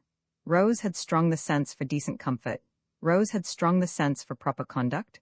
Rose had strong the sense to get straight always what she wanted, and she always knew what was the best thing she needed, and always Rose got what she wanted. And so Rose had Melanctha Herbert always there to help her, and she sat and was lazy, and she bragged, and she complained a little, and she told Melanctha how she ought to do, to get good what she wanted like she Rose always did it. And always Melanctha was doing everything Rose ever needed. Don't you bother so, doing that, Melanctha. I do it all Sam when he comes home to help me. Sure you don't mind lifting it, Melanctha? You is very good, Melanctha, to do it, and when you go out, Melanctha, you stop and get some rice to bring me tomorrow when you come in. Sure you won't forget, Melanctha. I never see anybody like you, Melanctha, to always do things so nice for me. And then, Melanctha would do some more for Rose, and then very late, Melanctha would go home to the colored woman where she lived now. And so though Melanctha still was so much with Rose Johnson, she had times when she could not stay there. Melanctha now could not really cling there. Rose had Sam, and Melanctha more and more lost the hold she had had there. Melanctha Herbert began to feel she must begin again to look and see if she could find what it was she had always wanted. Now, Rose Johnson could no longer help her. And so Melanctha Herbert began once more to wonder, and with men, Rose never thought it was right she should be with. One day, Melanctha had been very busy with the different kinds of ways she wanted. It was a pleasant late afternoon at the end of a long summer. Melanctha was walking along, and she was free and excited. Melanctha had just parted from a white man, and she had a bunch of flowers he had left with her. A young buck, a mulatto, passed by and snatched them from her. It certainly is real sweet in you, sister, to be giving me them pretty flowers, he said to her. I don't see no way it can make them sweeter to have with you, said Melanctha.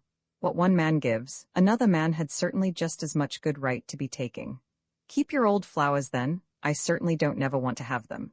Melanctha Herbert laughed at him and took them. No, I didn't know how think you really did want to have them. Thank you kindly, mister, for them. I certainly always do admire to see a man always so kind of real polite to people. The man laughed. You ain't nobody's fool, I can say for you, but you certainly are a damned pretty kind of girl. Now I look at you. Want men to be polite to you? All right, I can love you, that's real polite now. Want to see me try it? I certainly ain't got no time this evening, just only left to thank you. I certainly got to be real busy now, but I certainly always will admire to see you.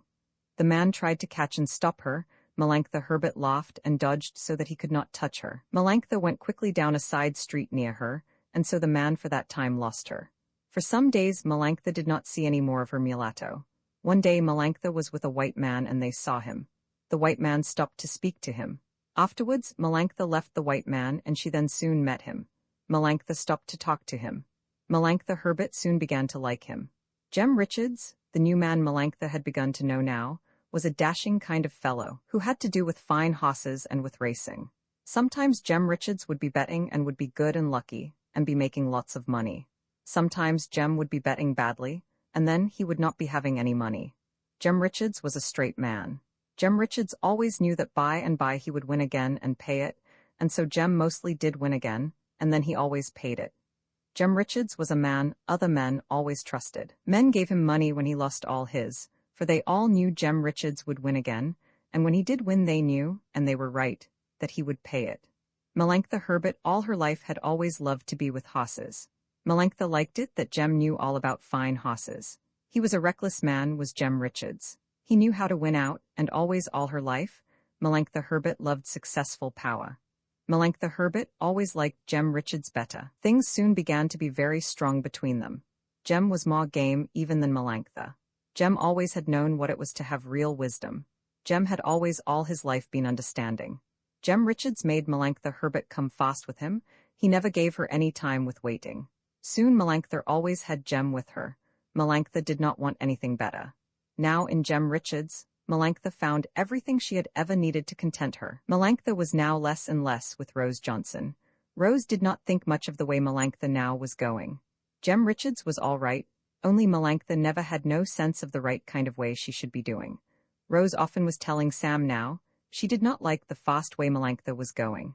Rose told it to Sam, and to all the girls and men when she saw them. But Rose was nothing just then to Melanctha.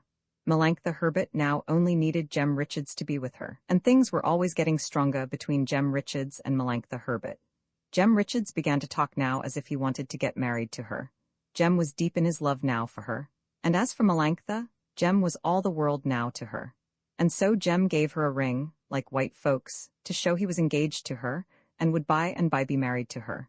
And Melanctha was filled full with joy to have Jem so good to her. Melanctha always loved to go with Jem to the races. Jem had been lucky lately with his betting, and he had a swell turnout to drive in, and Melanctha looked very handsome there beside him. Melanctha was very proud to have Jem Richards want her. Melanctha loved it the way Jem knew how to do it. Melanctha loved Jem and loved that he should want her. She loved it too, that he wanted to be married to her. Jem Richards was a straight, decent man, whom other men always looked up to and trusted. Melanctha needed badly a man to content her. Melanctha's joy made her foolish.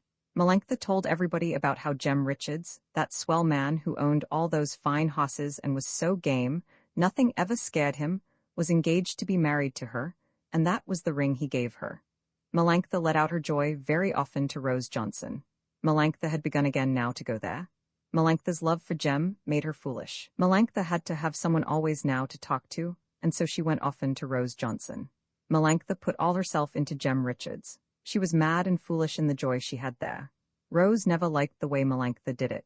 No, Sam, I don't say never. Melanctha ain't engaged to Jem Richards the way she always says it, and Jem he is all right for that kind of man he is, though he do think himself so smart and like he owns the earth, and everything he can get with it. And he sure gave Melanctha a ring like he really meant he should be married right soon with it. Only Sam, I don't ever like it the way Melanctha is going. When she is engaged to him, Sam, she ain't not right to take on so excited. That ain't no decent kind of a way a girl ever should be acting. There ain't no kind of a man going stand that, not like I knows men, Sam, and I sure does know them.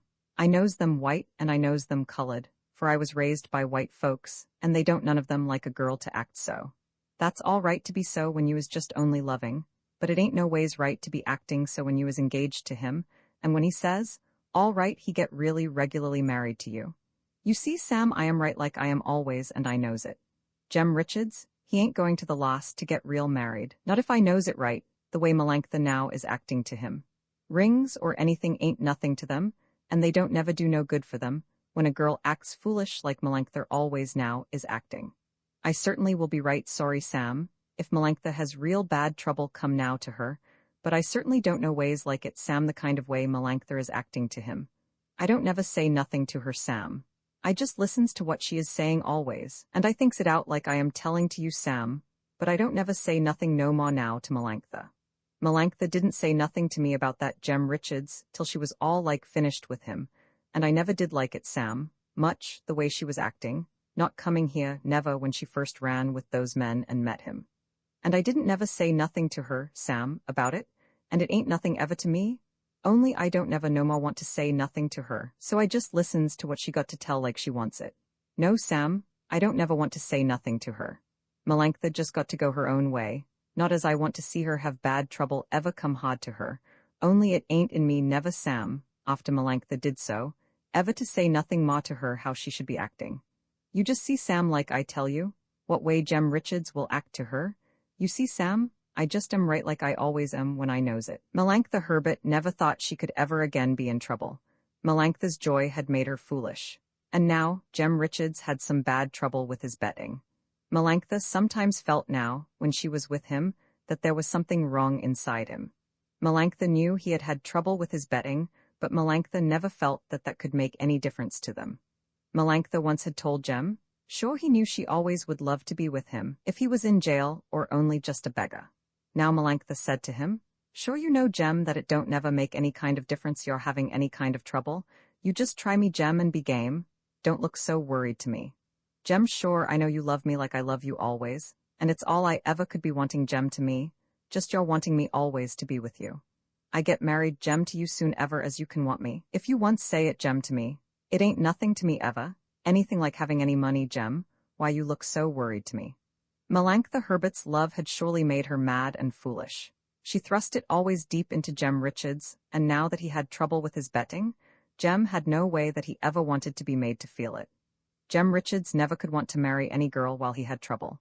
That was no way a man like him should do it. Melanctha's love had made her mad and foolish. She should be silent now and let him do it. Jem Richards was not a kind of man to want a woman to be strong to him when he was in trouble with his betting. That was not the kind of a time when a man like him needed to have it. Melanctha needed so badly to have it, this love which she had always wanted. She did not know what she should do to save it. Melanctha saw now, Jem Richards always had something wrong inside him. Melanctha soon dared not ask him. Jem was busy now, he had to sell things and see men to raise money. Jem could not meet Melanctha now so often. It was lucky for Melanctha Herbert that Rose Johnson was coming now to have her baby. It had always been understood between them, Rose should come and stay then in the house where Melanctha lived with an old colored woman, so that Rose could have the doctor from the hospital nearby to help her, and Melanctha there to take care of her the way Melanctha always used to do it. Melanctha was very good now to Rose Johnson. Melanctha did everything that any woman could. She tended Rose, and she was patient, submissive, soothing, and untiring, while the sullen, childish, cowardly, Black Rosie grumbled and fussed and howled, and made herself to be an abomination and like a simple beast. All this time, Melanctha was always being every now and then with Jem Richards. Melanctha was beginning to be stronger with Jem Richards. Melanctha was never so strong and sweet and in her nature as when she was deep in trouble, when she was fighting so with all she had. She could not do any foolish thing with her nature. Always now, Melanctha Herbert came back again to be nearer to Rose Johnson. Always now, Melanctha would tell all about her troubles to Rose Johnson. Rose had begun now a little again to advise her. Melanctha always told Rose now about the talks she had with Jem Richards, talks where they neither of them liked very well what the other one was saying. Melanctha did not know what it was Jem Richards wanted. All Melanctha knew was, he did not like it when she wanted to be good friends and get really married, and then when Melanctha would say, all right, I never wear your ring no more, Jem. We ain't not any more to meet, ever like we ever going to get really regular married. Then Jem did not like it either. What was it Jem Richards really wanted? Melanctha stopped wearing Jem's ring on her finger. Poor Melanctha, she wore it on a string she tied around her neck so that she could always feel it, but Melanctha was strong now with Jem Richards, and he never saw it. And sometimes Jem seemed to be awful sorry for it, and sometimes he seemed kind of glad of it. Melanctha never could make out really what it was Jem Richards wanted. There was no other woman yet to Jem that Melanctha knew, and so she always trusted that Jem would come back to her, deep in his love, the way once he had had it and had made all the world like she once had never believed anybody could really make it. But Jem Richards was more game than Melanctha Herbert. He knew how to fight to win out better. Melanctha really had already lost it, in not keeping quiet and waiting for Jem to do it. Jem Richards was not yet having better luck in his betting. He never before had had such a long time without some good coming to him in his betting. Sometimes Jem talked as if he wanted to go off on a trip somewhere and try some other place for luck with his betting. Jem Richards never talked as if he wanted to take Melanctha with him. And so Melanctha sometimes was really trusting, and sometimes she was all sick inside her with her doubting. What was it Jem really wanted to do with her? He did not have any other woman in that Melanctha could be really trusting, and when she said no to him, no, she never would come near him. Now he did not want to have her. Then Jem would change and swear, yes, sure he did want her, now and always right here near him, but he never now anymore said he wanted to be married soon to her. But then Jem Richards never would marry a girl. He said that very often when he was in this kind of trouble, and now he did not see any way he could get out of his trouble. But Melanctha ought to wear his ring. Sure, she knew he never had loved any kind of woman like he loved her. Melanctha would wear the ring a little while, and then they would have some more trouble, and then she would say to him, no, she certainly never would any more wear anything he gave her, and then she would wear it on the string so nobody could see it, but she could always feel it on her. Poor Melanctha, surely her love had made her mad and foolish. And now Melanctha needed always more and more to be with Rose Johnson, and Rose had commenced again to advise her, but Rose could not help her. There was no way now that anybody could advise her. The time when Melanctha could have changed it with Jem Richards was now all past for her. Rose knew it, and Melanctha too, she knew it, and it almost killed her to let herself believe it. The only comfort Melanctha ever had now was waiting on Rose, till she was so tired she could hardly stand it. Always, Melanctha did everything Rose ever wanted. Sam Johnson began now to be very gentle and a little tender to Melanctha. She was so good to Rose, and Sam was so glad to have her there to help Rose, and to do things and to be a comfort to her. Rose had a hard time to bring her baby to its birth, and Melanctha did everything that any woman could. The baby, though it was healthy after it was born, did not live long. Rose Johnson was careless and negligent and selfish, and when Melanctha had to leave for a few days, the baby died. Rose Johnson had liked her baby well enough, and perhaps she just forgot it for a while. Anyway, the child was dead, and Rose and Sam were very sorry. But then these things came so often in the Negro world in Bridgepoint that they neither of them thought about it very long. When Rose had become strong again, she went back to her house with Sam. And Sam Johnson was always now very gentle and kind and good to Melanctha, who had been so good to Rose in her bad trouble. Melanctha Herbert's troubles with Jem Richards were never getting any better. Jem always now had less and less time to be with her. When Jem was with Melanctha now, he was good enough to her. Jem Richards was worried with his betting. Never since Jem had first begun to make a living had he ever had so much trouble for such a long time together with his betting. Jem Richards was good enough now to Melanctha, but he had not much strength to give her. Melanctha could never any more now make him quarrel with her. Melanctha never now could complain of his treatment of her, for surely, he said it always by his actions to her. Surely she must know how a man was when he had trouble on his mind with trying to make things go a little better. Sometimes Jem and Melanctha had long talks when they neither of them liked very well what the other one was saying, but mostly now, Melanctha could not make Jem Richards quarrel with her. And Ma, Melanctha could not find any way to make it right to blame him for the trouble she now always had inside her. Jem was good to her, and she knew, for he told her, that he had trouble all the time now with his betting. Melanctha knew very well that for her, it was all wrong inside Jem Richards, but Melanctha had now no way that she could really reach him. Things between Melanctha and Jem Richards were now never getting any better. Melanctha now Ma needed to be with Rose Johnson. Rose still liked to have Melanctha come to her house and do things for her, and Rose liked to grumble to her, and to scold her, and to tell Melanctha what was the way Melanctha always should be doing, so she could make things come out better, and not always be so much in trouble. Sam Johnson in these days was always very good and gentle to Melanctha. Sam was now beginning to be very sorry for her. Jem Richards never made things any better for Melanctha. Often Jem would talk so as to make Melanctha almost certain that he never any more wanted to have her. Then Melanctha would get very blue, and she would say to Rose, sure she would kill herself, for that certainly now was the best way she could do. Rose Johnson never saw it the least bit that way. I don't see, Melanctha, why you should talk like you would kill yourself just because you're blue. I'd never kill myself, Melanctha, 'cause I was blue. I'd maybe kill somebody else, but I'd never kill myself. If I ever killed myself, Melanctha, it'd be by accident, and if I ever killed myself by accident, Melanctha, I'd be awful sorry. And that certainly is the way you should feel it, Melanctha. Now you hear me, not just talking foolish like you always do. It certainly is only your way, just always being foolish makes you all that trouble to come to you always now, Melanctha, and I certainly right well knows that. You certainly never can learn no way, Melanctha, ever with all I certainly been telling to you, ever since I know you good, that it ain't never no way like you do always, is the right way you be acting ever and talking, the way I certainly always have seen you do so, Melanctha, always. I certainly am right, Melanctha, about them ways you have to do it, and I knows it. But you certainly never can no ways learn to act right, Melanctha. I certainly do know that. I certainly do my best, Melanctha, to help you with it, only you certainly never do act right, Melanctha. Not to nobody ever, I can see it. You never act right by me, Melanctha, no more than by everybody. I never say nothing to you, Melanctha, when you do so, for I certainly never do like it when I just got to say it to you, but you just certainly done with that Jem Richards you always say wanted real bad to be married to you, just like I always said to Sam you certainly was going to do it. And I certainly am real kind of sorry like for you, Melanctha, but you certainly had ought to have come to see me to talk to you, when you first was engaged to him, so I could show you, and now you got all this trouble come to you, Melanctha, like I certainly know you always catch it. It certainly ain't never, Melanctha, I ain't real sorry to see trouble come so hard to you, but I certainly can see, Melanctha, it all is always just the way you always be having it in you not never to do right. And now, you always talk like you just kill yourself because you are so blue. That certainly never is, Melanctha. No kind of a way for any decent kind of a girl to do. Rose had begun to be strong now to scold Melanctha, and she was impatient very often with her.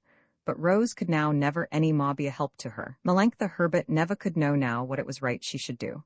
Melanctha always wanted to have Jem Richards with her, and now he never seemed to want her. And what could Melanctha do? Surely she was right now when she said she would just kill herself, for that was the only way now she could do. Sam Johnson always, more and more, was good and gentle to Melanctha. Poor Melanctha, she was so good and sweet to do anything anybody ever wanted, and Melanctha always liked it, if she could have peace and quiet, and always she could only find new ways to be in trouble. Sam often said this now to Rose about Melanctha. I certainly don't never want Sam to say bad things about Melanctha, for she certainly always do have most awful kind of trouble come hard to her. But I never can say I like it real right, Sam, the way Melanctha always has to do it. It's now just the same with her, like it is always she has got to do it. Now the way she is with that Jem Richards. He certainly now don't never want to have her, but Melanctha, she ain't got no right kind of spirit. No, Sam, I don't never like the way any ma Melanctha is acting to him, and then Sam, she ain't never real right honest, the way she always should do it. She certainly just don't kind of never Sam tell right what way she is doing with it. I don't never like to say nothing Sam no ma to her about the way she always has to be acting. She always say, yes, all right, Rose, I do the way you say it, and then Sam she don't never no ways do it. She certainly is right sweet and good, Sam, is Melanctha. Nobody ever can hear me say she ain't always ready to do things for everybody any way she ever can see to do it.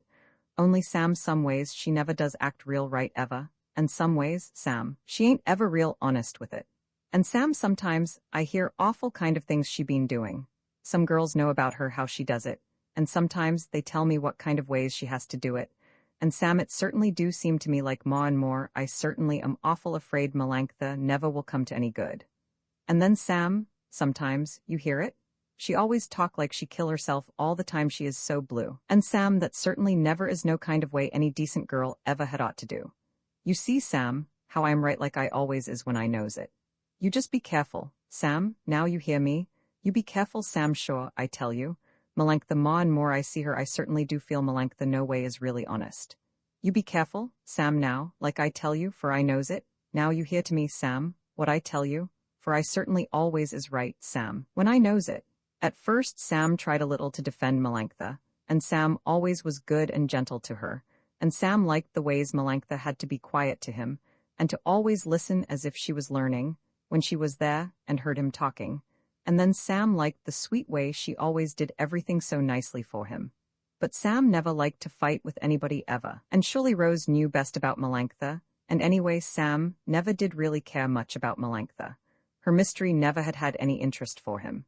Sam liked it that she was sweet to him, and that she always did everything Rose ever wanted that she should be doing. But Melanctha never would be important to him. All Sam ever wanted was to have a little house and to live regular and to work hard and to come home to his dinner. When he was tired with his working and by he wanted to have some children all his own to be good to. And so Sam was real sorry for Melanctha. She was so good and so sweet always to them. And Jem Richards was a bad man to behave so to her. But that was always the way a girl got it when she liked that kind of fast fellow. Anyhow, Melanctha was Rose's friend, and Sam never cared to have anything to do with the kind of trouble always came to women when they wanted to have men who never could know how to behave good and steady to their women. And so Sam never said much to Rose about Melanctha. Sam was always very gentle to her, but now he began less and less to see her. Soon Melanctha never came any more to the house to see Rose, and Sam never asked Rose anything about her. Melanctha Herbert was beginning now to come less and less to the house to be with Rose Johnson. This was because Rose seemed always less and less now to want her, and Rose would not let Melanctha now do things for her. Melanctha was always humble to her, and Melanctha always wanted in every way she could to do things for her. Rose said no, she guessed she'd do that herself like she likes to have it better. Melanctha is real good to stay so long to help her, but Rose guessed perhaps Melanctha better go home now. Rose don't need nobody to help her now. She is feeling real strong, not like just after she had all that trouble with the baby. And then Sam, when he comes home for his dinner, he likes it when Rose is all alone there just to give him his dinner. Sam always is so tired now, like he always is in the summer, so many people always on the steamer, and they make so much work, so Sam is real tired now, and he likes just to eat his dinner and never have people in the house to be a trouble to him. Each day, Rose treated Melanctha more and more, as if she never wanted Melanctha any more to come there to the house to see her. Melanctha dared not ask Rose why she acted in this way to her. Melanctha badly needed to have Rose always there to save her. Melanctha wanted badly to cling to her, and Rose had always been so solid for her. Melanctha did not dare to ask Rose if she now no longer wanted her to come and see her. Melanctha now never any more had Sam to be gentle to her. Rose always sent Melanctha away from her before it was time for Sam to come home to her. One day, Melanctha had stayed a little longer, for Rose that day had been good to let Melanctha begin to do things for her. Melanctha then left her, and Melanctha met Sam Johnson, who stopped a minute to speak kindly to her. The next day, Rose Johnson would not let Melanctha come into her. Rose stood on the steps, and then she told Melanctha what she thought now of her. "I guess, Melanctha, it certainly ain't no ways right for you to come here no more just to see me. I certainly don't, Melanctha, no ways like to be a trouble to you. I certainly think, Melanctha, I get along better now, when I don't have nobody like you are, always here to help me, and Sam he do so good now with his working.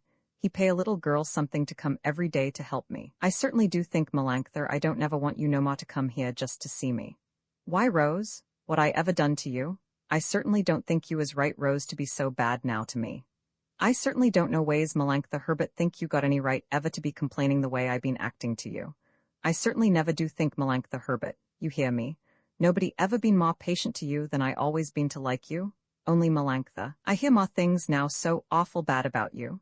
Everybody always is telling to me what kind of a way you always have been doing so much, and me always so good to you, and you never know ways, knowing how to be honest to me. No, Melanctha, it ain't ever in me, not to want you to have good luck come to you, and I like it real well, Melanctha, when you sometime learn how to act the way it is decent and right for a girl to be doing. But I don't know ways ever like it the kind of things everybody tell me now about you. No, Melanctha, I can't never any more trust you. I certainly am real sorry to have never any more to see you, but there ain't no other way I ever can be acting to you.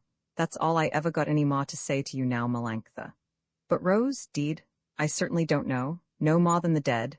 Nothing I ever done to make you act so to me. Anybody say anything bad about me, Rose, to you? They just a pack of liars to you. They certainly is, Rose. I tell you true.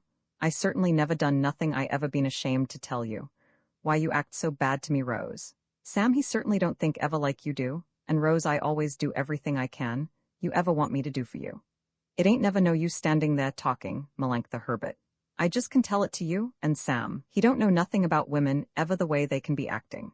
I certainly am very sorry, Melanctha, to have to act so now to you, but I certainly can't do no other way with you, when you do things always so bad, and everybody is talking so about you. It ain't no use to you to stand there and say it different to me, Melanctha. I certainly am always right, Melanctha Herbert, the way I certainly always have been when I knows it, to you. No, Melantha, it just is. You never can have no kind of a way to act right, the way a decent girl has to do, and I done my best always to be telling it to you, Melantha Herbert. But it don't never do no good to tell nobody how to act right. They certainly never can learn when they ain't got no sense right to know it, and you never have no sense right, Melantha, to be honest, and I ain't never wishing no harm to you, ever, Melantha Herbert.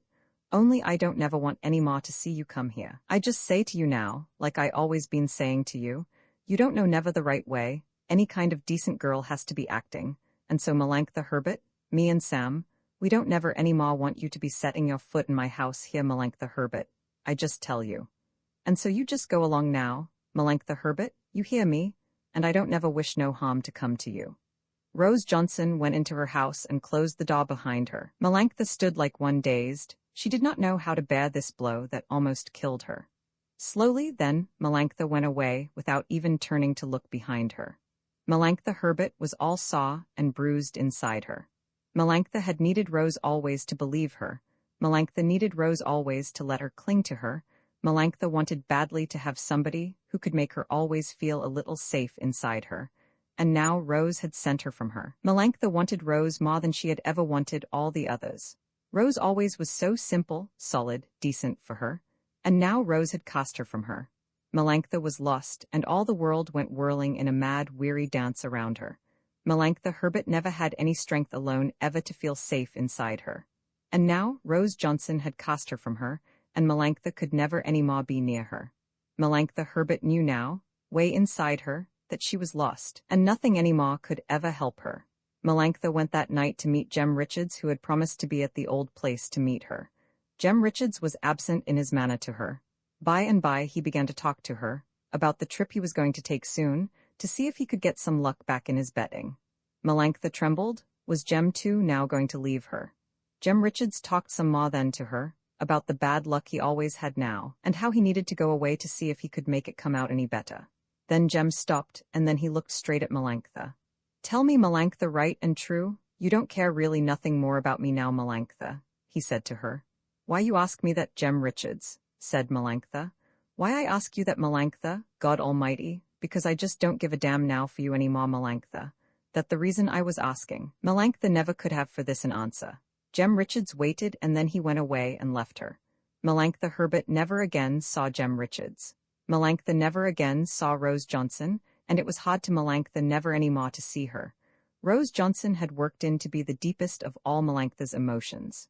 No, I don't never see Melantha Herbert no more now, Rose would say to anybody who asked her about Melantha. No, Melantha, she never comes here no more now, after we had all that trouble with her acting so bad with them kind of men she liked so much to be with. She don't never come to no good, Melantha Herbert don't, and me and Sam don't want no more to see her. She didn't do right ever the way I told her. Melantha just wouldn't, and I always said it to her, if she don't be more kind of careful, the way she always had to be acting. I never did want no more she should come here in my house no more to see me. I ain't no ways ever against any girl having any kind of a way, to have a good time like she wants it, but not that kind of a way Melantha always had to do it. I expect some day Melantha kill herself, when she acts so bad like she do always, and then she got so awful blue. Melantha always says that's the only way she ever can think it a easy way for her to do. No, I always am real sorry for Melantha. She never was no just common kind of nigger, but she don't never know not with all the time I always was telling it to her. No, she never no way could learn what was the right way she should do. I certainly don't never want no kind of harm to come bad to Melantha, but I certainly do think she will most kill herself sometime, the way she always say it would be easy way for her to do. I never see nobody ever could be so awful blue. But Melantha Herbert never really killed herself because she was so blue, though often she thought this would be really the best way for her to do. Melantha never killed herself. She only got a bad fever and went into the hospital, where they took good care of her and cured her. When Melantha was well again, she took a place and began to work and to live regular. Then Melantha got very sick again. She began to cough and sweat and be so weak she could not stand to do her work. Melantha went back to the hospital, and there the doctor told her she had the consumption, and before long she would surely die. They sent her where she would be taken care of, a home for poor consumptives, and then Melantha stayed until she died. The gentle Lena was patient, gentle, sweet, and German. She had been a servant for 4 years and had liked it very well. Lena had been brought from Germany to Bridgepoint by a cousin and had been in the same place there for 4 years. This place Lena had found very good. There was a pleasant, unexacting mistress and her children, and they all liked Lena very well. There was a cook there who scolded Lena a great deal, but Lena's German patience held no suffering, and the good incessant woman really only scolded so for Lena's good. Lena's German voice when she knocked and called the family in the morning was as awakening, as soothing, and as appealing as a delicate soft breeze in midday, summer. She stood in the hallway every morning a long time in her unexpectant and unsuffering German patience, calling to the young ones to get up. She would call and wait a long time and then call again, always even, gentle, patient, while the young ones fell back often into that precious, tense, last bit of sleeping that gives a strength of joyous vigor in the young, over them that have come to the readiness of middle age in their awakening. Lena had good hard work all morning, and on the pleasant, sunny afternoons she was sent out into the park to sit and watch the little 2-year-old girl baby of the family. The other girls, all them that make the pleasant, lazy crowd, that watch the children in the sunny afternoons out in the park, all liked the simple, gentle, German Lena very well. They all, too, liked very well to tease her, for it was so easy to make her mixed and troubled, and all helpless, for she could never learn to know just what the other quicker girls meant by the queer things they said. The 2 or 3 of these girls, the ones that Lena always sat with, always worked together to confuse her. Still it was pleasant, all this life for Lena.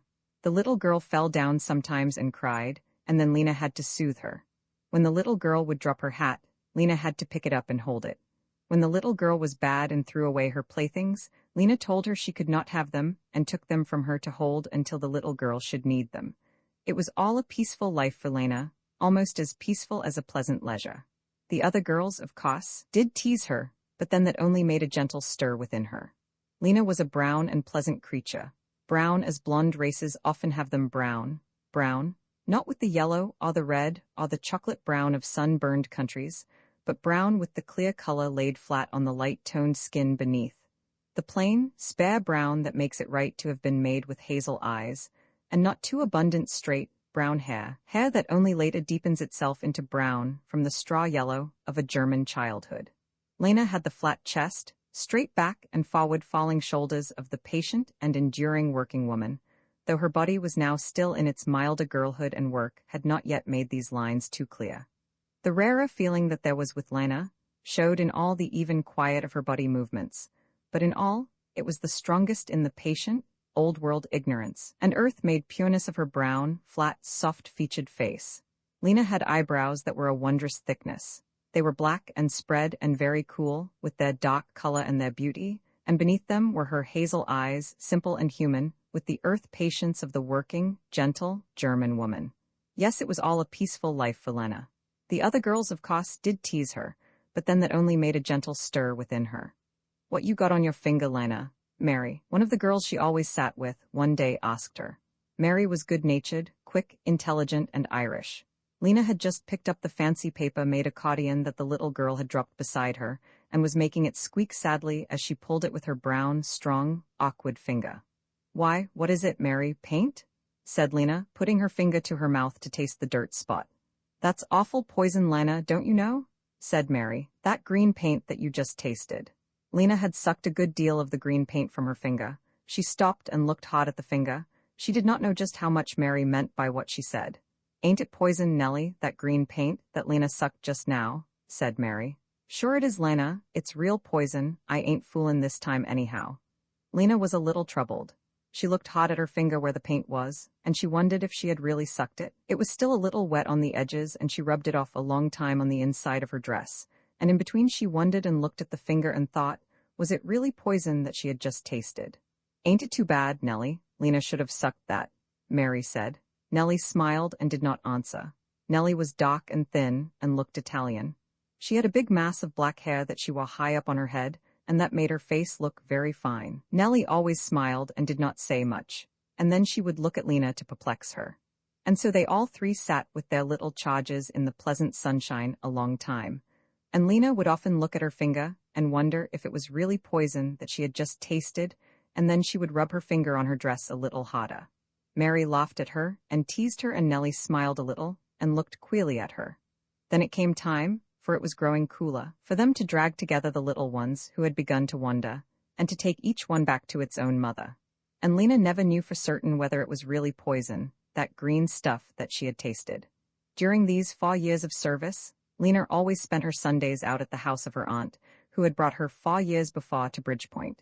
This aunt, who had brought Lena 4 years before to Bridgepoint, was a hard, ambitious, well-meaning German woman. Her husband was a grocer in the town, and they were very well-to-do.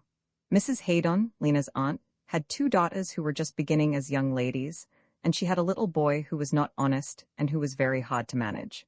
Mrs. Haydon was a short, stout, hard-built German woman. She always hit the ground very firmly and compactly as she walked. Mrs. Haydon was all a compact and well-hardened mass, even to her face, reddish and darkened from its early blonde, with its haughty, shiny cheeks and doubled chin well covered over with the uproll from her short, square neck. The 2 daughters, who were 14 and 15, looked like unkneaded, unformed mounds of flesh beside her. The elder girl, Mathilda, was blonde and slow and simple and quite fat.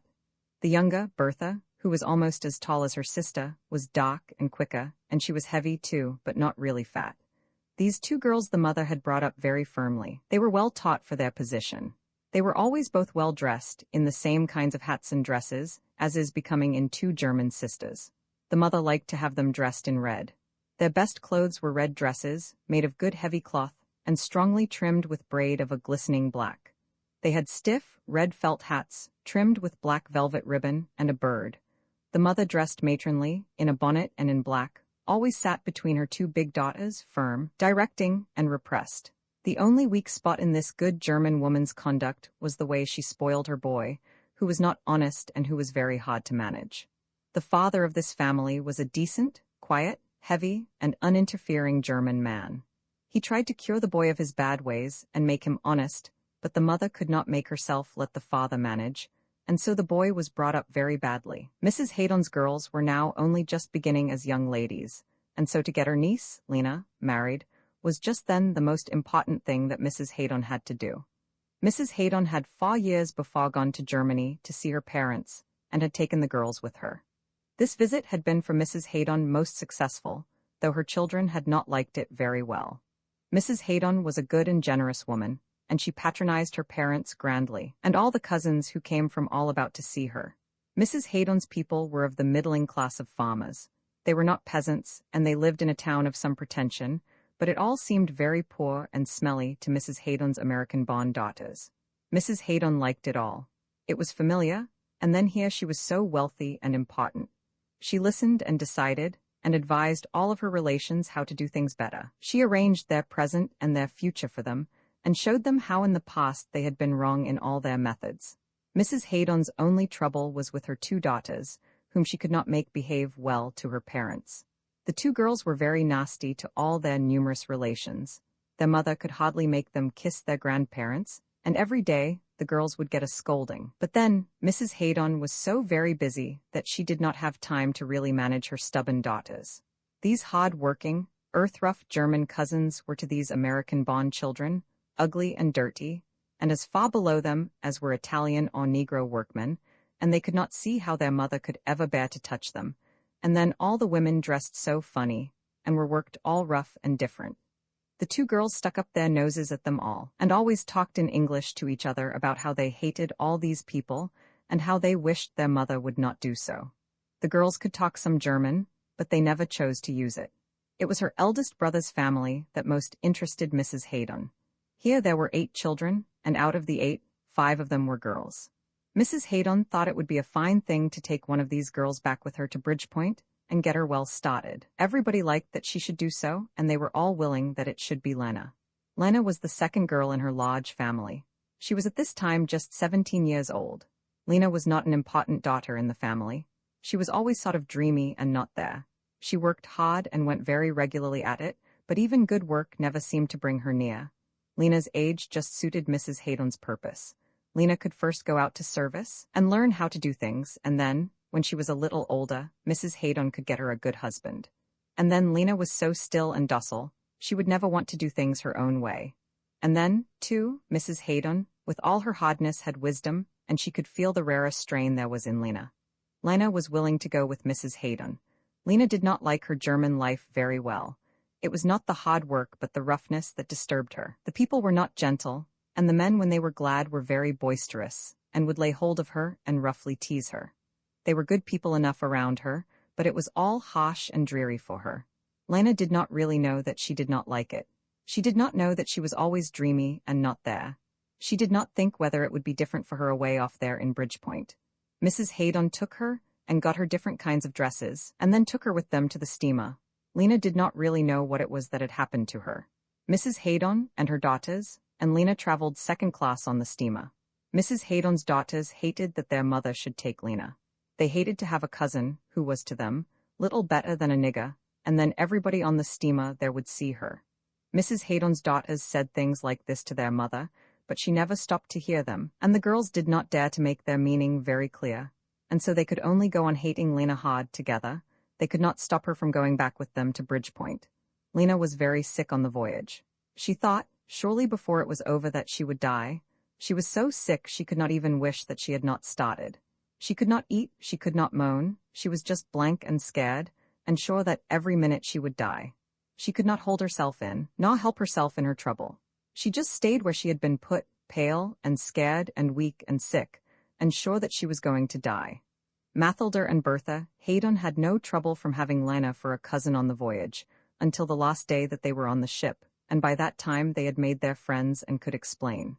Mrs. Haydon went down every day to Lena, gave her things to make her better, held her head when it was needful, and generally was good and did her duty by her. Poor Lena had no power to be strong in such trouble. She did not know how to yield to her sickness nor endure. She lost all her little sense of being in her suffering. She was so scared, and then at her best, Lena, who was patient, sweet and quiet, had not self-control, nor any active courage. Poor Lena was so scared and weak, and every minute she was sure that she would die. After Lena was on land again a little while, she forgot all her bad suffering. Mrs. Haydon got her the good place, with the pleasant, unexacting mistress and her children, and Lena began to learn some English, and soon was very happy and content. All her Sundays out, Lena spent at Mrs. Haydon's house. Lena would have liked much better to spend her Sundays with the girls she always sat with, and who often asked her, and who teased her and made a gentle stir within her, but it never came to Lena's unexpectant and unsuffering German nature to do something different from what was expected of her, just because she would like it that way better. Mrs. Haydon had said that Lena was to come to her house every other Sunday, and so Lena always went there. Mrs. Haydon was the only one of her family who took any interest in Lena. Mr. Haydon did not think much of her. She was his wife's cousin, and he was good to her, but she was for him stupid, and a little simple, and very dull, and sure some day to need help and to be in trouble. All young poor relations who were brought from Germany to Bridgepoint were sure, before long, to need help and to be in trouble. The little Haydon boy was always very nasty to her. He was a hard child for anyone to manage, and his mother spoiled him very badly. Mrs. Haydon's daughters, as they grew older, did not learn to like Lena any better. Lena never knew that she did not like them either. She did not know that she was only happy with the other quicker girls. She always sat within the park, and who laughed at her and always teased her. Mathilda Haydon, the simple, fat, blonde, older daughter, felt very badly that she had to say that this was her cousin Lena, this Lena who was little better for her than a nigger. Mathilda was an overgrown, slow, flabby, blonde, stupid, fat girl, just beginning as a woman, thick in her speech and dull and simple in her mind, and very jealous of all her family and of other girls, and proud that she could have good dresses and new hats and learn music, and hating very badly to have a cousin who was a common servant. And then, Mathilda remembered very strongly that dirty, nasty place that Lena came from and that Mathilda had so turned up her nose at, and where she had been made so angry because her mother scolded her and liked all those rough, cow-smelly people. Then, too, Mathilda would get very mad when her mother had Lena at their parties, and when she talked about how good Lena was, to certain German mothers in whose sons, perhaps, Mrs. Haydon might find Lena a good husband. All this would make the dull, blonde, fat Mathilda very angry. Sometimes she would get so angry that she would, in her thick, slow way, and with jealous anger blazing in her light blue eyes, tell her mother that she did not see how she could like that nasty Lena. And then her mother would scold Mathilda, and tell her that she knew her cousin Lena was poor, and Mathilda must be good to poor people. Mathilda Haydon did not like relations to be poor. She told all her girl friends what she thought of Lena, and so the girls would never talk to Lena at Mrs. Haydon's parties. But Lena, in her unsuffering and unexpectant patience, never really knew that she was slighted. When Mathilda was with her girls in the street or in the park and would see Lena, she always turned up her nose and barely nodded to her, and then she would tell her friends how funny her mother was to take care of people like that Lena, and how, back in Germany, all Lena's people lived just like pigs. The younger daughter, the dark, large but not fat, Bertha Haydon, who was very quick in her mind and in her ways and who was the favorite with her father, did not like Lena either. She did not like her because for her Lena was a fool and so stupid, and she would let those Irish and Italian girls laugh at her and tease her, and everybody always made fun of Lena, and Lena never got mad, or even had sense enough to know that they were all making an awful fool of her. Bertha Haydon hated people to be fools. Her father, too, thought Lena was a fool, and so neither the father nor the daughter ever paid any attention to Lena, although she came to their house every other Sunday. Lena did not know how all the Haydons felt. She came to her aunt's house all her Sunday afternoons that she had out, because Mrs. Haydon had told her she must do so. In the same way, Lena always saved all of her wages. She never thought of any way to spend it. The German cook, the good woman who always scolded Lena, helped her to put it in the bank each month as soon as she got it. Sometimes before it got into the bank to be taken care of, somebody would ask Lena for it. The little Haydon boy sometimes asked and would get it, and sometimes some of the girls, the ones Lena always sat with, needed some more money. But the German cook, who always scolded Lena, saw to it that this did not happen very often. When it did happen, she would scold Lena very sharply, and for the next few months she would not let Lena touch her wages, but put it in the bank for her on the same day that Lena got it. So Lena always saved her wages, for she never thought to spend them, and she always went to her aunt's house for her Sundays because she did not know that she could do anything different. Mrs. Haydon felt more and more every year that she had done right to bring Lena back with her, for it was all coming out just as she had expected. Lena was good and never wanted her own way. She was learning English and saving all her wages, and soon Mrs. Haydon would get her a good husband. All these 4 years Mrs. Haydon was busy looking around among all the German people that she knew for the right man to be Lena's husband, and now at last she was quite decided. The man Mrs. Haydon wanted for Lena was a young German-American tailor who worked with his father. He was good and all the family were very saving, and Mrs. Haydon was sure that this would be just right for Lena, and then too, this young tailor always did whatever his father and his mother wanted. This old German tailor and his wife, the father and the mother of Hermann Kreder, who was to marry Lena Mainz, were very thrifty, careful people. Hermann was the only child they had left with them, and he always did everything they wanted. Hermann was now 28 years old, but he had never stopped being scolded and directed by his father and his mother, and now they wanted to see him married. Hermann Kreder did not care much to get married. He was a gentle soul and a little fearful. He had a sullen temper, too. He was obedient to his father and his mother. He always did his work well. He often went out on Saturday nights and on Sundays with other men. He liked it with them, but he never became really joyous. He liked to be with men, and he hated to have women with them. He was obedient to his mother, but he did not care much to get married. Mrs. Haydon and the elder Kreders had often talked the marriage over. They all three liked it very well. Lena would do anything that Mrs. Haydon wanted, and Hermann was always obedient in everything to his father and his mother. Both Lena and Hermann were saving and good workers, and neither of them ever wanted their own way. The elder Kreders, everybody knew, had saved up all their money, and they were hard, good German people, and Mrs. Haydon was sure that with these people, Lena would never be in any trouble. Mr. Haydon would not say anything about it. He knew old Kreder had a lot of money and owned some good houses, and he did not care what his wife did with that simple, stupid Lena, so long as she would be sure never to need help or to be in trouble. Lena did not care much to get married. She liked her life very well where she was working. She did not think much about Hermann Kreder. She thought he was a good man, and she always found him very quiet. Neither of them ever spoke much to the other. Lena did not care much just then about getting married. Mrs. Haydon spoke to Lena about it very often. Lena never answered anything at all. Mrs. Haydon thought, perhaps Lena did not like Hermann Kreder. Mrs. Haydon could not believe that any girl, not even Lena, really had no feeling about getting married. Mrs. Haydon spoke to Lena very often about Hermann. Mrs. Haydon sometimes got very angry with Lena. She was afraid that Lena, for once, was going to be stubborn, now when it was all fixed right for her to be married. Why you stand there so stupid? Why don't you answer, Lena? Said Mrs. Haydon one Sunday, at the end of a long talking that she was giving Lena about Herman Kreta, and about Lena's getting married to him. Yes, ma'am, said Lena, and then Mrs. Haydon was furious with this stupid Lena. Why don't you answer with some sense, Lena, when I ask you if you don't like Herman Kreta? You stand there so stupid and don't answer, just like you ain't heard a word what I been saying to you. I never see anybody like you, Lena. If you going to burst out at all, why don't you burst out sudden instead of standing there so silly and don't answer? And here I am so good to you, and find you a good husband so you can have a place to live in all your own. Answer me, Lena, don't you like Herman Kreta? He is a fine young fellow, almost too good for you, Lena, when you stand there so stupid and don't make no answer. There ain't many poor girls that get the chance you got now to get married. Why, I do anything you say, Aunt Mathilda. Yes, I like him. He don't say much to me, but I guess he is a good man, and I do anything you say for me to do. Well then, Lena, why you stand there so silly all the time and not answer when I asked you? I didn't hear you say you wanted I should say anything to you. I didn't know you wanted me to say nothing. I do whatever you tell me it's right for me to do. I marry Herman Kreta if you want me.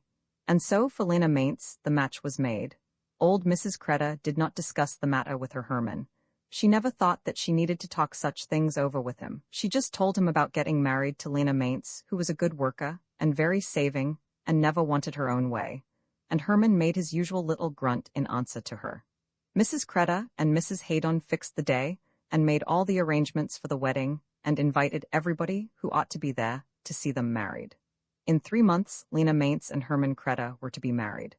Mrs. Haydon attended to Lena's getting all the things that she needed. Lena had to help a good deal with the sewing. Lena did not sew very well. Mrs. Haydon scolded because Lena did not do it better, but then she was very good to Lena, and she hired a girl to come and help her. Lena still stayed on with her pleasant mistress, but she spent all her evenings and her Sundays with her aunt and all the sewing. Mrs. Haydon got Lena some nice dresses. Lena liked that very well. Lena liked having new hats even better, and Mrs. Haydon had some made for her by a real milliner who made them very pretty. Lena was nervous these days, but she did not think much about getting married. She did not know really what it was, that which was always coming nearer. Lena liked the place where she was with the pleasant mistress and the good cook, who always scolded, and she liked the girls she always sat with. She did not ask if she would like being married any better. She always did whatever her aunt said and expected, but she was always nervous when she saw the Kretas with their Herman. She was excited and she liked her new hats, and everybody teased her, and every day her marrying was coming nearer, and yet she did not really know what it was, this that was about to happen to her. Herman Kreta knew what it meant to be married, and he did not like it very well. He did not like to see girls, and he did not want to have one always near him. Herman always did everything that his father and his mother wanted, and now they wanted that he should be married. Herman had a sullen temper. He was gentle, and he never said much. He liked to go out with other men, but he never wanted that there should be any women with them. The men all teased him about getting married. Herman did not mind the teasing, but he did not like very well the getting married and having a girl always with him. 3 days before the wedding day, Herman went away to the country to be gone over Sunday. He and Lena were to be married Tuesday afternoon. When the day came, Herman had not been seen or heard from. The old Kreta couple had not worried much about it. Herman always did everything they wanted, and he would surely come back in time to get married. But when Monday night came, and there was no Herman, they went to Mrs. Haydon to tell her what had happened. Mrs. Haydon got very much excited. It was hard enough to work so as to get everything all ready, and then to have that silly Herman go off that way, so no one could tell what was going to happen. Here was Lena, and everything all ready, and now they would have to make the wedding later so that they would know that Herman would be sure to be there. Mrs. Haydon was very much excited, and then she could not say much to the old Kreta couple. She did not want to make them angry, for she wanted very badly now that Lena should be married to their Herman. At last, it was decided that the wedding should be put off a week longer. Old Mr. Kreta would go to New York to find Herman, for it was very likely that Herman had gone there to his married sister. Mrs. Haydon sent word around about waiting until a week from that Tuesday to everybody that had been invited, and then Tuesday morning she sent for Lena to come down to see her. Mrs. Haydon was very angry with poor Lena when she saw her. She scolded her hard because she was so foolish, and now Herman had gone off and nobody could tell where he had gone to, and all because Lena always was so dumb and silly. And Mrs. Haydon was just like a mother to her, and Lena always stood there so stupid and did not answer what anybody asked her. And Herman was so silly too. And now his father had to go and find him. Mrs. Haydon did not think that any old people should be good to their children. Their children always were so thankless, and never paid any attention, and older people were always doing things for their good. Did Lena think it gave Mrs. Haydon any pleasure to work so hard to make Lena happy and get her a good husband? And then Lena was so thankless and never did anything that anybody wanted. It was a lesson to poor Mrs. Haydon not to do things anymore for anybody. Let everybody take care of themselves and never come to her with any troubles. She knew better now than to meddle to make other people happy. It just made trouble for her, and her husband did not like it. He always said she was too good, and nobody ever thanked her for it. And their Lena was always standing stupid and not answering anything anybody wanted. Lena could always talk enough to those silly girls she liked so much, and always sat with, but who never did anything for her, except to take away her money. And here was her aunt who tried so hard and was so good to her and treated her just like one of her own children, and Lena stood there, and never made any answer, and never tried to please her aunt, or to do anything that her aunt wanted. No, it ain't no use you're standing there and crying, now, Lena. It's too late now to care about that Herman. You should have cared some before, and then you wouldn't have to stand and cry now, and be a disappointment to me, and then I get scolded by my husband for taking care of everybody, and nobody ever thankful. I am glad you got the sense to feel sorry now, Lena, anyway, and I try to do what I can to help you out in your trouble. Only you don't deserve to have anybody take any trouble for you. But perhaps you know better next time. You go home now and take care you don't spoil your clothes and that new hat. You had no business to be wearing that this morning, but you ain't got no sense at all, Lena. I never in my life see anybody be so stupid. Mrs. Haydon stopped, and poor Lena stood there in her hat, all trimmed with pretty flowers, and the tears coming out of her eyes, and Lena did not know what it was that she had done. Only she was not going to be married, and it was a disgrace for a girl to be left by a man on the very day she was to be married. Lena went home all alone and cried in the streetcar. Poor Lena cried very hard all alone in the streetcar. She almost spoiled her new hat with her hitting it against the window in her crying. Then she remembered that she must not do so. The conductor was a kind man, and he was very sorry when he saw her crying. Don't feel so bad. You get another fella, you are such a nice girl, he said to make her cheerful. But Aunt Mathilda said now, I never get married. Poor Lena sobbed out for her answer. Why you really got trouble like that, said the conductor. I just said that now to josh you. I didn't ever think you really was left by a fella. He must be a stupid fella. But don't you worry, he wasn't much good if he could go away and leave you, looking to be such a nice girl. You just tell all your trouble to me and I help you. The car was empty, and the conductor sat down beside her to put his arm around her and to be a comfort to her. Lena suddenly remembered where she was, and if she did things like that her aunt would scold her. She moved away from the man into the corner. He laughed. Don't be scared, he said. I wasn't going to hurt you, but you just keep up your spirit. You are a real nice girl, and you'll be sure to get a real good husband. Don't you let nobody fool you. You're all right, and I don't want to scare you. The conductor went back to his platform to help a passenger get on the car. All the time Lena stayed in the streetcar, he would come in every little while and reassure her about her not to feel so bad about a man who hadn't no more sense than to go away and leave her. She'd be sure yet to get a good man. She needn't be so worried, he frequently assured her. He chatted with the other passenger who had just come in, a very well-dressed old man, and then with another who came in later, a good sort of a working man, and then another who came in, a nice lady, and he told them all about Lena's having trouble, and it was too bad there were men who treated a poor girl so badly. And everybody in the car was sorry for poor Lena, and the workmen tried to cheer her, and the old man looked sharply at her, and said she looked like a good girl, but she ought to be more careful and not to be so careless, and things like that would not happen to her, and the nice lady went and sat beside her, and Lena liked it, though she shrank away from being near her. So Lena was feeling a little better when she got off the car, and the conductor helped her, and he called out to her, You be sure you keep up a good heart now. He wasn't no good, that fella, and you were lucky for to lose him. You'll get a real man yet, one that will be better for you. Don't you be worried, you're a real nice girl as I ever see in such trouble. And the conductor shook his head and went back into his car to talk it over with the other passengers he had there. The German cook, who always scolded Lena, was very angry when she heard the story. She never did think Mrs. Haydon would do so much for Lena, though she was always talking so grand about what she could do for everybody. The good German cook always had been a little distrustful of her. People who always thought they were so much never did really do things right for anybody. Not that Mrs. Haydon wasn't a good woman. Mrs. Haydon was a real, good German woman, and she did really mean to do well by her niece Lena. The cook knew that very well, and she had always said so, and she always had liked and respected Mrs. Haydon, who always acted very proper to her. And Lena was so backward, when there was a man to talk to. Mrs. Haydon did have hard work when she tried to marry Lena. Mrs. Haydon was a good woman, only she did talk sometimes too grand. Perhaps this trouble would make her see it wasn't always so easy to make everybody do everything just like she wanted. The cook was very sorry now for Mrs. Haydon. All this must be such a disappointment, and such a worry to her, and she really had always been very good to Lena. But Lena had better go and put on her other clothes and stop all that crying.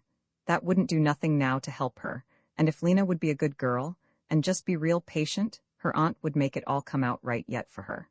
I just tell Mrs. Aldrich, Lena, you stay here yet a little longer. You know she is always so good to you, Lena, and I know she let you, and I tell her all about that stupid Herman Kreta. I got no patience, Lena, with anybody who can be so stupid.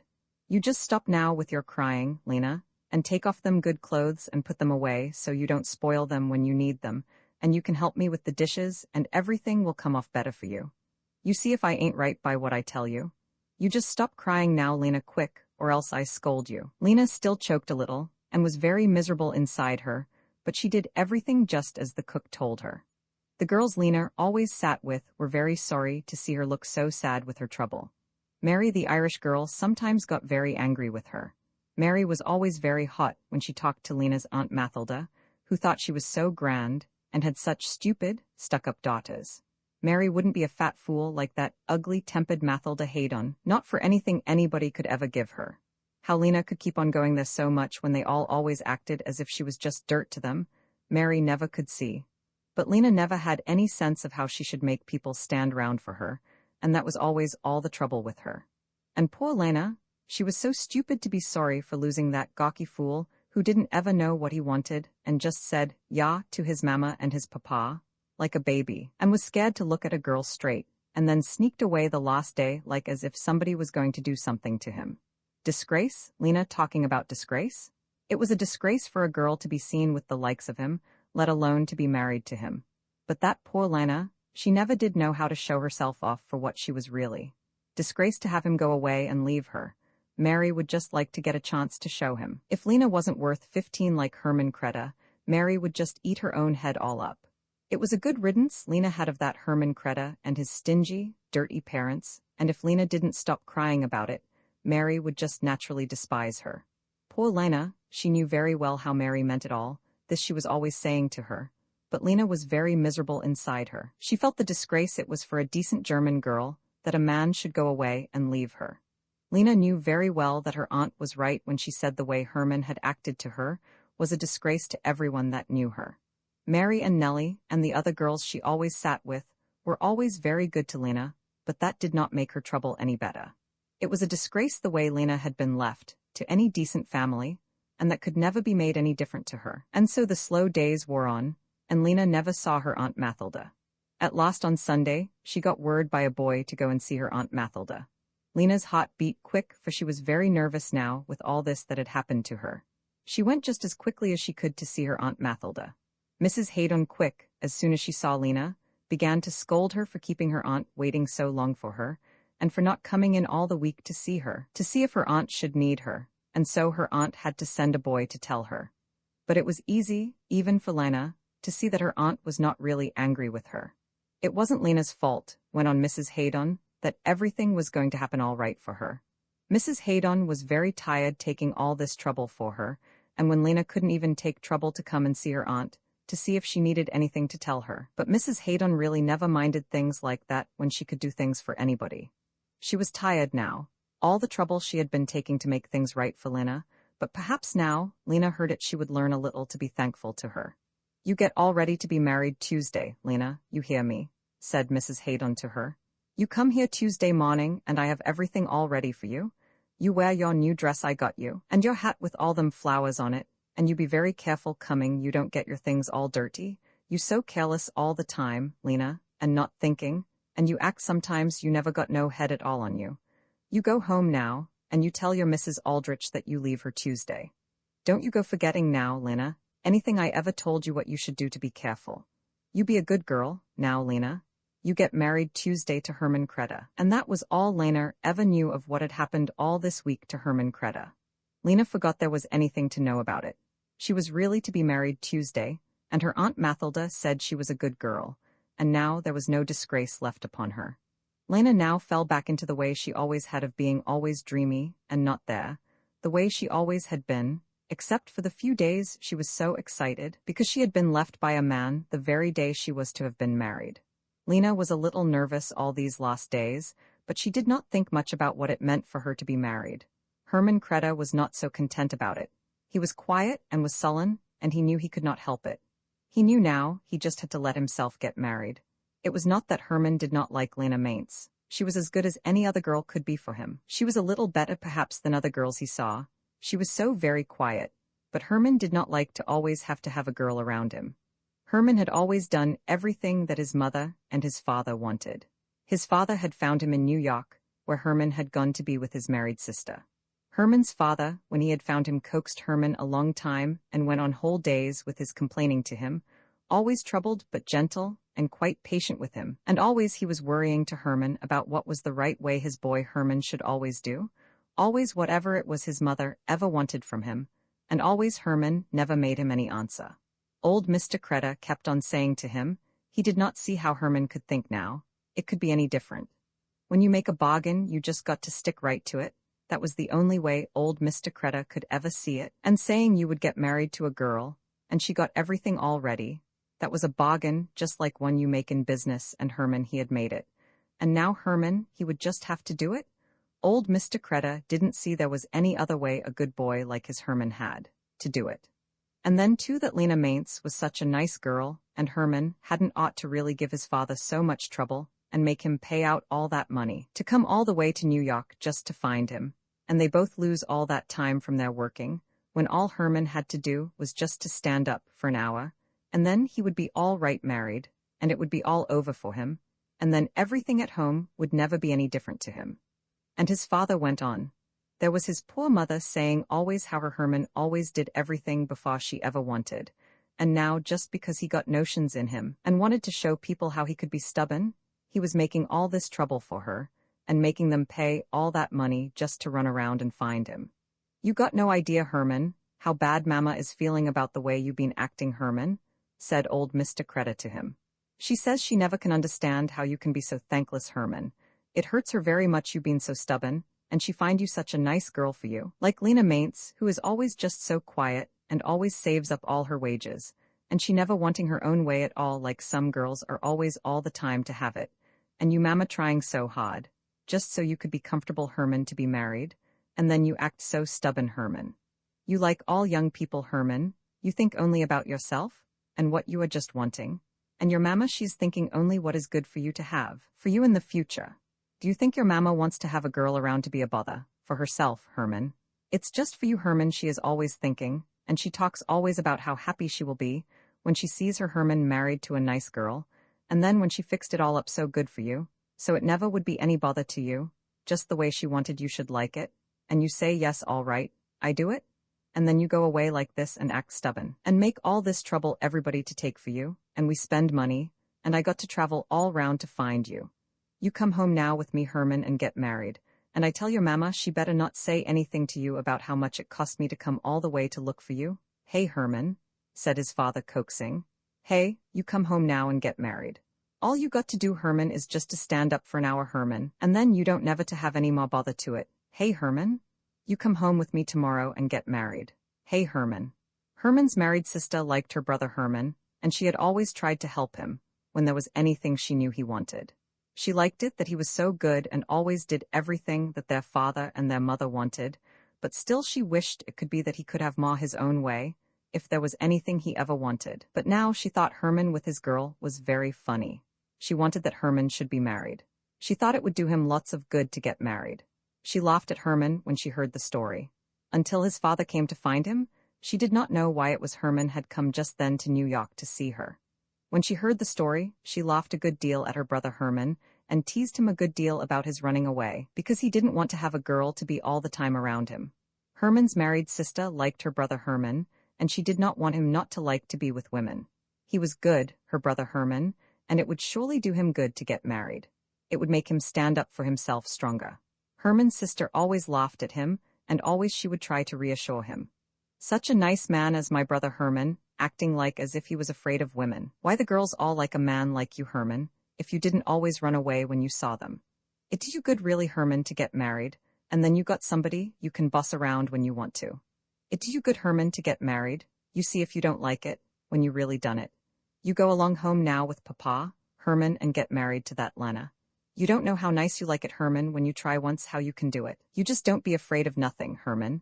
You good enough for any girl to marry, Herman. Any girl be glad to have a man like you to be always with them, Herman. You just go along home with Papa and try it what I say, Herman. Oh, you so funny, Herman, when you sit there, and then run away and leave your girl behind you. I know she is crying like anything, Herman, for to lose you. Don't be bad to her, Herman. You go along home with Papa now and get married, Herman. I'd be awful ashamed, Herman, to really have a brother didn't have spirit enough to get married, when a girl is just dying for to have him. You always like me to be with you, Herman. I don't see why you say you don't want a girl to be all the time around you. You always been good to me, Herman, and I know you always be good to that Lena, and you soon feel just like as if she had always been there with you.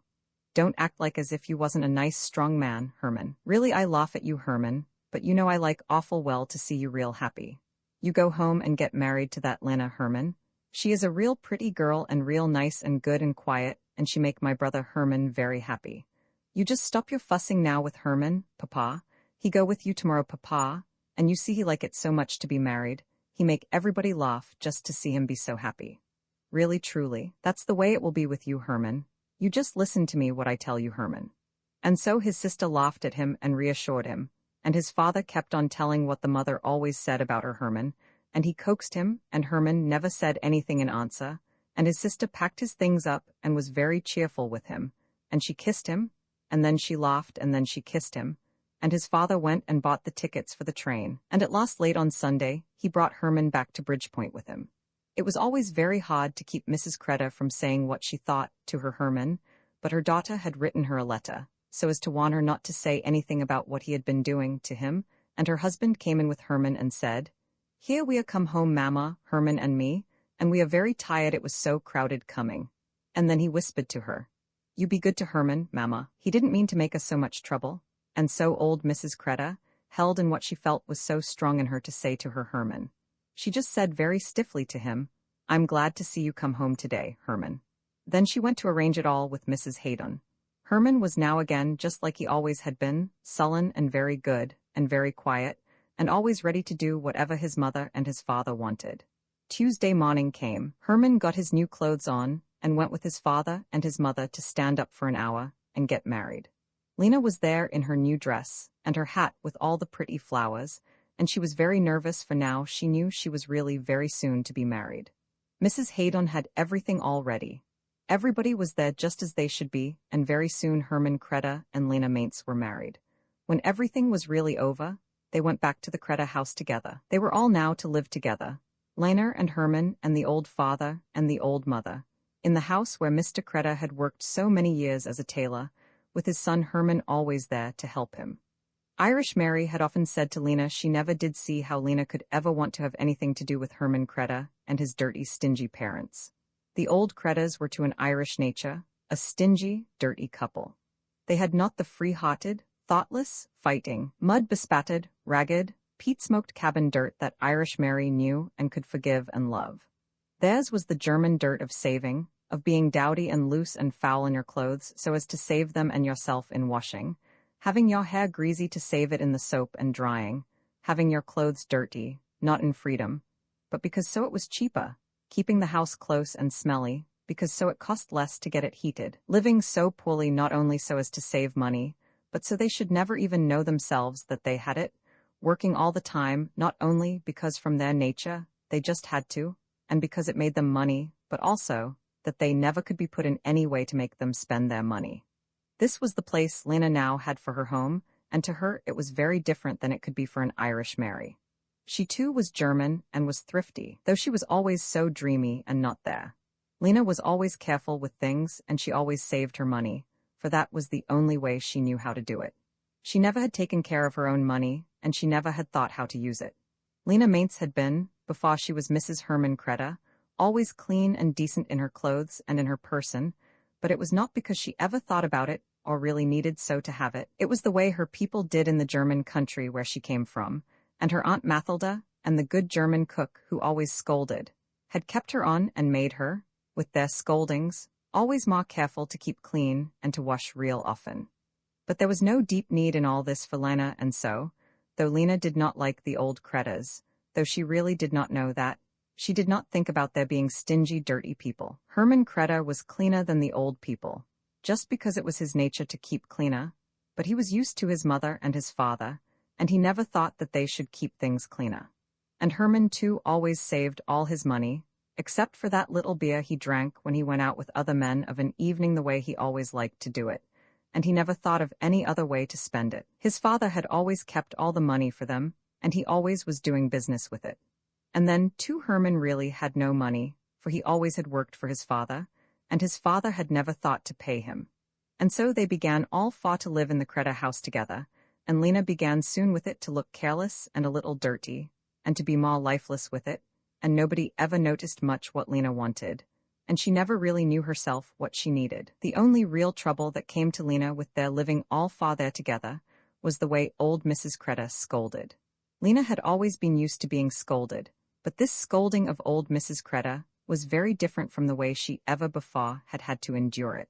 Herman, now he was married to her, really liked Lena very well. He did not care very much about her, but she never was a bother to him being there around him, only when his mother worried and was nasty to them because Lena was so careless, and did not know how to save things right for them with their eating, and all the other ways with money, that the old woman had to save it. Herman Kreta had always done everything his mother and his father wanted, but he did not really love his parents very deeply. With Herman, it was always only that he hated to have any struggle. It was always all right with him when he could just go along and do the same thing over every day with his working, and not to hear things, and not to have people make him listen to their anger. And now, his marriage, and he just knew it would, was making trouble for him. It made him hear more what his mother was always saying, with her scolding. He had to really hear it now because Lena was there, and she was so scared and dull always when she heard it. Herman knew very well with his mother. It was all right if one ate very little and worked hard all day, and did not hear her when she scolded, the way Herman always had done before they were so foolish about his getting married and having a girl there to be all the time around him, and now he had to help her so the girl could learn too, not to hear it when his mother scolded, and not to look so scared, and not to eat much, and always to be sure to save it. Herman really did not know very well what he could do to help Lena to understand it. He could never answer his mother back to help Lena, that never would make things any better for her, and he never could feel in himself any way to comfort Lena, to make her strong not to hear his mother, in all the awful ways she always scolded. It just worried Herman to have it like that all the time around him. Herman did not know much about how a man could make a struggle with a mother, to do much to keep her quiet, and indeed Herman never knew much how to make a struggle against anyone who really wanted to have anything very badly. Herman all his life never wanted anything so badly that he would really make a struggle against anyone to get it. Herman all his life only wanted to live regular and quiet, and not talk much and to do the same way every day like every other with his working. And now his mother had made him get married to this Lena, and now with his mother making all that scolding, he had all this trouble and this worry always on him. Mrs. Haydon did not see Lena now very often. She had not lost her interest in her niece Lena, but Lena could not come much to her house to see her. It would not be right.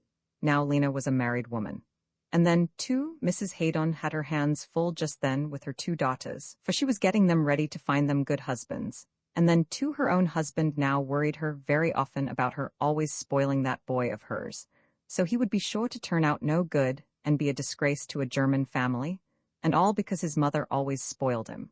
All these things were very worrying now to Mrs. Haydon, but still she wanted to be good to Lena, though she could not see her very often. She only saw her when Mrs. Haydon went to call on Mrs. Kreta, or when Mrs. Kreta came to see Mrs. Haydon, and that never could be very often. Then too these days Mrs. Haydon could not scold Lena, Mrs. Creta was always there with her, and it would not be right to scold Lena when Mrs. Creta was there, who had now the real right to do it. And so her aunt always said nice things now to Lena, and though Mrs. Haydon sometimes was a little worried when she saw Lena looking sad and not careful, she did not have time just then to really worry much about it. Lena now never any more saw the girls she always used to sit with. She had no way now to see them, and it was not in Lena's nature to search out ways to see them, nor did she now ever think much of the days when she had been used to see them. They never any of them had come to the Creta house to see her. Not even Irish Mary had ever thought to come to see her. Lena had been soon forgotten by them. They had soon passed away from Lena, and now Lena never thought any more that she had ever known them. The only one of her old friends who tried to know what Lena liked and what she needed, and who always made Lena come to see her, was the good German cook who had always scolded.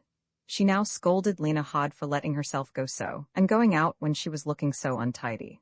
I know you going to have a baby, Lena, but that's no way for you to be looking.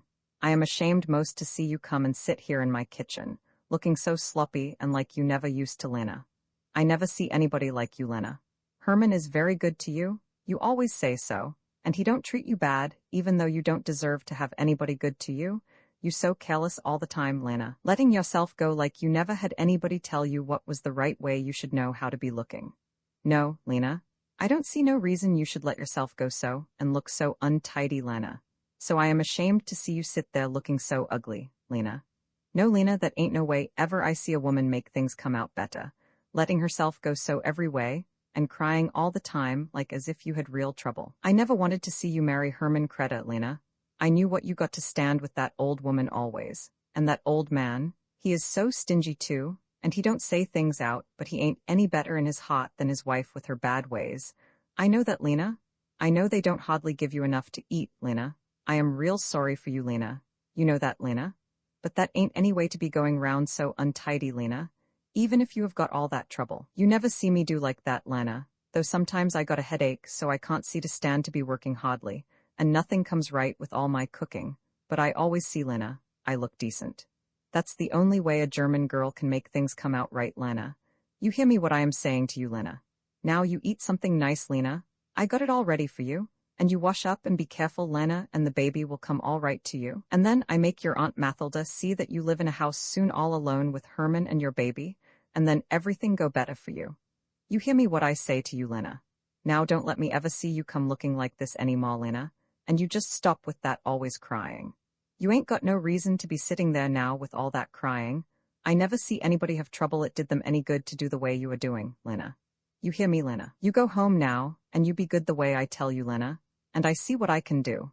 I make your Aunt Mathilda make old Mrs. Creta let you be till you get your baby all right. Now don't you be scared and so silly, Lena. I don't like to see you act so, Lena, when really you got a nice man, and so many things really any girl should be grateful to be having.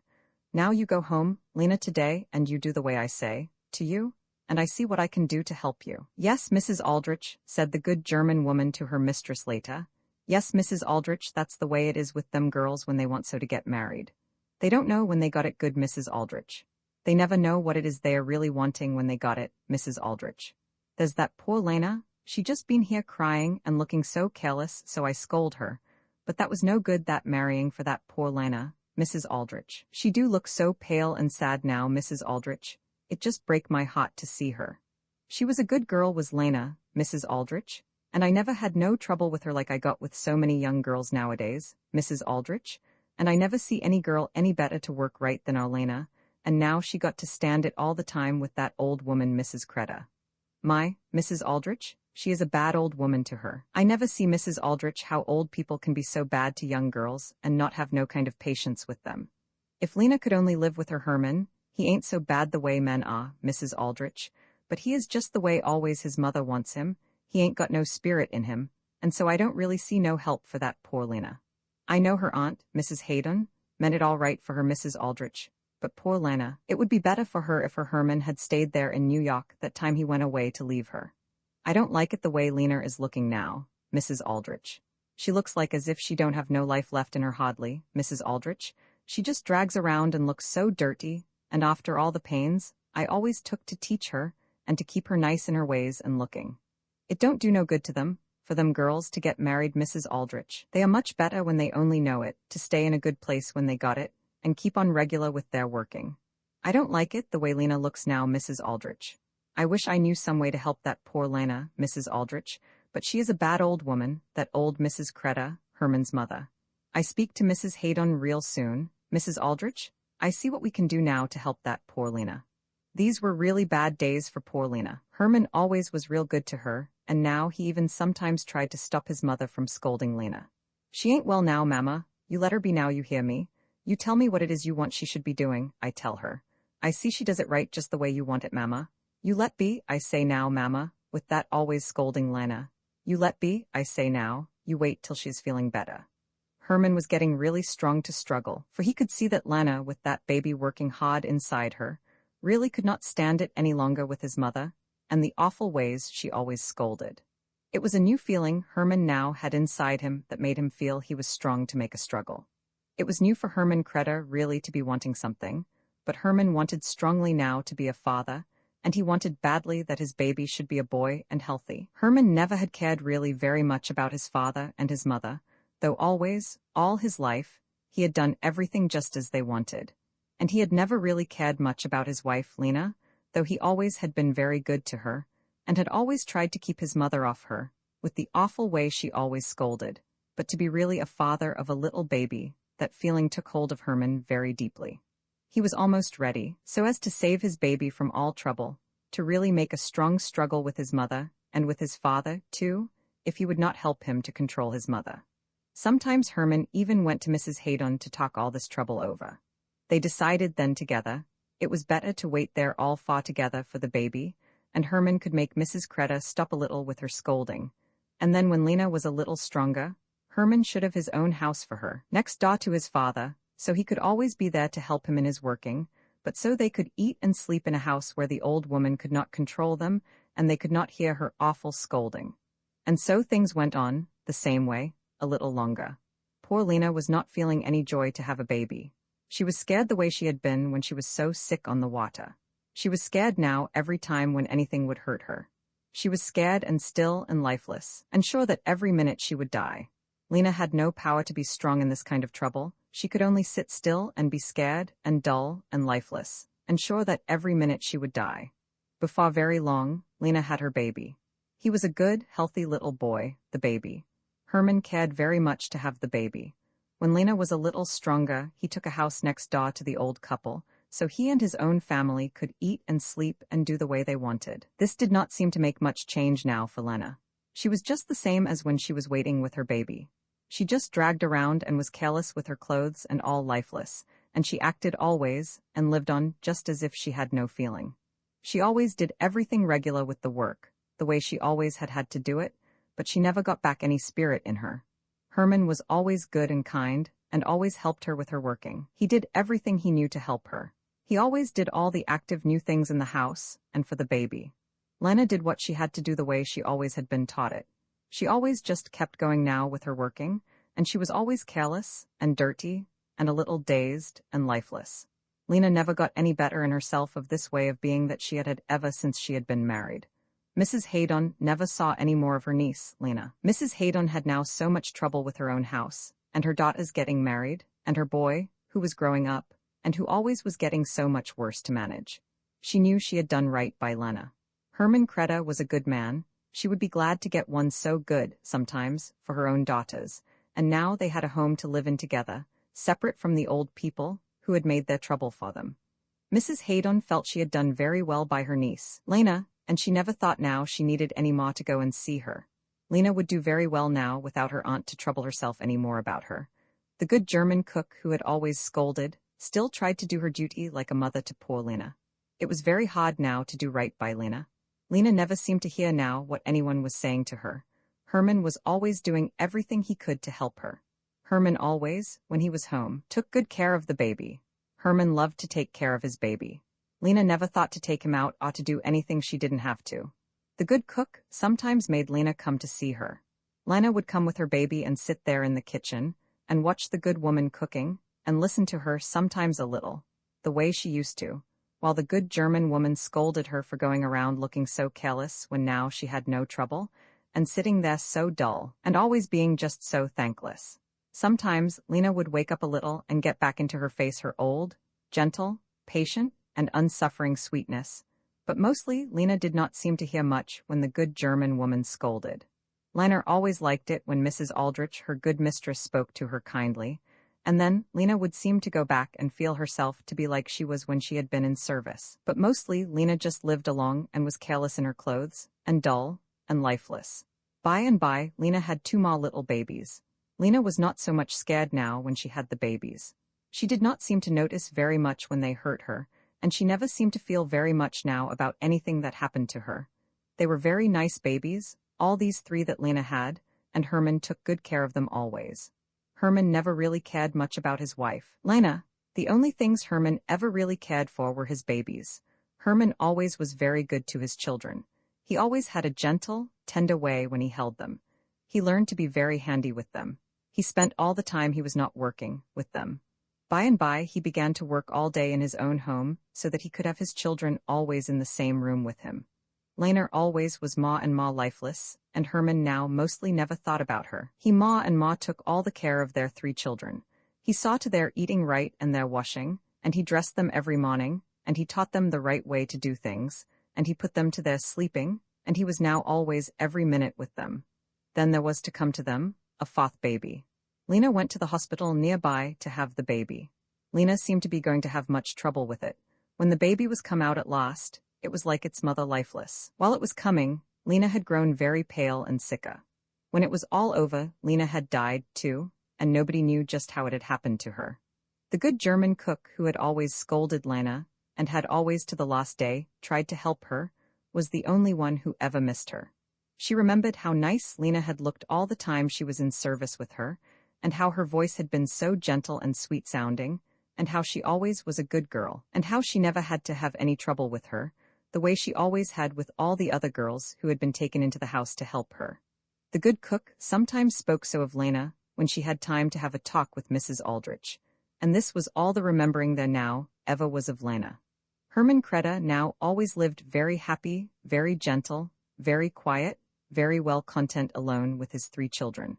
He never had a woman any more to be all the time around him. He always did all his own work in his house. When he was through every day with the work he was always doing for his father.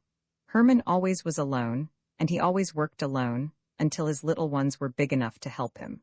Herman Kreda was very well content now, and he always lived very regular and peaceful, and with every day just like the next one, always alone now with his 3 good, gentle children. The tradesman of Bridgepoint learned to dread the sound of Miss Mathilda, for with that name the good Anna always conquered. The strictest of the one-price stores found that they could give things for a little less, when the good Anna had fully said that Miss Mathilda could not pay so much, and that she could buy it cheaper by Lindheim's. Lindheim's was Anna's favorite store, for there they had bargain days, when flour and sugar were sold for 1/4 cent less for a pound, and there the heads of the departments were all her friends, and always managed to give her the bargain prices, even on other days.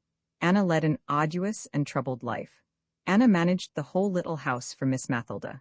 It was a funny little house, one of a whole row of all the same kind that made a close pile, like a row of dominoes that a child knocks over, for they were built along a street which at this point came down a steep hill. They were funny little houses, 2 stories high, with red brick fronts and long white steps. This one little house was always very full with Miss Mathilda, an under-servant, stray dogs and cats, and Anna's voice that scolded, managed, grumbled all day long. "Sally, can't I leave you alone a minute, but you must run to the door to see the butcher boy come down the street, and there is Miss Mathilda calling for her shoes. Can I do everything while you go around always thinking about nothing at all? If I ain't after you every minute you would be forgetting all the time, and I take all this pains, and when you come to me, you was as ragged as a buzzard and as dirty as a dog. Go and find Miss Mathilda her shoes where you put them this morning. Peter," her voice rose higher, "Peter?" Peter was the youngest and the favorite dog. "Peter, if you don't leave Baby alone." Baby was an old, blind terrier that Anna had loved for many years. "Peter, if you don't leave Baby alone, I take a rawhide to you, you bad dog." The good Anna had high ideals for canine chastity and discipline. The 3 regular dogs, the 3 that always lived with Anna, Peter and old Baby, and the fluffy little Rags, who was always jumping up into the air just to show that he was happy, together with the transients, the many stray ones that Anna always kept until she found them homes, were all under strict orders never to be bad one with the other. A sad disgrace did once happen in the family. A little transient terrier for whom Anna had found a home suddenly produced a crop of pups. The new owners were certain that this foxy had known no dog since she was in their care. The good Anna held to it stoutly that her Peter and her Rags were guiltless, and she made her statement with so much heat that Foxy's owners were at last convinced that these results were due to their neglect. "You bad dog," Anna said to Peter that night. "You bad dog." Peter was the father of those pups, the good Anna explained to Miss Mathilda, and they looked just like him too, and poor little Foxy. They were so big that she could hardly have them, but Miss Mathilda, I would never let those people know that Peter was so bad. Periods of evil thinking came very regularly to Peter, and to Rags, and to the visitors within their gates. At such times, Anna would be very busy and scold hard, and then, too, she always took great care to seclude the bad dogs from each other, whenever she had to leave the house. Sometimes just to see how good it was that she had made them, Anna would leave the room a little while, and leave them all together, and then she would suddenly come back. Back would slink all the wicked-minded dogs at the sound of her hand upon the knob, and then they would sit desolate in their corners, like a lot of disappointed children whose stolen sugar has been taken from them. Innocent, blind old baby was the only one who preserved the dignity becoming in a dog. You see that Anna led an arduous and troubled life. The good Anna was a small, spare German woman, at this time about 40 years of age. Her face was wan, her cheeks were thin, her mouth drawn and firm, and her light blue eyes were very bright. Sometimes they were full of lightning and sometimes full of humor, but they were always sharp and clear. Her voice was a pleasant one when she told the histories of bad Peter, and of baby, and of little Rags. Her voice was a high and piercing one when she called to the teamsters, and to the other wicked men, what she wanted that should come to them, when she saw them beat a horse or kick a dog. She did not belong to any society that could stop them, and she told them so most frankly, but her strained voice and her glittering eyes, and her queer piercing German English first made them afraid, and then ashamed. They all knew, too, that all the policemen on the beat were her friends. These always respected and obeyed Miss Annie, as they called her, and promptly attended to all of her complaints. For 5 years, Anna managed the little house for Miss Mathilda. In these 5 years there were 4 different under-servants. The one that came first was a pretty, cheerful Irish girl. Anna took her with a doubting mind. Lizzie was an obedient, happy servant, and Anna began to have a little faith. This was not for long. The pretty, cheerful Lizzie disappeared one day without her notice and with all her baggage and returned no more. This pretty, cheerful Lizzie was succeeded by a melancholy Molly. Molly was born in America, of German parents. All her people had been long dead or gone away. Molly had always been alone. She was a tall, dark, sallow, thin-haired creature, and she was always troubled with a cough, and she had a bad temper, and always said ugly, dreadful swear words. Anna found all this very hard to bear, but she kept Molly a long time out of kindness. The kitchen was constantly a battleground. Anna scolded and Molly swore strange oaths, and then Miss Mathilda would shut her door hard to show that she could hear it all. At last, Anna had to give it up. "Please, Miss Mathilda, won't you speak to Molly?" Anna said. "I can't do a thing with her. I scold her, and she don't seem to hear, and then she swears so that she scares me. She loves you, Miss Mathilda, and you scold her please once." "But Anna," cried poor Miss Mathilda, "I don't want to." And that large, cheerful, but faint-hearted woman looked all aghast at such a prospect. "But you must please, Miss Mathilda." Anna said. Miss Mathilda never wanted to do any scolding. "But you must please, Miss Mathilda," Anna said. Miss Mathilda every day put off the scolding, hoping always that Anna would learn to manage Molly better. It never did get better, and at last Miss Mathilda saw that the scolding simply had to be. It was agreed between the good Anna and her Miss Mathilda that Anna should be away when Molly would be scolded. The next evening that it was Anna's evening out, Miss Mathilda faced her task and went down into the kitchen. Molly was sitting in the little kitchen, leaning her elbows on the table. She was a tall, thin, sallow girl, aged 23, by nature slatternly and careless, but trained by Anna into superficial neatness. Her drab striped cotton dress and gray-black checked apron increased the length and sadness of her melancholy figure. "Oh, Lord," groaned Miss Mathilda to herself as she approached her. "Molly, I want to speak to you about your behavior to Anna." Here Molly dropped her head still lower on her arms and began to cry. "Oh, oh," groaned Miss Mathilda. It's all Miss Annie's fault, all of it, Molly said at last in a trembling voice. I do my best. I know Anna is often hard to please, began Miss Mathilda, with a twinge of mischief, and then she sobered herself to her task. But you must remember, Molly, she means it for your good and she is really very kind to you. I don't want her kindness, Molly cried. I wish you would tell me what to do, Miss Mathilda, and then I would be all right. I hate Miss Annie. This will never do, Molly, Miss Mathilda said sternly, in her deepest, firmest tones. Anna is the head of the kitchen, and you must either obey her or leave. I don't want to leave you, whimpered melancholy Molly. Well, Molly, then try and do better, answered Miss Mathilda, keeping a good stern front and backing quickly from the kitchen. Oh, groaned Miss Mathilda, as she went back up the stairs. Miss Mathilda's attempt to make peace between the constantly contending women in the kitchen had no real effect. They were very soon as bitter as before. At last it was decided that Molly was to go away. Molly went away to work in a factory in the town, and she went to live with an old woman in the slums, a very bad old woman, Anna said. Anna was never easy in her mind about the fate of Molly. Sometimes she would see or hear of her. Molly was not well, her cough was worse, and the old woman really was a bad one. After a year of this unwholesome life, Molly was completely broken down. Anna then again took her in charge. She brought her from her work and from the woman where she lived, and put her in a hospital to stay till she was well. She found a place for her as nursemaid to a little girl out in the country, and Molly was at last established and content. Molly had at first, no regular successor. In a few months it was going to be the summer and Miss Mathilda would be gone away, and old Katy would do very well to come in every day and help Anna with her work. Old Katy was a heavy, ugly, short and rough old German woman, with a strange distorted German English all her own. Anna was worn out now with her attempt to make the younger generation do all that it should, and rough old Katy never answered back, and never wanted her own way. No scolding or abuse could make its mark on her uncouth and aged peasant hide. She said her yes, Miss Annie, when an answer had to come, and that was always all that she could say. Old Katy is just a rough old woman, Miss Mathilda, Anna said, but I think I keep her here with me. She can work and she don't give me trouble like I had with Molly all the time.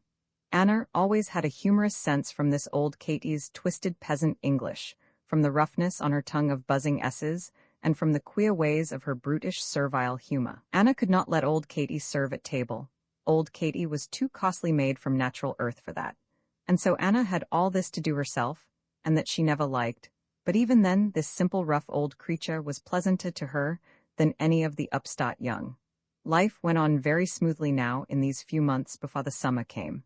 Miss Mathilda every summer went away across the ocean to be gone for several months. When she went away, this summer old Katy was so sorry, and on the day that Miss Mathilda went, old Katy cried hard for many hours. An earthy, uncouth, servile peasant creature old Katy surely was.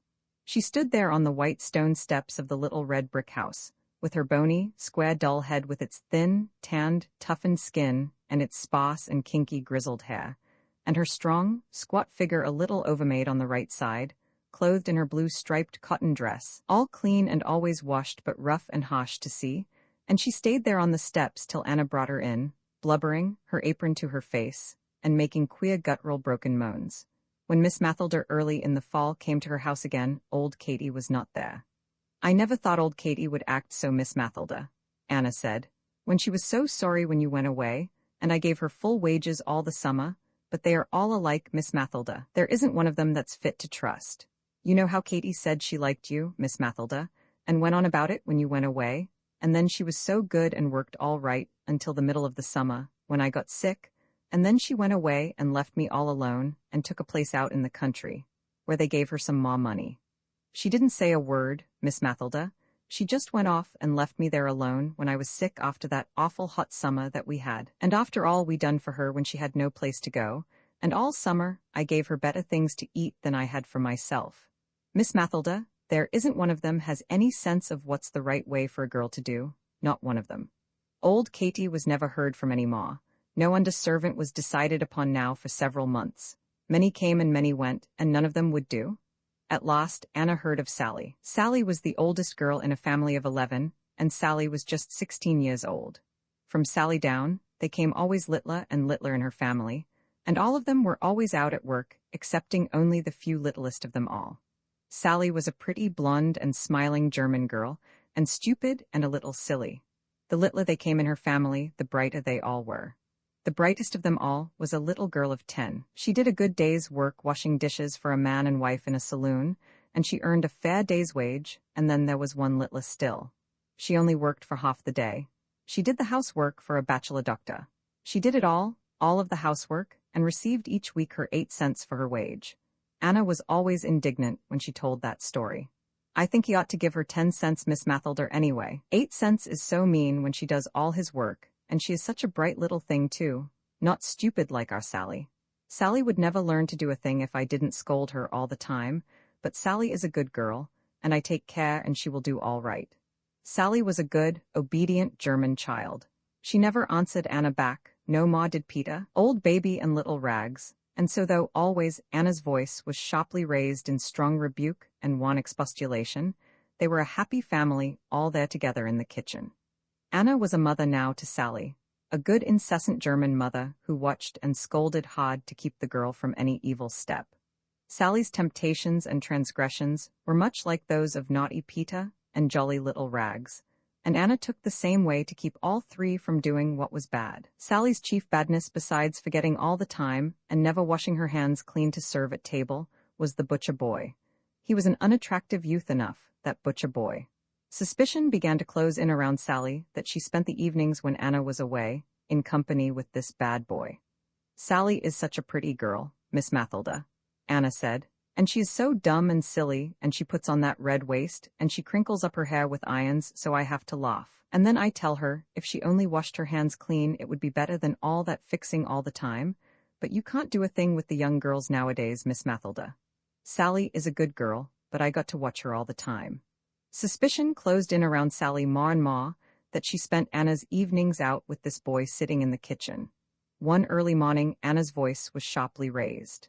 Sally, this ain't the same banana that I brought home yesterday, for Miss Mathelda, for her breakfast, and you was out early in the street this morning. What was you doing there?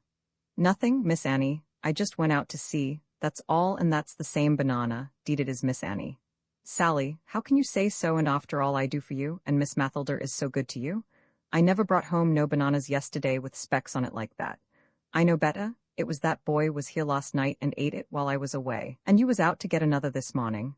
I don't want no lying, Sally.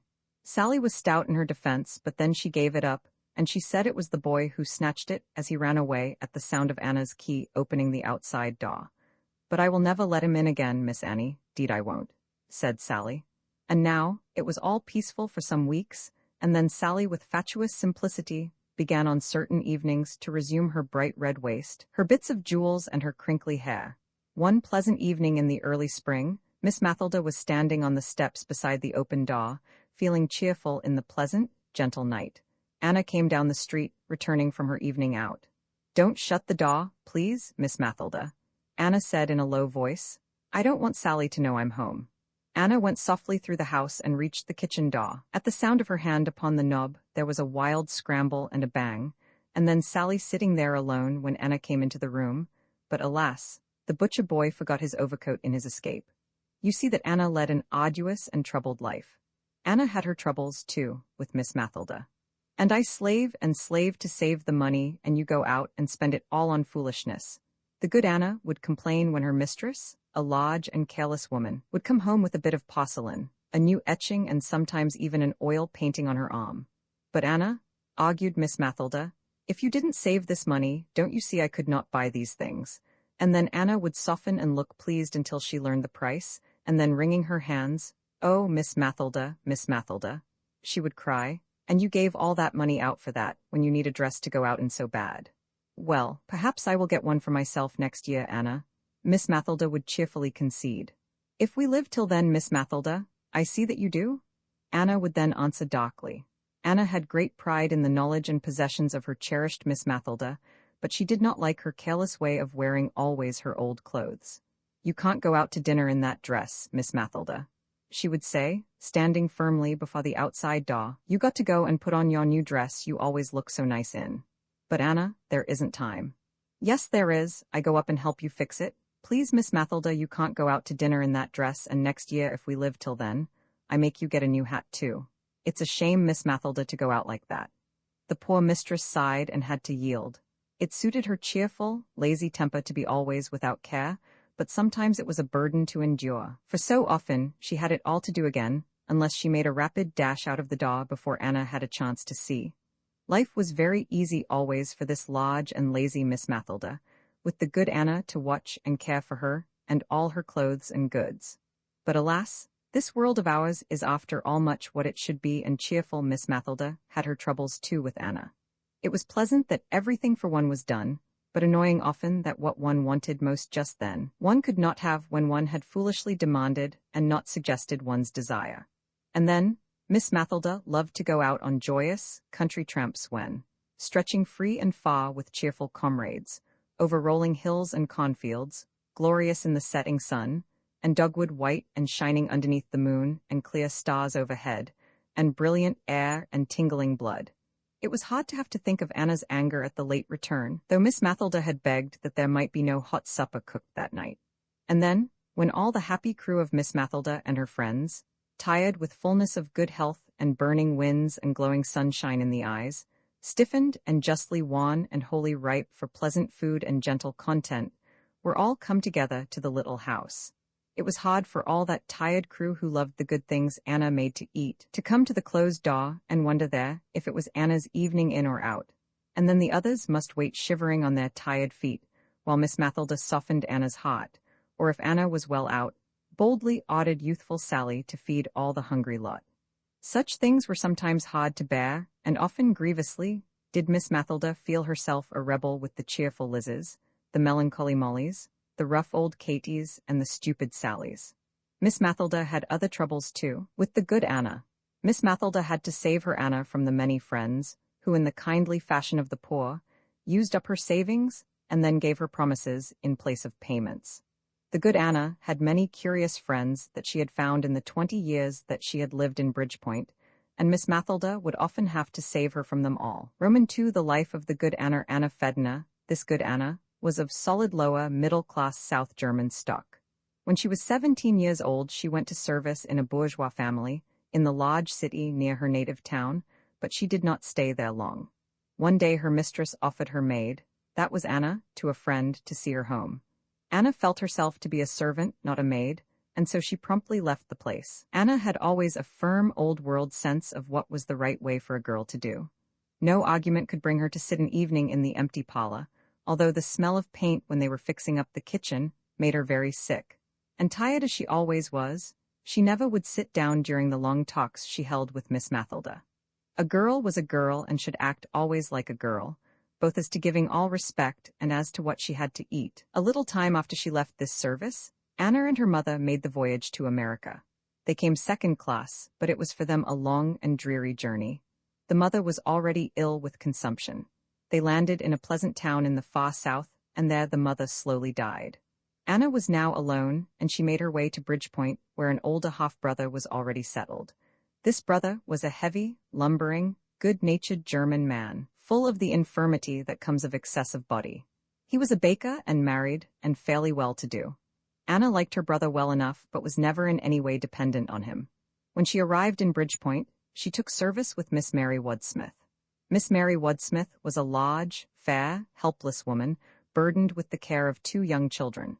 They had been left her by her brother and his wife, who had died within a few months of each other. Anna soon had the household altogether in her charge. Anna found her place with large, abundant women, for such were always lazy, careless, or all helpless, and so the burden of their lives could fall on Anna and give her just content.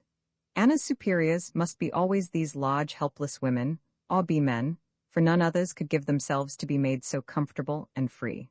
Anna had no strong natural feeling to love children, as she had to love cats and dogs, and a large mistress. She never became deeply fond of Edgar and Jane Wadsmith. She naturally preferred the boy, for boys love always better to be done for and made comfortable and full of eating, while in the little girl she had to meet the feminine, the subtle opposition, showing so early always in a young girl's nature. For the summer, the Wadsmiths had a pleasant house out in the country, and the winter months they spent in hotel apartments in the city. Gradually it came to Anna to take the whole direction of their movements, to make all the decisions as to their journeyings to and fro, and for the arranging of the places where they were to live. Anna had been with Miss Mary for 3 years, when little Jane began to raise her strength in opposition. Jane was a neat, pleasant little girl, pretty and sweet with a young girl's charm, and with 2 blonde braids carefully plaited down her back. Miss Mary, like her Anna, had no strong natural feeling to love children, but she was fond of these 2 young ones of her blood, and yielded docilely to the stronger power in the really pleasing little girl. Anna always preferred the rougher handling of the boy, while Miss Mary found the gentle farce and the sweet domination of the girl to please her better. In a spring, when all the preparations for the moving had been made, Miss Mary and Jane went together to the country home, and Anna, after finishing up the city matters, was to follow them in a few days with Edgar, whose vacation had not yet begun. Many times during the preparations for this summer, Jane had met Anna with sharp resistance in opposition to her ways. It was simple for little Jane to give unpleasant orders, not from herself, but from Miss Mary, large, docile, helpless Miss Mary Wadsmith, who could never think out any orders to give Anna from herself. Anna's eyes grew slowly sharper, harder, and her lower teeth thrust a little forward and pressing strongly up, framed always more slowly the "Yes, Miss Jane," to the quick "Oh, Anna, Miss Mary says she wants you to do it so." On the day of their migration, Miss Mary had been already put into the carriage. "Oh, Anna," cried little Jane, running back into the house, "Miss Mary says that you ought to bring along the blue dressings out of her room and mine." Anna's body stiffened. "We never use them in the summer, Miss Jane," she said thickly. "Yes, Anna, but Miss Mary thinks it would be nice, and she told me to tell you not to forget. Goodbye." And the little girl skipped lightly down the steps into the carriage, and they drove away. Anna stood still on the steps, her eyes hard and sharp and shining, and her body and her face stiff with resentment. And then she went into the house, giving the door a shattering slam. Anna was very hard to live with in those next 3 days. Even Baby, the new puppy, the pride of Anna's heart, a present from her friend the widow, Mrs. Laintman, even this pretty little black and tan felt the heat of Anna's scorching flame. And Edgar, who had looked forward to these days, to be for him filled full of freedom and of things to eat, he could not rest a moment in Anna's bitter sight. On the 3rd day, Anna and Edgar went to the Wadsmith country home. The blue dressings out of the 2 rooms remained behind. All the way, Edgar sat in front with the colored man and drove. It was an early spring day in the south. The fields and woods were heavy from the soaking rains. The horses dragged the carriage slowly over the long road, sticky with brown clay and rough, with masses of stones thrown here and there to be broken and trodden into place by passing teams. Over and through the soaking earth was the feathery new spring growth of little flowers, of young leaves and of ferns. The tree tops were all bright with reds and yellows, with brilliant gleaming whites and gorgeous greens. All the lower air was full of the damp haze rising from heavy soaking water on the earth, mingled with a warm and pleasant smell from the blue smoke of the spring fires in all the open fields. And above all, this was the clear, upper air, and the songs of birds and the joy of sunshine and of lengthening days. The languor and the stir, the warmth and weight and the strong feel of life from the deep centers of the earth that comes always with the early, soaking spring, when it is not answered with an active fervent joy, gives always anger, irritation, and unrest. To Anna alone there in the carriage, drawing always nearer to the struggle with her mistress, the warmth, the slowness, the jolting over stones, the steaming from the horses, the cries of men and animals and birds, and the new life all round about were simply maddening. "Baby, if you don't lie still, I think I kill you. I can't stand it any more like this." At this time Anna, about 27 years of age, was not yet all thin and wan. The sharp, bony edges and corners of her head and face were still rounded out with flesh, but already the temper and the humor showed sharply in her clean blue eyes, and the thinning was begun about the lower jaw, that was so often strained with the upward pressure of resolve.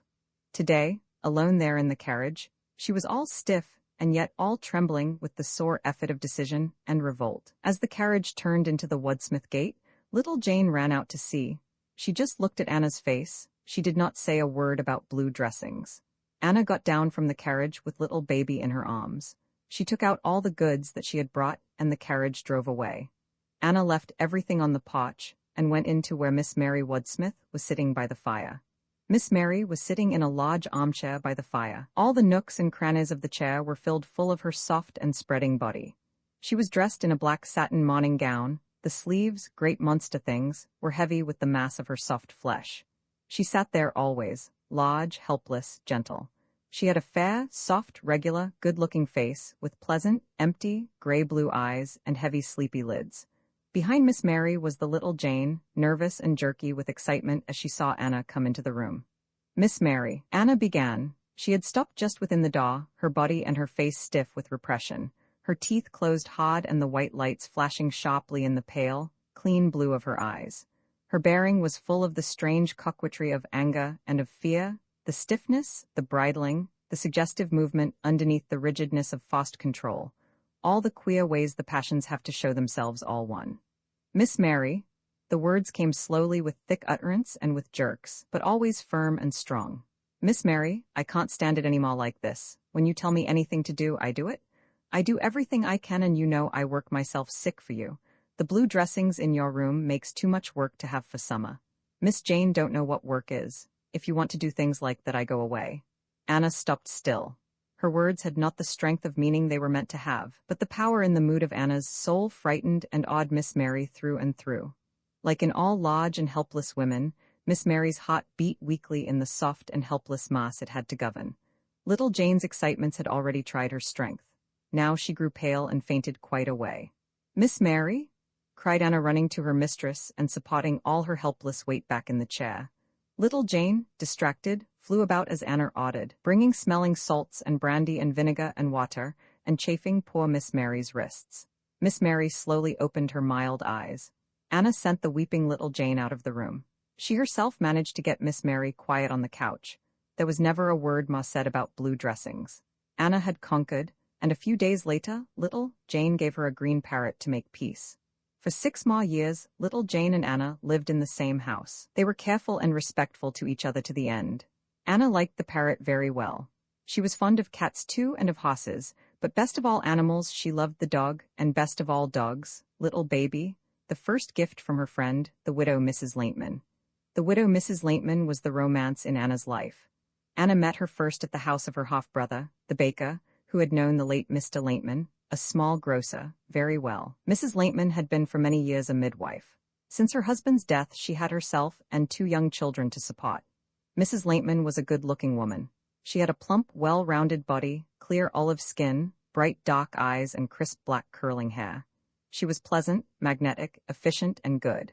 She was very attractive, very generous, and very amiable.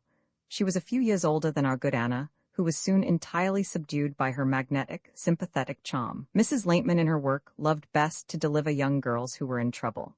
She would take these into her own house and care for them in secret, till they could guiltlessly go home or back to work, and then slowly pay her the money for their care. And so through this new friend, Anna led a wider and more entertaining life, and often she used up her savings in helping Mrs. Laintman through those times when she was giving very much more than she got. It was through Mrs. Laintman that Anna met Dr. Shonjen, who employed her when at last it had to be that she must go away from her Miss Mary Woodsmith.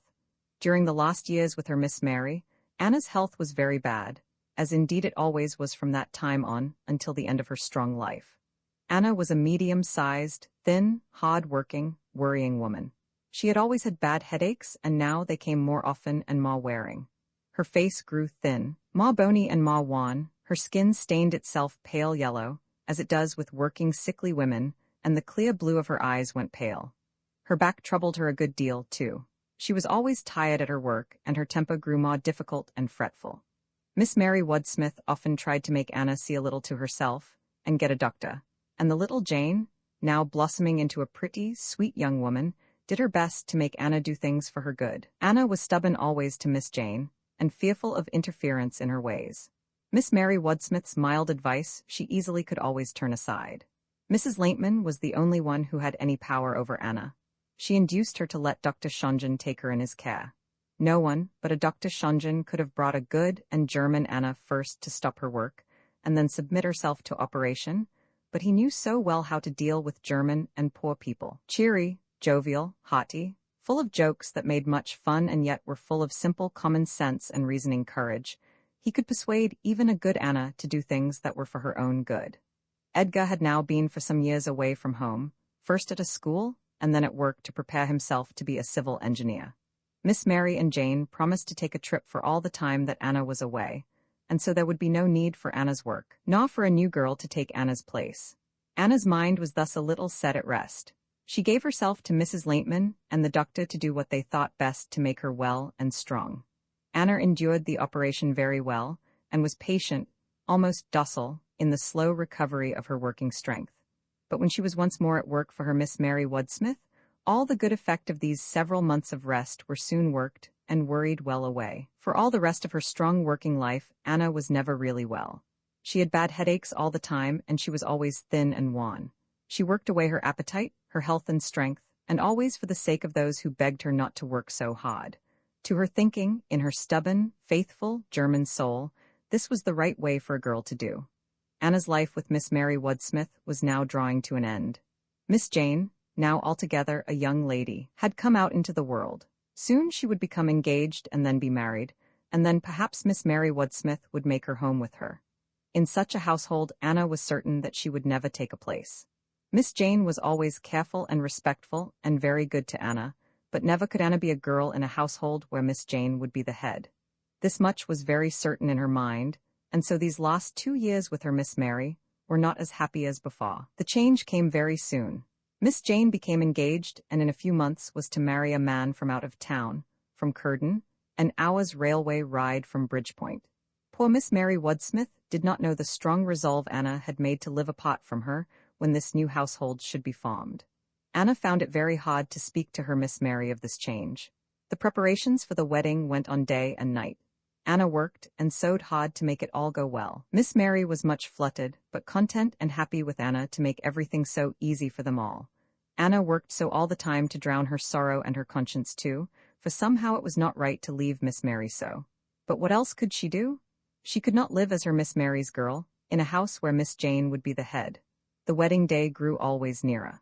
At last, it came and passed. The young people went on their wedding trip, and Anna and Miss Mary were left behind to pack up all the things. Even yet, poor Anna had not had the strength to tell Miss Mary her resolve, but now it had to be. Anna every spare minute ran to her friend Mrs. Laintman for comfort and advice.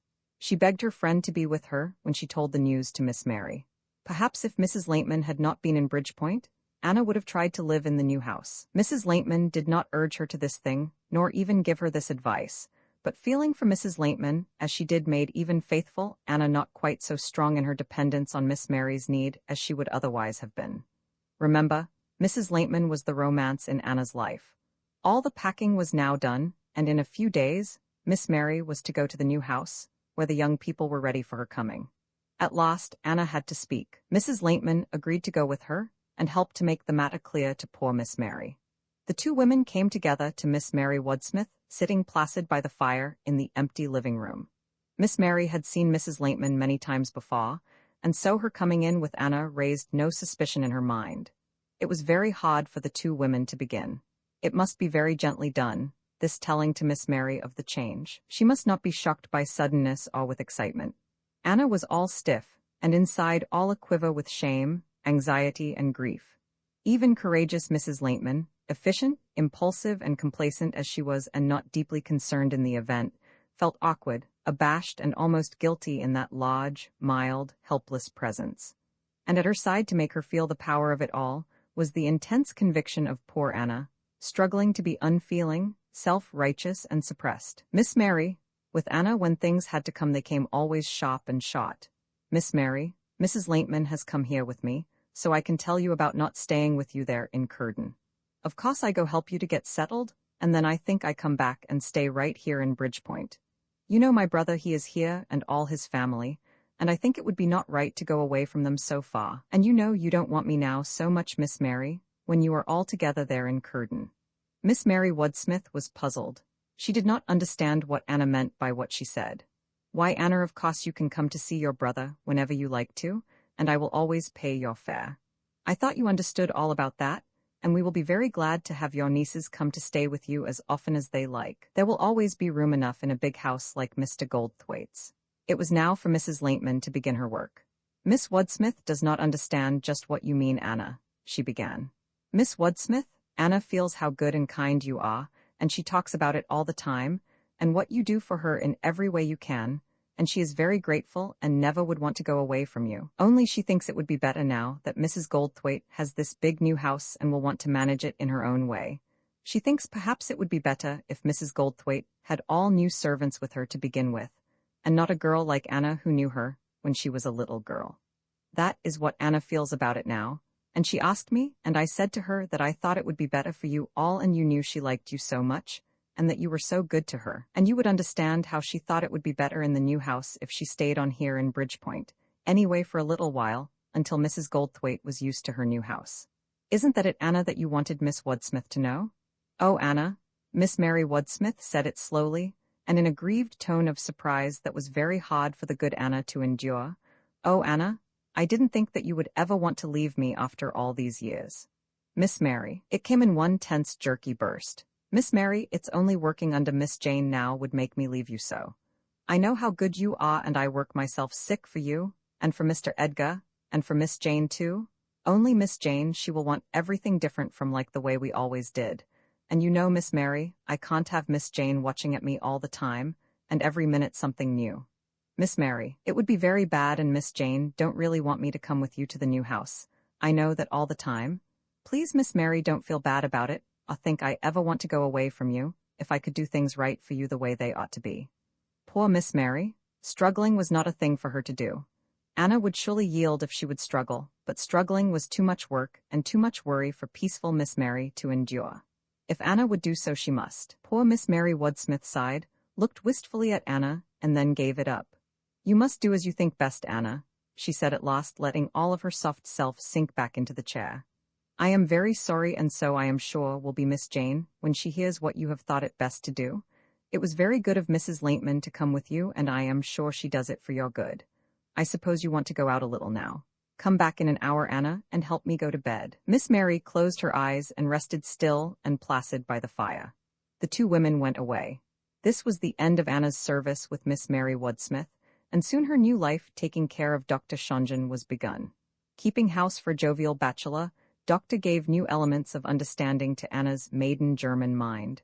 Her habits were as firm-fixed as before, but it always was with Anna that things that had been done once with her enjoyment and consent could always happen any time again, such as her getting up at any hour of the night to make a supper and cook hot chops and chicken fry for Dr. Shonjen and his bachelor friends. Anna loved to work for men, for they could eat so much and with such joy. And when they were warm and full, they were content, and let her do whatever she thought best. Not that Anna's conscience ever slept, for neither with interference or without would she strain less to keep on saving every cent and working every hour of the day. But truly she loved it best when she could scold. Now it was not only other girls and the colored man, and dogs and cats and horses and her parrot, but her cheery master, jolly Dr. Shonjen, whom she could guide and constantly rebuke to his own good. The doctor really loved her scoldings as she loved his wickednesses and his merry joking ways. These days were happy days with Anna. Her freakish humor now first showed itself, her sense of fun in the queer ways that people had, that made her later find delight in brutish servile Katie, in Sally's silly ways, and in the badness of Peter and of Rags. She loved to make sport with the skeletons the doctor had, to make them move and make strange noises till the Negro boy shook in his shoes and his eyes rolled white in his agony of fear. Then Anna would tell these histories to her doctor. Her wan, thin, lined, determined face would form for itself new and humorous creases, and her pale blue eyes would kindle with humor and with joy as her doctor burst into his hearty laugh. And the good Anna, full of the coquetry of pleasing, would bridle with her angular, thin, spinster body, straining her stories and herself to please. These early days with jovial Dr. Shonjen were very happy days with the good Anna. All of Anna's spare hours in these early days she spent with her friend, the widow Mrs. Laintman. Mrs. Laintman lived with her two children in a small house in the same part of the town as Dr. Shonjen. The older of these two children was a girl named Julia, and was now about 13 years of age. This Julia Laintman was an unattractive girl enough, harsh-featured, dull and stubborn as had been her heavy German father. Mrs. Laintman did not trouble much with her, but gave her always all she wanted that she had, and let the girl do as she liked. This was not from indifference or dislike on the part of Mrs. Laintman, it was just her usual way. Her second child was a boy, 2 years younger than his sister, a bright, pleasant, cheery fellow, who too did what he liked with his money and his time. All this was so with Mrs. Laintman because she had so much in her head and in her house that clamored for her concentration and her time. This slackness and neglect in the running of the house, and the indifference in this mother for the training of her young, was very hard for our good Anna to endure. Of course she did her best to scold, to save for Mrs. Laintman, and to put things in their place the way they ought to be. Even in the early days when Anna was first won by the glamour of Mrs. Laintman's brilliancy and charm, she had been uneasy in Mrs. Laintman's house with a need of putting things to rights. Now that the two children growing up were of more importance in the house, and now that long acquaintance had brushed the dazzle out of Anna's eyes, she began to struggle to make things go here as she thought was right. She watched and scolded hard these days to make young Julia do the way she should. Not that Julia Laintman was pleasant in the good Anna's sight, but it must never be that a young girl growing up should have no one to make her learn to do things right. The boy was easier to scold, for scoldings never sank in very deep, and indeed he liked them very well, for they brought with them new things to eat, and lively teasing, and good jokes. Julia, the girl, grew very sullen with it all, and very often won her point, for after all Miss Annie was no relative of hers and had no business coming there and making trouble all the time. Appealing to the mother was no use. It was wonderful how Mrs. Laintman could listen and not hear, could answer and yet not decide, could say and do what she was asked and yet leave things as they were before. One day it got almost too bad for even Anna's friendship to bear out. "Well, Julia, is your mamma out?" Anna asked, one Sunday summer afternoon, as she came into the Laintman house. Anna looked very well this day. She was always careful in her dress and sparing of new clothes. She made herself always fulfill her own ideal of how a girl should look when she took her Sundays out. Anna knew so well the kind of ugliness appropriate to each rank in life. It was interesting to see how when she bought things for Miss Woodsmith, and later for her cherished Miss Mathilda, and always entirely from her own taste, and often as cheaply as she bought things for her friends or for herself, that on the one hand, she chose the things having the right air for a member of the upper class, and for the others, always the things having the awkward ugliness that we call Dutch. She knew the best thing in each kind, and she never in the course of her strong life compromised her sense of what was the right thing for a girl to wear. On this bright summer Sunday afternoon, she came to the Laintmans, much dressed up in her new, brick-red, silk waist trimmed with broad black beaded braid, a dark cloth skirt and a new stiff, shiny, black straw hat, trimmed with colored ribbons and a bird. She had on new gloves and a feather bower about her neck. Her spare, thin, awkward body and her wan, pale yellow face, though lit up now with the pleasant summer sun, made a queer discord with the brightness of her clothes. She came to the Laintman house, where she had not been for several days, and opening the door that is always left unlatched in the houses of the lower middle class in the pleasant cities of the South, she found Julia in the family sitting room alone. "Well, Julia, where is your mamma?" Anna asked. "Ma is out, but come in, Miss Annie, and look at our new brother." "What you talk so foolish for, Julia?" said Anna, sitting down. "I ain't talkin' foolish, Miss Annie. Didn't you know mamma has just adopted a cute, nice little baby boy? You talk so crazy, Julia, you ought to know better than to say such things." Julia turned sullen. "All right, Miss Annie, you don't need to believe what I say, but the little baby is in the kitchen and Ma will tell you herself when she comes in." It sounded most fantastic, but Julia had an air of truth and Mrs. Laintman was capable of doing stranger things. Anna was disturbed. "What you mean, Julia?" she said. "I don't mean nothin', Miss Annie. You don't believe the baby is in there? Well, you can go and see it for yourself." Anna went into the kitchen. A baby was there all right enough, and a lusty little boy he seemed. He was very tight asleep in a basket that stood in the corner by the open door. "You mean your mamma is just letting him stay here a little while?" Anna said to Julia, who had followed her into the kitchen to see Miss Annie get real mad. "No, that ain't it, Miss Annie. The mother was that girl, Lily, that came from Bishop's Place out in the country, and she don't want no children, and Ma liked the little boy so much, she said she'd keep him here and adopt him for her own child." Anna, for once, was fairly dumb with astonishment and rage. The front door slammed. "There's Ma now," cried Julia in an uneasy triumph, for she was not quite certain in her mind which side of the question she was on.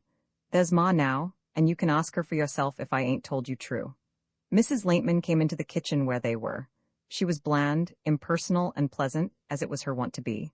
Still today, through this, her usual manner that gave her such success in her practice as a midwife, there shone an uneasy consciousness of guilt, for like all who had to do with the good Anna, Mrs. Laintman dreaded her firm character, her vigorous judgments, and the bitter fervor of her tongue.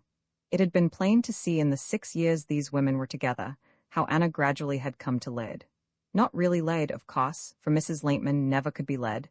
She was so very devious in her ways, but Anna had come to have direction, whenever she could learn what Mrs. Laintman meant to do before the deed was done. Now it was hard to tell which would win out. Mrs. Lateman had her unhearing mind and her happy way of giving a pleasant, well-diffused attention, and then she had it on her side that, after all, this thing was already done. Anna was, as usual, determined for the right. She was stiff and pale with her anger and her fear, and nervous, and all a-tremble as was her usual way when a bit of fight was near. Mrs. Lateman was easy and pleasant as she came into the room. Anna was stiff and silent and very white. "We haven't seen you for a long time, Anna," Mrs. Lateman cordially began. "I was just gettin' worried thinking you was sick. My, but it's a hot day today. Come into the sittin' room, Anna, and Julia will make us some iced tea." Anna followed Mrs. Lateman into the other room in a stiff silence, and when there she did not, as invited, take a chair. As always with Anna when a thing had to come, it came very short and sharp. She found it hard to breathe just now, and every word came with a jerk. "Mrs. Lateman, it ain't true what Julia said about your taking that Lily's boy to keep. I told Julia when she told me she was crazy to talk so." Anna's real excitement stopped her breath, and made her words come sharp and with a jerk. Mrs. Lateman's feelings spread her breath, and made her words come slow, but more pleasant and more easy even than before. "Why, Anna," she began, "don't you see Lily couldn't keep her boy for she is working at the bishop's now, and he is such a cute dear little chap, and you know how fond I am of little fellas, and I thought it would be nice for Julia and for Willie to have a little brother. You know Julia always loves to play with babies, and I have to be away so much, and Willie, he is running in the streets every minute all the time, and you see a baby would be sort of nice company for Julia, and you know you are always saying, Anna, Julia should not be on the streets so much, and the baby will be so good to keep her in." Anna was every minute paler with indignation and with heat. "Mrs. Lateman, I don't see what business it is for you to take another baby for your own, when you can't do what's right by Julia and Willie you got here already. There's Julia, nobody tells her a thing when I ain't here, and who is going to tell her now how to do things for that baby? She ain't got no sense what's the right way to do with children, and you out all the time, and you ain't got no time for your own neither, and now you want to be tackin' up with strangers. I know you was careless, Mrs. Lateman, but I didn't think that you could do this so. No, Mrs. Lateman, it ain't your duty to take up with no others, when you got 2 children of your own, that got to get along just any way they can, and you know you ain't got any too much money all the time, and you are all so careless here and spend it all the time, and Julia and Willie growin' big. It ain't right, Mrs. Lateman, to do so." This was as bad as it could be. Anna had never spoken her mind so to her friend before. Now, it was too harsh for Mrs. Lateman to allow herself to really hear. If she really took the meaning in these words, she could never ask Anna to come into her house again, and she liked Anna very well, and was used to depend on her savings and her strength. And then, too, Mrs. Lateman could not really take in harsh ideas. She was too well diffused to catch the feel of any sharp, firm edge. Now she managed to understand all this in a way that made it easy for her to say, "Why, Anna, I think you feel too bad about seeing what the children are doing every minute in the day. Julia and Willie are real good, and they play with all the nicest children in the square. If you had some, all your own, Anna, you'd see it don't do no harm to let them do a little as they like, and Julia likes this baby so, and sweet dear little boy, it would be so kind of bad to send him to asylum now. You know it would, Anna, when you like children so yourself, and are so good to my Willie all the time. No indeed, Anna, it's easy enough to say I should send this poor, cute little boy to asylum when I could keep him here so nice, but you know, Anna, you wouldn't like to do it yourself. Now you really know you wouldn't, Anna, though you talk to me so hard. My, it's hot today. What you doin' with that iced tea in there, Julia, when Miss Annie is waiting all this time for her drink?" Julia brought in the iced tea. She was so excited with the talk she had been hearing from the kitchen that she slopped it on the plate out of the glasses a good deal. But she was safe, for Anna felt this trouble so deep down that she did not even see those awkward, bony hands, adorned today with a new ring, those stupid, foolish hands that always did things the wrong way. "Here, Miss Annie," Julia said. "Here, Miss Annie, is your glass of tea. I know you like it good and strong." "No, Julia, I don't want no iced tea here. Your mammer ain't able to afford now using her money upon iced tea for her friends. It ain't right she should now any more. I go out now to see Mrs. Drayton. She does all she can, and she is sick now working so hard taking care of her own children. I go there now. Goodbye, Mrs. Lateman. I hope you don't get no bad luck doing what it ain't right for you to do." "My, Miss Annie is real mad now," Julia said, as the house shook, as the good Anna shut the outside door with a concentrated shattering slam. It was some months now that Anna had been intimate with Mrs. Drayton. Mrs. Drayton had had a tumor, and had come to Dr. Shonjen to be treated. During the course of her visits there, she and Anna had learned to like each other very well. There was no fever in this friendship. It was just the interchange of two hard-working, worrying women, the one large and motherly, with the pleasant, patient, soft, wan, tolerant face that comes with a German husband to obey, and 7 solid girls and boys to bear and rear, and the other was our good Anna with her spinster body, her firm jaw, her humorous, light, clean eyes, and her lined, wan, thin, pale yellow face. Mrs. Drayton lived a patient, homely, hard-working life. Her husband, an honest, decent man enough, was a brewer, and somewhat given to over-drinking, and so he was often surly and stingy and unpleasant. The family of 7 children was made up of 4 stalwart, cheery, filial sons, and 3 hard-working, obedient, simple daughters. It was a family life the good Anna very much approved, and also she was much liked by them all. With a German woman's feeling for the masterhood in men, she was docile to the surly father, and rarely rubbed him the wrong way. To the large, wan, patient, sickly mother, she was a sympathetic listener, wise in counsel and most efficient in her help. The young ones, too, liked her very well. The sons teased her all the time and roared with boisterous pleasure when she gave them back sharp hits. The girls were all so good that her scoldings here were only in the shape of good advice, sweetened with new trimmings for their hats and ribbons, and sometimes on their birthdays, bits of jewels. It was here that Anna came for comfort after her grievous stroke at her friend, the widow, Mrs. Laintman. Not that Anna would tell Mrs. Drayton of this trouble. She could never lay bare the wound that came to her through this idealized affection. Her affair with Mrs. Laintman was too sacred and too grievous ever to be told. But here in this large household, in busy movement and variety and strife, she could silence the uneasiness and pain of her own wound. The Draytons lived out in the country in one of the wooden, ugly houses that lie in groups outside of our large cities. The father and the sons all had their work here making beer, and the mother and her girls scoured and sewed and cooked. On Sundays they were all washed very clean and smelling of kitchen soap. The sons, in their Sunday clothes, loafed around the house or in the village, and on special days went on picnics with their girls. The daughters in their awkward, colored finery went to church most of the day, and then walking with their friends. They always came together for their supper, where Anna always was most welcome, the jolly Sunday evening supper that German people love. Here Anna and the boys gave it to each other in sharp hits and hearty boisterous laughter. The girls made things for them to eat, and waited on them all. The mother loved all her children all the time, and the father joined in with his occasional unpleasant word that made a bit of feeling, but which they had all learned to pass as if it were not said. It was to the comfort of this house that Anna came that Sunday summer afternoon, after she had left Mrs. Laintman and her careless ways. The Drayton house was open all about. No one was there but Mrs. Drayton resting in her rocking chair, out in the pleasant, scented, summer air. Anna had had a hot walk from the cars. She went into the kitchen for a cooling drink, and then came out and sat down on the steps near Mrs. Drayton. Anna's anger had changed. A sadness had come to her. Now, with the patient, friendly, gentle mother talk of Mrs. Drayton, this sadness changed to resignation and to rest. As the evening came on, the young ones dropped in one by one. Soon the merry Sunday evening supper was begun. It had not been all comfort for our Anna, these months of knowing Mrs. Drayton.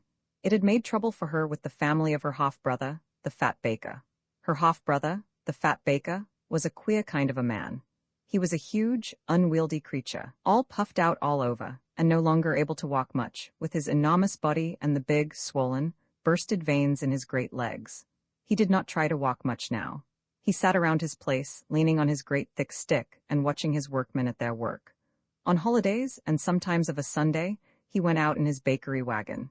He went then to each customer he had, and gave them each a large, sweet, racined loaf of cakey bread. At every house, with many groans and gasps, he would descend his heavy weight out of the wagon, his good-featured, black-haired, flat, good-natured face shining with oily perspiration, with pride in labor and with generous kindness. Up each stoop he hobbled with the help of his big stick, and into the nearest chair in the kitchen or in the parlor, as the fashion of the house demanded, and there he sat and puffed, and then presented to the mistress, or the cook, the racined German loaf his boy supplied him. Anna had never been a customer of his. She had always lived in another part of the town, but he never left her out in these bakery progresses of his, and always with his own hand he gave her her festive loaf. Anna liked her half-brother well enough. She never knew him really well, for he rarely talked at all and least of all to women, but he seemed to her honest and good and kind, and he never tried to interfere in Anna's ways. And then Anna liked the loaves of racined bread, for in the summer she and the second girl could live on them and not be buying bread with the household money all the time. But things were not so simple with our Anna, with the other members of her half-brother's house. Her half-brother's family was made up of himself, his wife, and their 2 daughters. Anna never liked her brother's wife. The youngest of the 2 daughters was named after her Aunt Anna. Anna never liked her half-brother's wife. This woman had been very good to Anna, never interfering in her ways, always glad to see her and to make her visits pleasant, but she had not found favor in our good Anna's sight. Anna had, too, no real affection for her nieces. She never scolded them or tried to guide them for their good. Anna never criticized or interfered in the running of her half-brother's house. Mrs. Fedner was a good-looking, prosperous woman, a little harsh and cold within her soul perhaps, but trying always to be pleasant, good and kind. Her daughters were well-trained, quiet, obedient, well-dressed girls, and yet our good Anna loved them not, nor their mother, nor any of their ways. It was in this house that Anna had first met her friend, the widow, Mrs. Laintman. The Fedners had never seemed to feel it wrong in Anna, her devotion to this friend and her care of her and of her children. Mrs. Laintman and Anna and her feelings were all somehow too big for their attack. But Mrs. Fedner had the mind and tongue that blacken things. Not really to blacken black, of course, but just to roughen and to rub on a little smut. She could somehow make even the face of the Almighty seem pimply and a little coarse, and so she always did this with her friends, though not with the intent to interfere. This was really true with Mrs. Laintman, that Mrs. Fedner did not mean to interfere, but Anna's friendship with the Draytons was a very different matter. Why should Mrs. Drayton, that poor common working wife of a man who worked for others in a brewery, and who always drank too much, and was not like a thrifty, decent German man, why should that Mrs. Drayton and her ugly, awkward daughters be getting presents from her husband's sister all the time, and her husband always so good to Anna, and one of the girls having her name too, and those Draytons all strangers to her and never going to come to any good? It was not right for Anna to do so. Mrs. Fedner knew better than to say such things straight out to her husband's fiery, stubborn sister, but she lost no chance to let Anna feel and see what they all thought. It was easy to blacken all the Draytons, their poverty, the husband's drinking, the 4 big sons carrying on and always lazy, the awkward, ugly daughters dressing up with Anna's help and trying to look so fine, and the poor, weak, hard-working, sickly mother, so easy to degrade with large dosings of contemptuous pity. Anna could not do much with these attacks, for Mrs. Fedner always ended with, "And you so good to them, Anna, all the time. I don't see how they could get along at all if you didn't help them all the time, but you are so good, Anna, and got such a feeling hot, just like your brother, that you give anything away you got to anybody that will ask you for it, and that's shameless enough to take it when they ain't no relatives of yours. Poor Mrs. Drayton, she is a good woman. Poor thing, it must be awful hard for her to have to take things from strangers all the time, and her husband spending it on drink. I was saying to Mrs. Laintman, Anna, only yesterday, how I never was so sorry for anyone as Mrs. Drayton, and how good it was for you to help them all the time." All this meant a gold watch and chain to her goddaughter for her birthday, the next month, and a new silk umbrella for the elder sister. Poor Anna, and she did not love them very much, these relatives of hers, and they were the only kin she had. Mrs. Laintman never joined in these attacks. Mrs. Laintman was diffuse and careless in her ways, but she never worked such things for her own ends, and she was too sure of Anna to be jealous of her other friends. All this time Anna was leading her happy life with Dr. Shonjen. She had every day her busy time. She cooked and saved and sewed and scrubbed and scolded. And every night she had her happy time in seeing her doctor like the fine things she bought so cheap and cooked so good for him to eat. And then he would listen and laugh so loud as she told him stories of what had happened on that day. The doctor, too, liked it better all the time, and several times in these 5 years he had of his own motion raised her wages. Anna was content with what she had and grateful for all her doctor did for her. So Anna's serving and her giving life went on, each with its varied pleasures and its pains. The adopting of the little boy did not put an end to Anna's friendship for the widow Mrs. Laintman. Neither the good Anna nor the careless Mrs. Laintman would give each other up, excepting for the gravest cause. Mrs. Laintman was the only romance Anna ever knew. A certain magnetic brilliancy in person and in manner made Mrs. Laintman a woman other women loved. Then, too, She was generous and good and honest, though she was so careless always in her ways. And then she trusted Anna and liked her better than any of her other friends, and Anna always felt this very much. No, Anna could not give up Mrs. Laintman, and soon she was busier than before making Julia do things right for little Johnny. And now new schemes were working strong in Mrs. Laintman's head, and Anna must listen to her plans and help her make them work. Mrs. Laintman always loved best in her work to deliver young girls who were in trouble. She would keep these in her house until they could go to their homes or to their work, and slowly pay her back the money for their care. Anna had always helped her friend to do this thing, for like all the good women of the decent poor, she felt it hard that girls should not be helped, not girls that were really bad of course. These she condemned and hated in her heart and with her tongue, but honest, decent, good, hard-working, foolish girls who were in trouble. For such as these Anna always liked to give her money and her strength. Now Mrs. Laintman thought that it would pay to take a big house for herself to take in girls, and to do everything in a big way. Anna did not like this plan. Anna was never daring in her ways. Save and you will have the money you have saved, was all that she could know. Not that the good Anna had it so. She saved and always saved, and then here and there, to this friend and to that, to one in her trouble and to the other in her joy, in sickness, death, and weddings, or to make young people happy, it always went. The hard-earned money she had saved. Anna could not clearly see how Mrs. Laintman could make a big house pay. In the small house where she had these girls, it did not pay, and in a big house there was so much more that she would spend.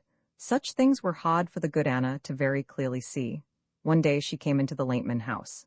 "Anna," Mrs. Laintman said, "you know that nice big house on the next corner that we saw to rent? I took it for a year just yesterday. I paid a little down, you know, so I could have it sure all right, and now you fix it up just like you want. I let you do just what you like with it." Anna knew that it was now too late, however. "But Mrs. Laintman, you said you would not take another house. You said so just last week." "Oh, Mrs. Laintman, I didn't think that you would do this so." Anna knew so well it was too late. "I know, Anna, but it was such a good house. Just right, you know, and someone else was there to see, and you know you said it suited very well. And if I didn't take it, the others said they would. And I wanted to ask you only there wasn't time, and really, Anna, I don't need much help, it will go so well, I know. I just need a little to begin and to fix up with, and that's all, Anna, that I need, and I know it will go awful well. You wait, Anna, and you'll see, and I let you fix it up just like you want, and you will make it look so nice. You got such sense in all these things. It will be a good place. You see, Anna, if I ain't right in what I say." Of course, Anna gave the money for this thing, though she could not believe that it was best. No, it was very bad. Mrs. Laintman could never make it pay, and it would cost so much to keep. But what could our poor Anna do? Remember, Mrs. Laintman was the only romance Anna ever knew. Anna's strength in her control of what was done in Mrs. Laintman's house was not now what it had been before that Lily's little Johnny came. That thing had been for Anna a defeat. There had been no fighting to a finish, but Mrs. Laintman had very surely won. Mrs. Laintman needed Anna just as much as Anna needed Mrs. Laintman, but Mrs. Laintman was more ready to risk Anna's loss, and so the good Anna grew always weaker in her power to control. In friendship, power always has its downward curve. One's strength to manage rises always higher until there comes a time one does not win, and though one may not really lose, still from the time that victory is not sure, one's power slowly ceases to be strong. It is only in a close tie such as marriage that influence can mount and grow always stronger with the years and never meet with a decline. It can only happen so when there is no way to escape. Friendship goes by favor. There is always danger of a break or of a stronger power coming in between. Influence can only be a steady march when one can surely never break away. Anna wanted Mrs. Laintman very much, and Mrs. Laintman needed Anna, but there were always other ways to do, and if Anna had once given up she might do so again. So why should Mrs. Laintman have real fear? No, while the good Anna did not come to open fight, she had been stronger. Now Mrs. Laintman could always hold out longer. She knew, too, that Anna had a feeling hot. Anna could never stop doing all she could for anyone that really needed help. Poor Anna had no power to say no. And then, too, Mrs. Laintman was the only romance Anna ever knew. Romance is the ideal in one's life, and it is very lonely living with it lost. So the good Anna gave all her savings for this place, although she knew that this was not the right way for her friend to do. For some time now, they were all very busy fixing up the house. It swallowed all Anna's savings fixing up this house, for when Anna once began to make it nice, she could not leave it be until it was as good as for the purpose it should be. Somehow it was Anna now that really took the interest in the house. Mrs. Laintman, now the thing was done, seemed very lifeless, without interest in the house, uneasy in her mind and restless in her ways, and more diffuse even than before in her attention. She was good and kind to all the people in her house, and let them do whatever they thought best. Anna did not fail to see that Mrs. Laintman had something on her mind that was all new. What was it that disturbed Mrs. Laintman so? She kept on saying it was all in Anna's head. She had no trouble now at all. Everybody was so good and it was all so nice in the new house.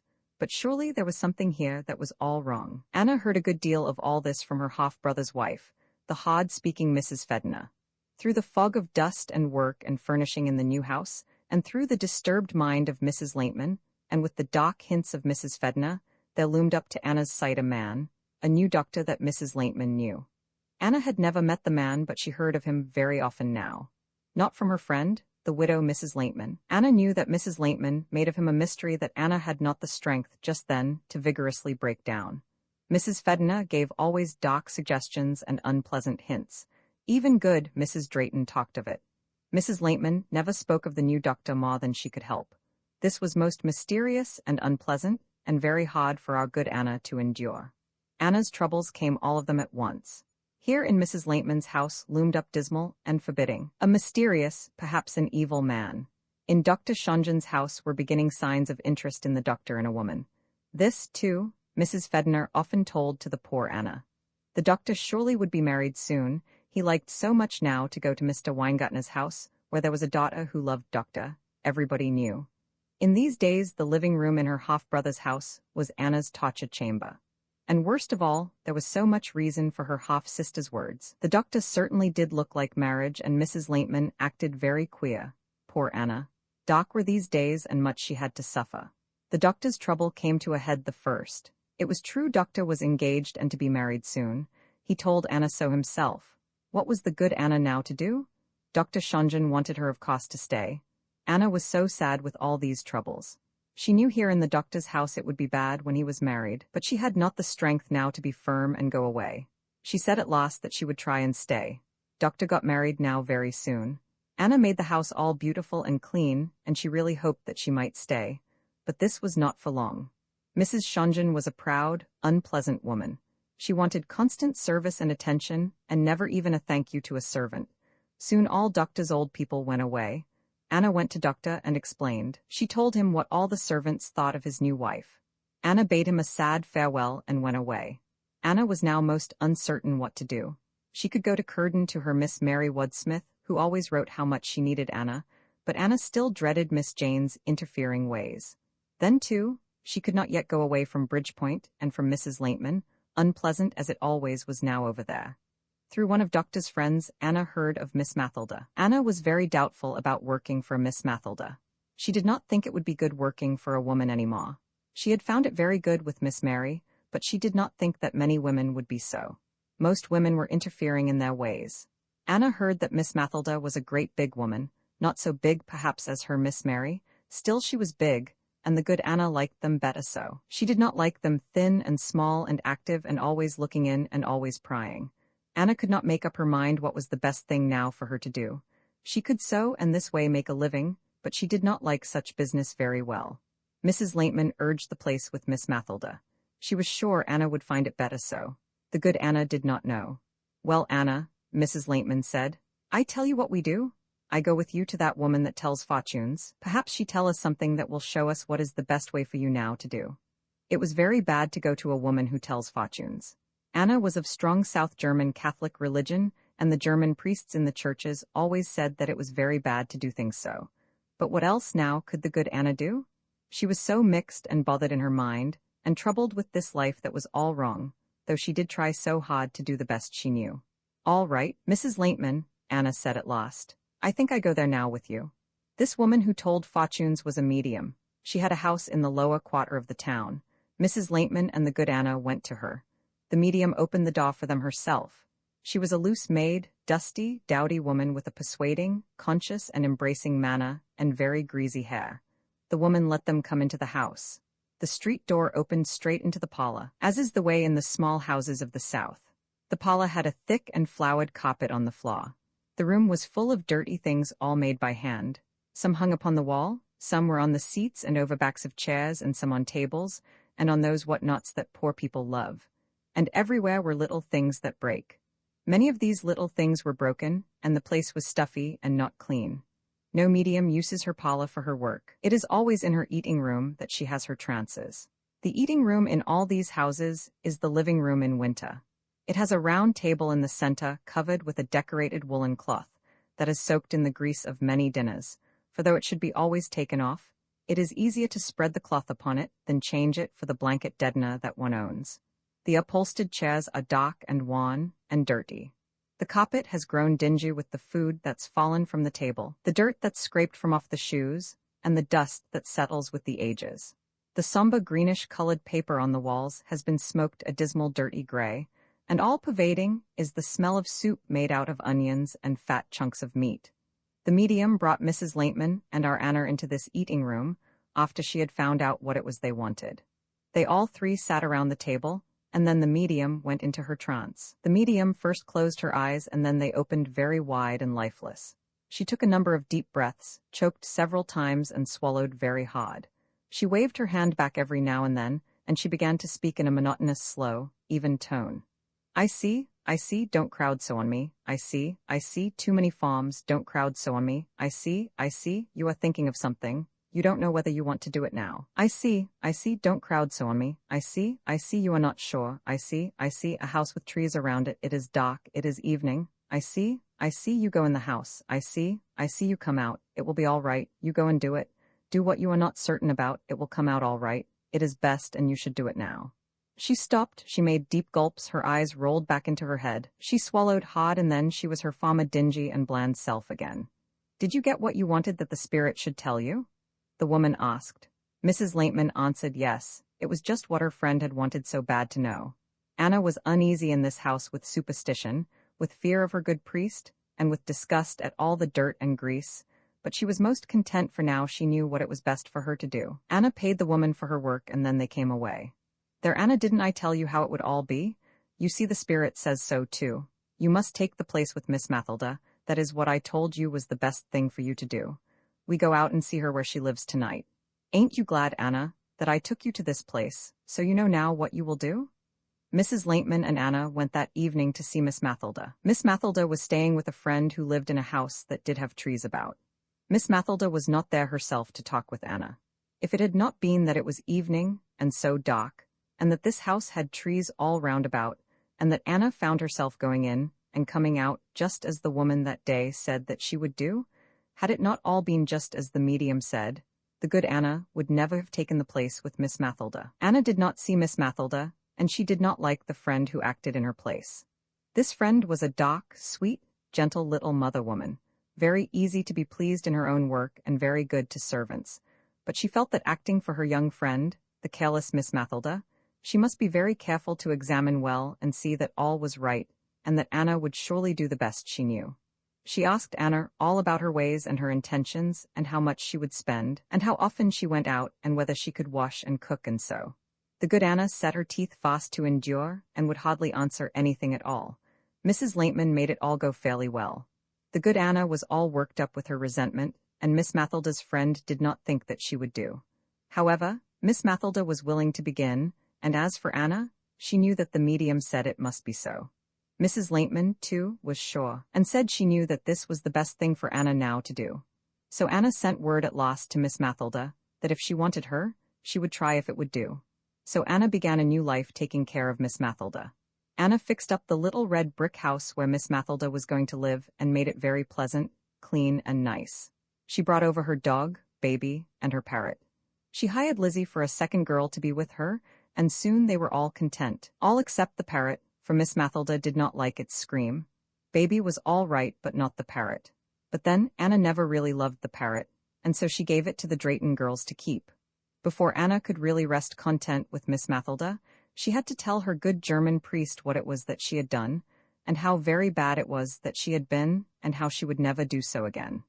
Anna really did believe with all her might. It was her fortune never to live with people who had any faith, but then that never worried Anna. She prayed for them always as she should, and she was very sure that they were good. The doctor loved to tease her with his doubts, and Miss Mathilda liked to do so too, but with the tolerant spirit of her church, Anna never thought that such things were bad for them to do. Anna found it hard to always know just why it was that things went wrong. Sometimes her glasses broke, and then she knew that she had not done her duty by the church, just in the way that she should do. Sometimes she was so hot at work that she would not go to Mass. Something always happened then. Anna's temper grew irritable, and her ways uncertain and distraught. Everybody suffered, and then her glasses broke. That was always very bad because they cost so much to fix. Still, in a way, it always ended Anna's troubles, because she knew then that all this was because she had been bad. As long as she could scold, it might be just the bad ways of all the thoughtless, careless world, but when her glasses broke, that made it clear. That meant that it was she herself who had been bad. No, it was no use for Anna not to do the way she should, for things always then went wrong and finally cost money to make whole, and this was the hardest thing for the good Anna to endure. Anna almost always did her duty. She made confession and her mission whenever it was right. Of course, she did not tell the father when she deceived people for their good, or when she wanted them to give something for a little less. When Anna told such histories to her doctor, and later to her cherished Miss Mathilda, her eyes were always full of humor and enjoyment as she explained that she had said it so, and now she would not have to tell the father, for she had not really made a sin. But going to a fortune teller, Anna knew was really bad. That had to be told to the father just as it was, and penance had then to be done. Anna did this, and now her new life was well begun, making Miss Mathilda and the rest do just the way they should. Yes, taking care of Miss Mathilda were the happiest days of all the good Anna's strong, hard-working life. With Miss Mathilda, Anna did it all. The clothes, the house, the hats, what she should wear and when, and what was always best for her to do. There was nothing Miss Mathilda would not let Anna manage, and only be too glad if she would do. Anna scolded and cooked and sewed and saved so well that Miss Mathilda had so much to spend that it kept Anna still busier scolding all the time about the things she bought that made so much work for Anna and the other girl to do. But for all the scolding, Anna was proud almost to bursting of her cherished Miss Mathilda, with all her knowledge and her great possessions, and the good Anna was always telling of it all to everybody that she knew. Yes, these were the happiest days of all her life with Anna, even though with her friends there were great sorrows. But these sorrows did not hurt the good Anna now, as they had done in the years that went before. Miss Mathilda was not a romance in the good Anna's life, but Anna gave her so much strong affection that it almost filled her life as full. It was well for the good Anna that her life with Miss Mathilda was so happy, for now in these days, Mrs. Laintman went altogether bad. The doctor she had learned to know was too certainly an evil as well as a mysterious man, and he had power over the widow and midwife, Mrs. Laintman. Anna never saw Mrs. Laintman at all now anymore. Mrs. Laintman had borrowed some more money and had given Anna a note then for it all, and after that Anna never saw her anymore. Anna now stopped altogether going to the Laintmans. Julia, the tall, gawky, good, blonde, stupid daughter, came often to see Anna, but she could tell little of her mother. It certainly did look very much as if Mrs. Laintman had now gone altogether bad. This was a great grief to the good Anna, but not so great a grief as it would have been had not Miss Mathilda meant so much to her now. Mrs. Laintman went from bad to worse. The doctor, the mysterious and evil man, got into trouble doing things that were not right to do. Mrs. Laintman was mixed up in this affair.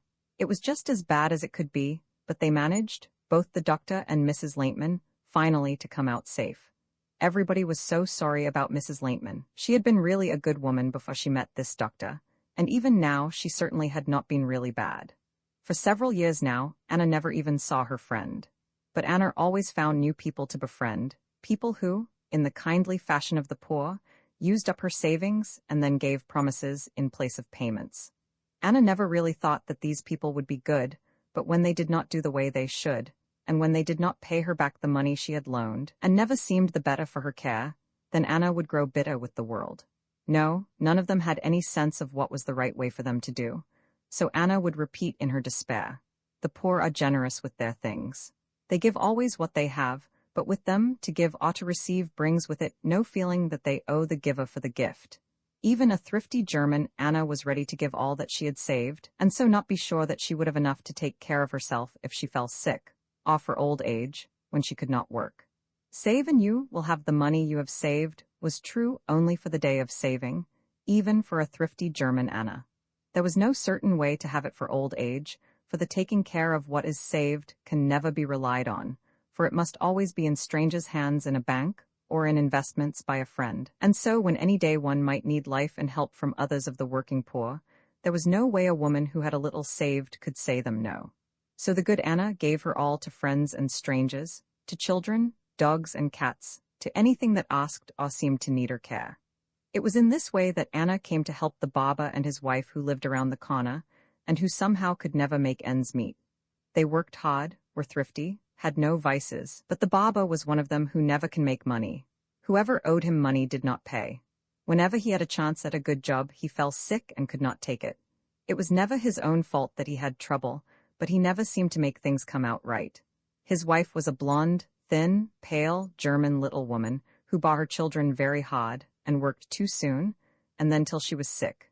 She, too, always had things that went wrong. They both needed constant help and patience, and the good Anna gave both to them all the time. Another woman who needed help from the good Anna was one who was in trouble from being good to others. This woman's husband's brother, who was very good, worked in a shop where there was a bohemian who was getting sick with consumption. This man got so much worse he could not do his work, but he was not so sick that he could stay in a hospital. So this woman had him living there with her. He was not a nice man, nor was he thankful for all the woman did for him. He was cross to her 2 children and made a great mess always in her house. The doctor said he must have many things to eat, and the woman and the brother of the husband got them for him. There was no friendship, no affection, no liking even for the man this woman cared for, no claim of common country or of kin, but in the kindly fashion of the poor, this woman gave her all, and made her house a nasty place, and for a man who was not even grateful for the gift. Then, of course, the woman herself got into trouble. Her husband's brother was now married. Her husband lost his job. She did not have the money for the rent. It was the good Anna's savings that were handy. So it went on. Sometimes a little girl, sometimes a big one was in trouble, and Anna heard of them and helped them to find places. Stray dogs and cats Anna always kept until she found them homes. She was always careful to learn whether these people would be good to animals. Out of the whole collection of stray creatures, it was the young Peter and the jolly little Rags. Anna could not find it in her heart to part with. These became part of the household of the good Anna's Miss Mathilda. Peter was a very useless creature, a foolish, silly, cherished, coward male. It was wild to see him rush up and down in the backyard, barking and bouncing at the wall, when there was some dog out beyond. But when the very littlest one there was got inside of the fence and only looked at Peter, Peter would retire to his Anna and blot himself out between her skirts. When Peter was left downstairs alone, he howled. "I am all alone," he wailed, and then the good Anna would have to come and fetch him up. Once, when Anna stayed a few nights in a house not far away, she had to carry Peter all the way, for Peter was afraid when he found himself on the street outside his house. Peter was a good-sized creature, and he sat there and he howled, and the good Anna carried him all the way in her own arms. He was a coward, was this Peter, but he had kindly, gentle eyes and a pretty collie head, and his fur was very thick and white and nice when he was washed. And then Peter never strayed away, and he looked out of his nice eyes, and he liked it when you rubbed him down, and he forgot you when you went away, and he barked whenever there was any noise. When he was a little pup, he had one night been put into the yard, and that was all of his origin she knew. The good Anna loved him well, and spoiled him as a good German mother always does her son. Little Rags was very different in his nature. He was a lively creature made out of ends of things, all fluffy and dust color, and he was always bounding up into the air, and dotting all about over and then under silly Peter, and often straight into solemn fat, blind, sleepy baby, and then in a wild rush after some stray cat. Rags was a pleasant, jolly little fellow.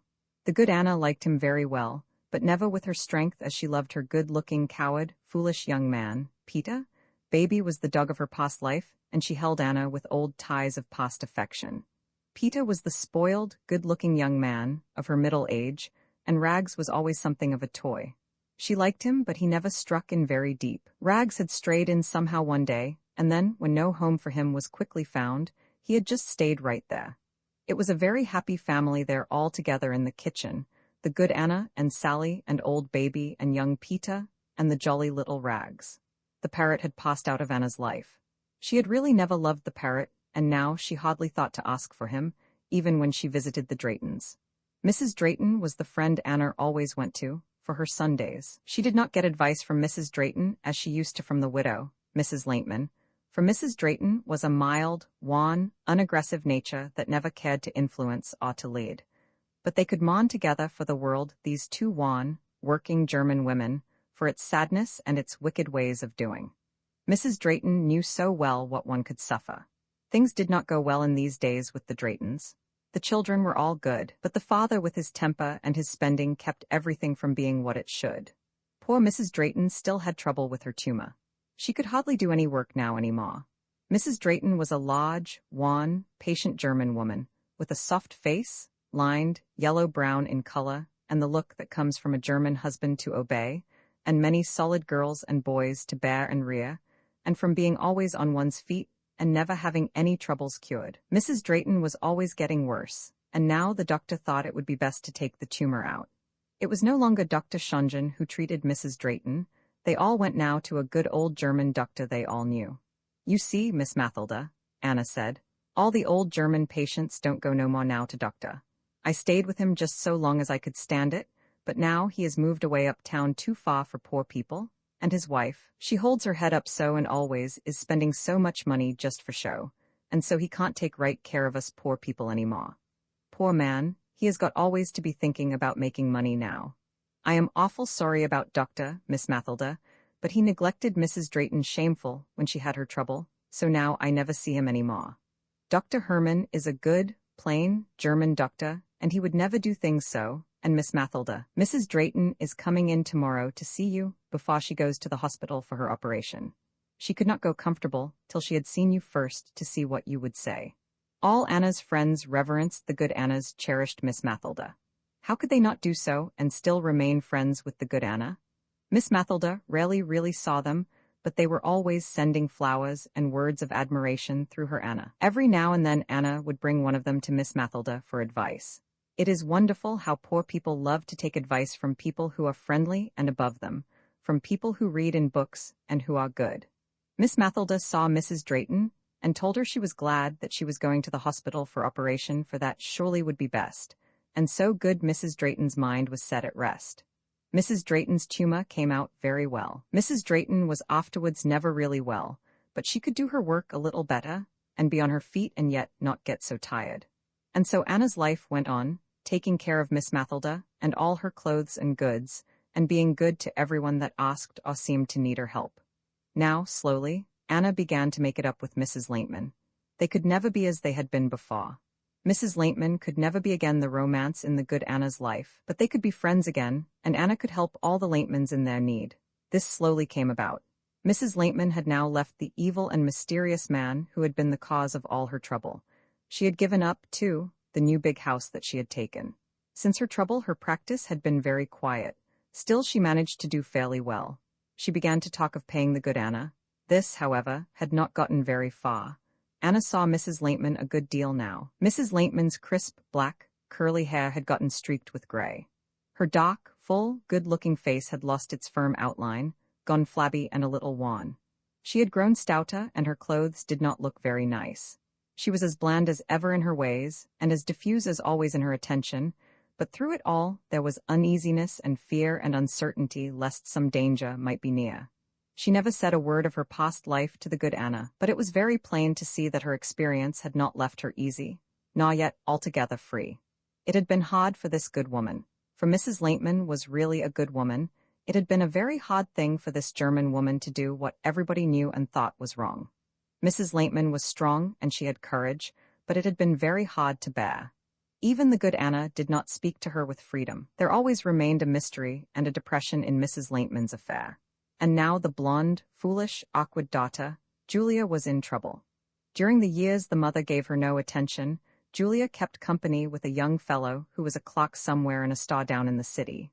He was a decent, dull young fellow, who did not make much money, and could never save it, for he had an old mother he supported. He and Julia had been keeping company for several years, and now it was needful that they should be married. But then how could they marry? He did not make enough to start them, and to keep on supporting his old mother too. Julia was not used to working much, and she said, and she was stubborn, that she would not live with Charlie's dirty, cross, old mother. Mrs. Laintman had no money. She was just beginning to get on her feet.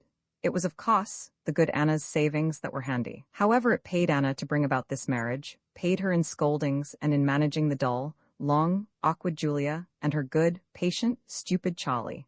Anna loved to buy things cheap and fix up a new place. Julia and Charlie were soon married and things went pretty well with them.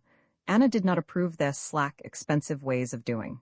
"No, Miss Mathilda," she would say, "the young people nowadays have no sense for saving and putting money by, so they will have something to use when they need it. There's Julia and her Charlie. I went in there the other day, Miss Mathilda, and they had a new table with a marble top, and on it they had a grand new plush album." "Where you get that album?" I asked Julia. "Oh, Charlie, he gave it to me for my birthday," she said, and I asked her if it was paid for, and she said not all yet, but it would be soon. Now I ask you, what business have they, Miss Mathilda, when they ain't paid for anything they got already? What business have they to be buying new things for her birthdays? Julia, she don't do no work. She just sits around and thinks how she can spend the money, and Charlie, he never puts 1 cent by. I never see anything like the people nowadays, Miss Mathilda. They don't seem to have any sense of being careful about money. Julia and Charlie, when they have any children, they won't have nothing to bring them up with right. I said that to Julia, Miss Mathilda, when she showed me those silly things that Charlie bought her, and she just said in her silly, giggling way, "Perhaps they won't have any children." I told her she ought to be ashamed of talking so, but I don't know, Miss Mathilda. The young people nowadays have no sense at all of what's the right way for them to do, and perhaps it's better if they don't have any children. And then Miss Mathilda, you know there is Mrs. Laintman. You know she regular adopted little Johnny just so she could pay out some more money, just as if she didn't have trouble enough taking care of her own children. No, Miss Mathilda, I never see how people can do things so. People don't seem to have no sense of right or wrong or anything these days, Miss Mathilda. They are just careless and thinking always of themselves and how they can always have a happy time. No, Miss Mathilda, I don't see how people can go on and do things so. The good Anna could not understand the careless and bad ways of all the world, and always she grew bitter with it all. No, not one of them had any sense of what was the right way for them to do. Anna's past life was now drawing to an end. Her old blind dog, Baby, was sick and like to die. Baby had been the first gift from her friend the widow, Mrs. Laintman, in the old days when Anna had been with Miss Mary Woodsmith, and when these two women had first come together. Through all the years of change, Baby had stayed with the good Anna, growing old and fat and blind and lazy. Baby had been active and errata when she was young, but that was so long ago it was forgotten, and for many years now, Baby had wanted only her warm basket and her dinner. Anna in her active life found need of others, of Peta and the funny little Rags, but always Baby was the eldest and held her with the ties of old affection. Anna was harsh when the young ones tried to keep poor Baby out and use her basket. Baby had been blind now for some years, as dogs get when they are no longer active. She got weak and fat and breathless, and she could not even stand long anymore. Anna had always to see that she got her dinner, and that the young active ones did not deprive her. Baby did not die with a real sickness. She just got older and more blind and coughed, and then more quiet, and then slowly one bright summer's day she died.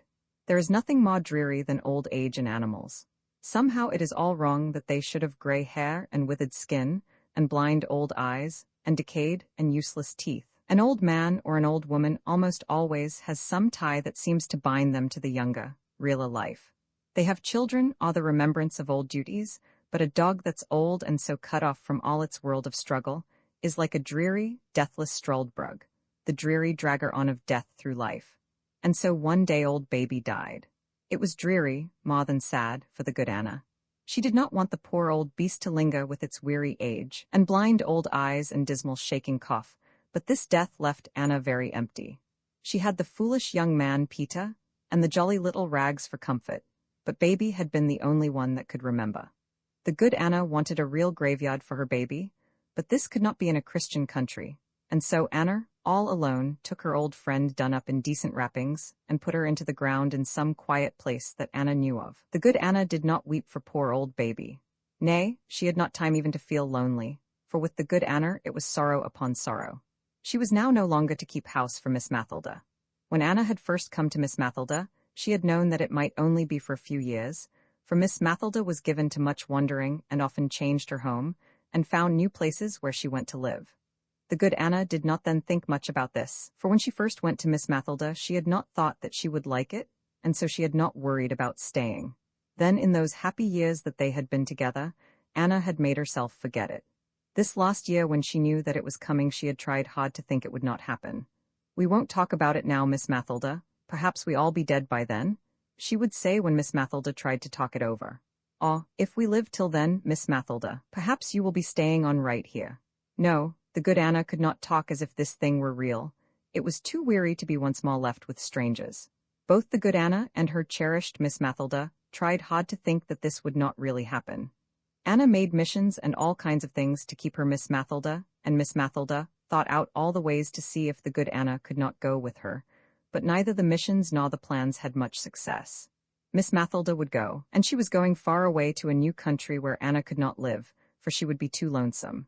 There was nothing that these two could do but part. "Perhaps we all be dead by then," the good Anna would repeat, but even that did not really happen.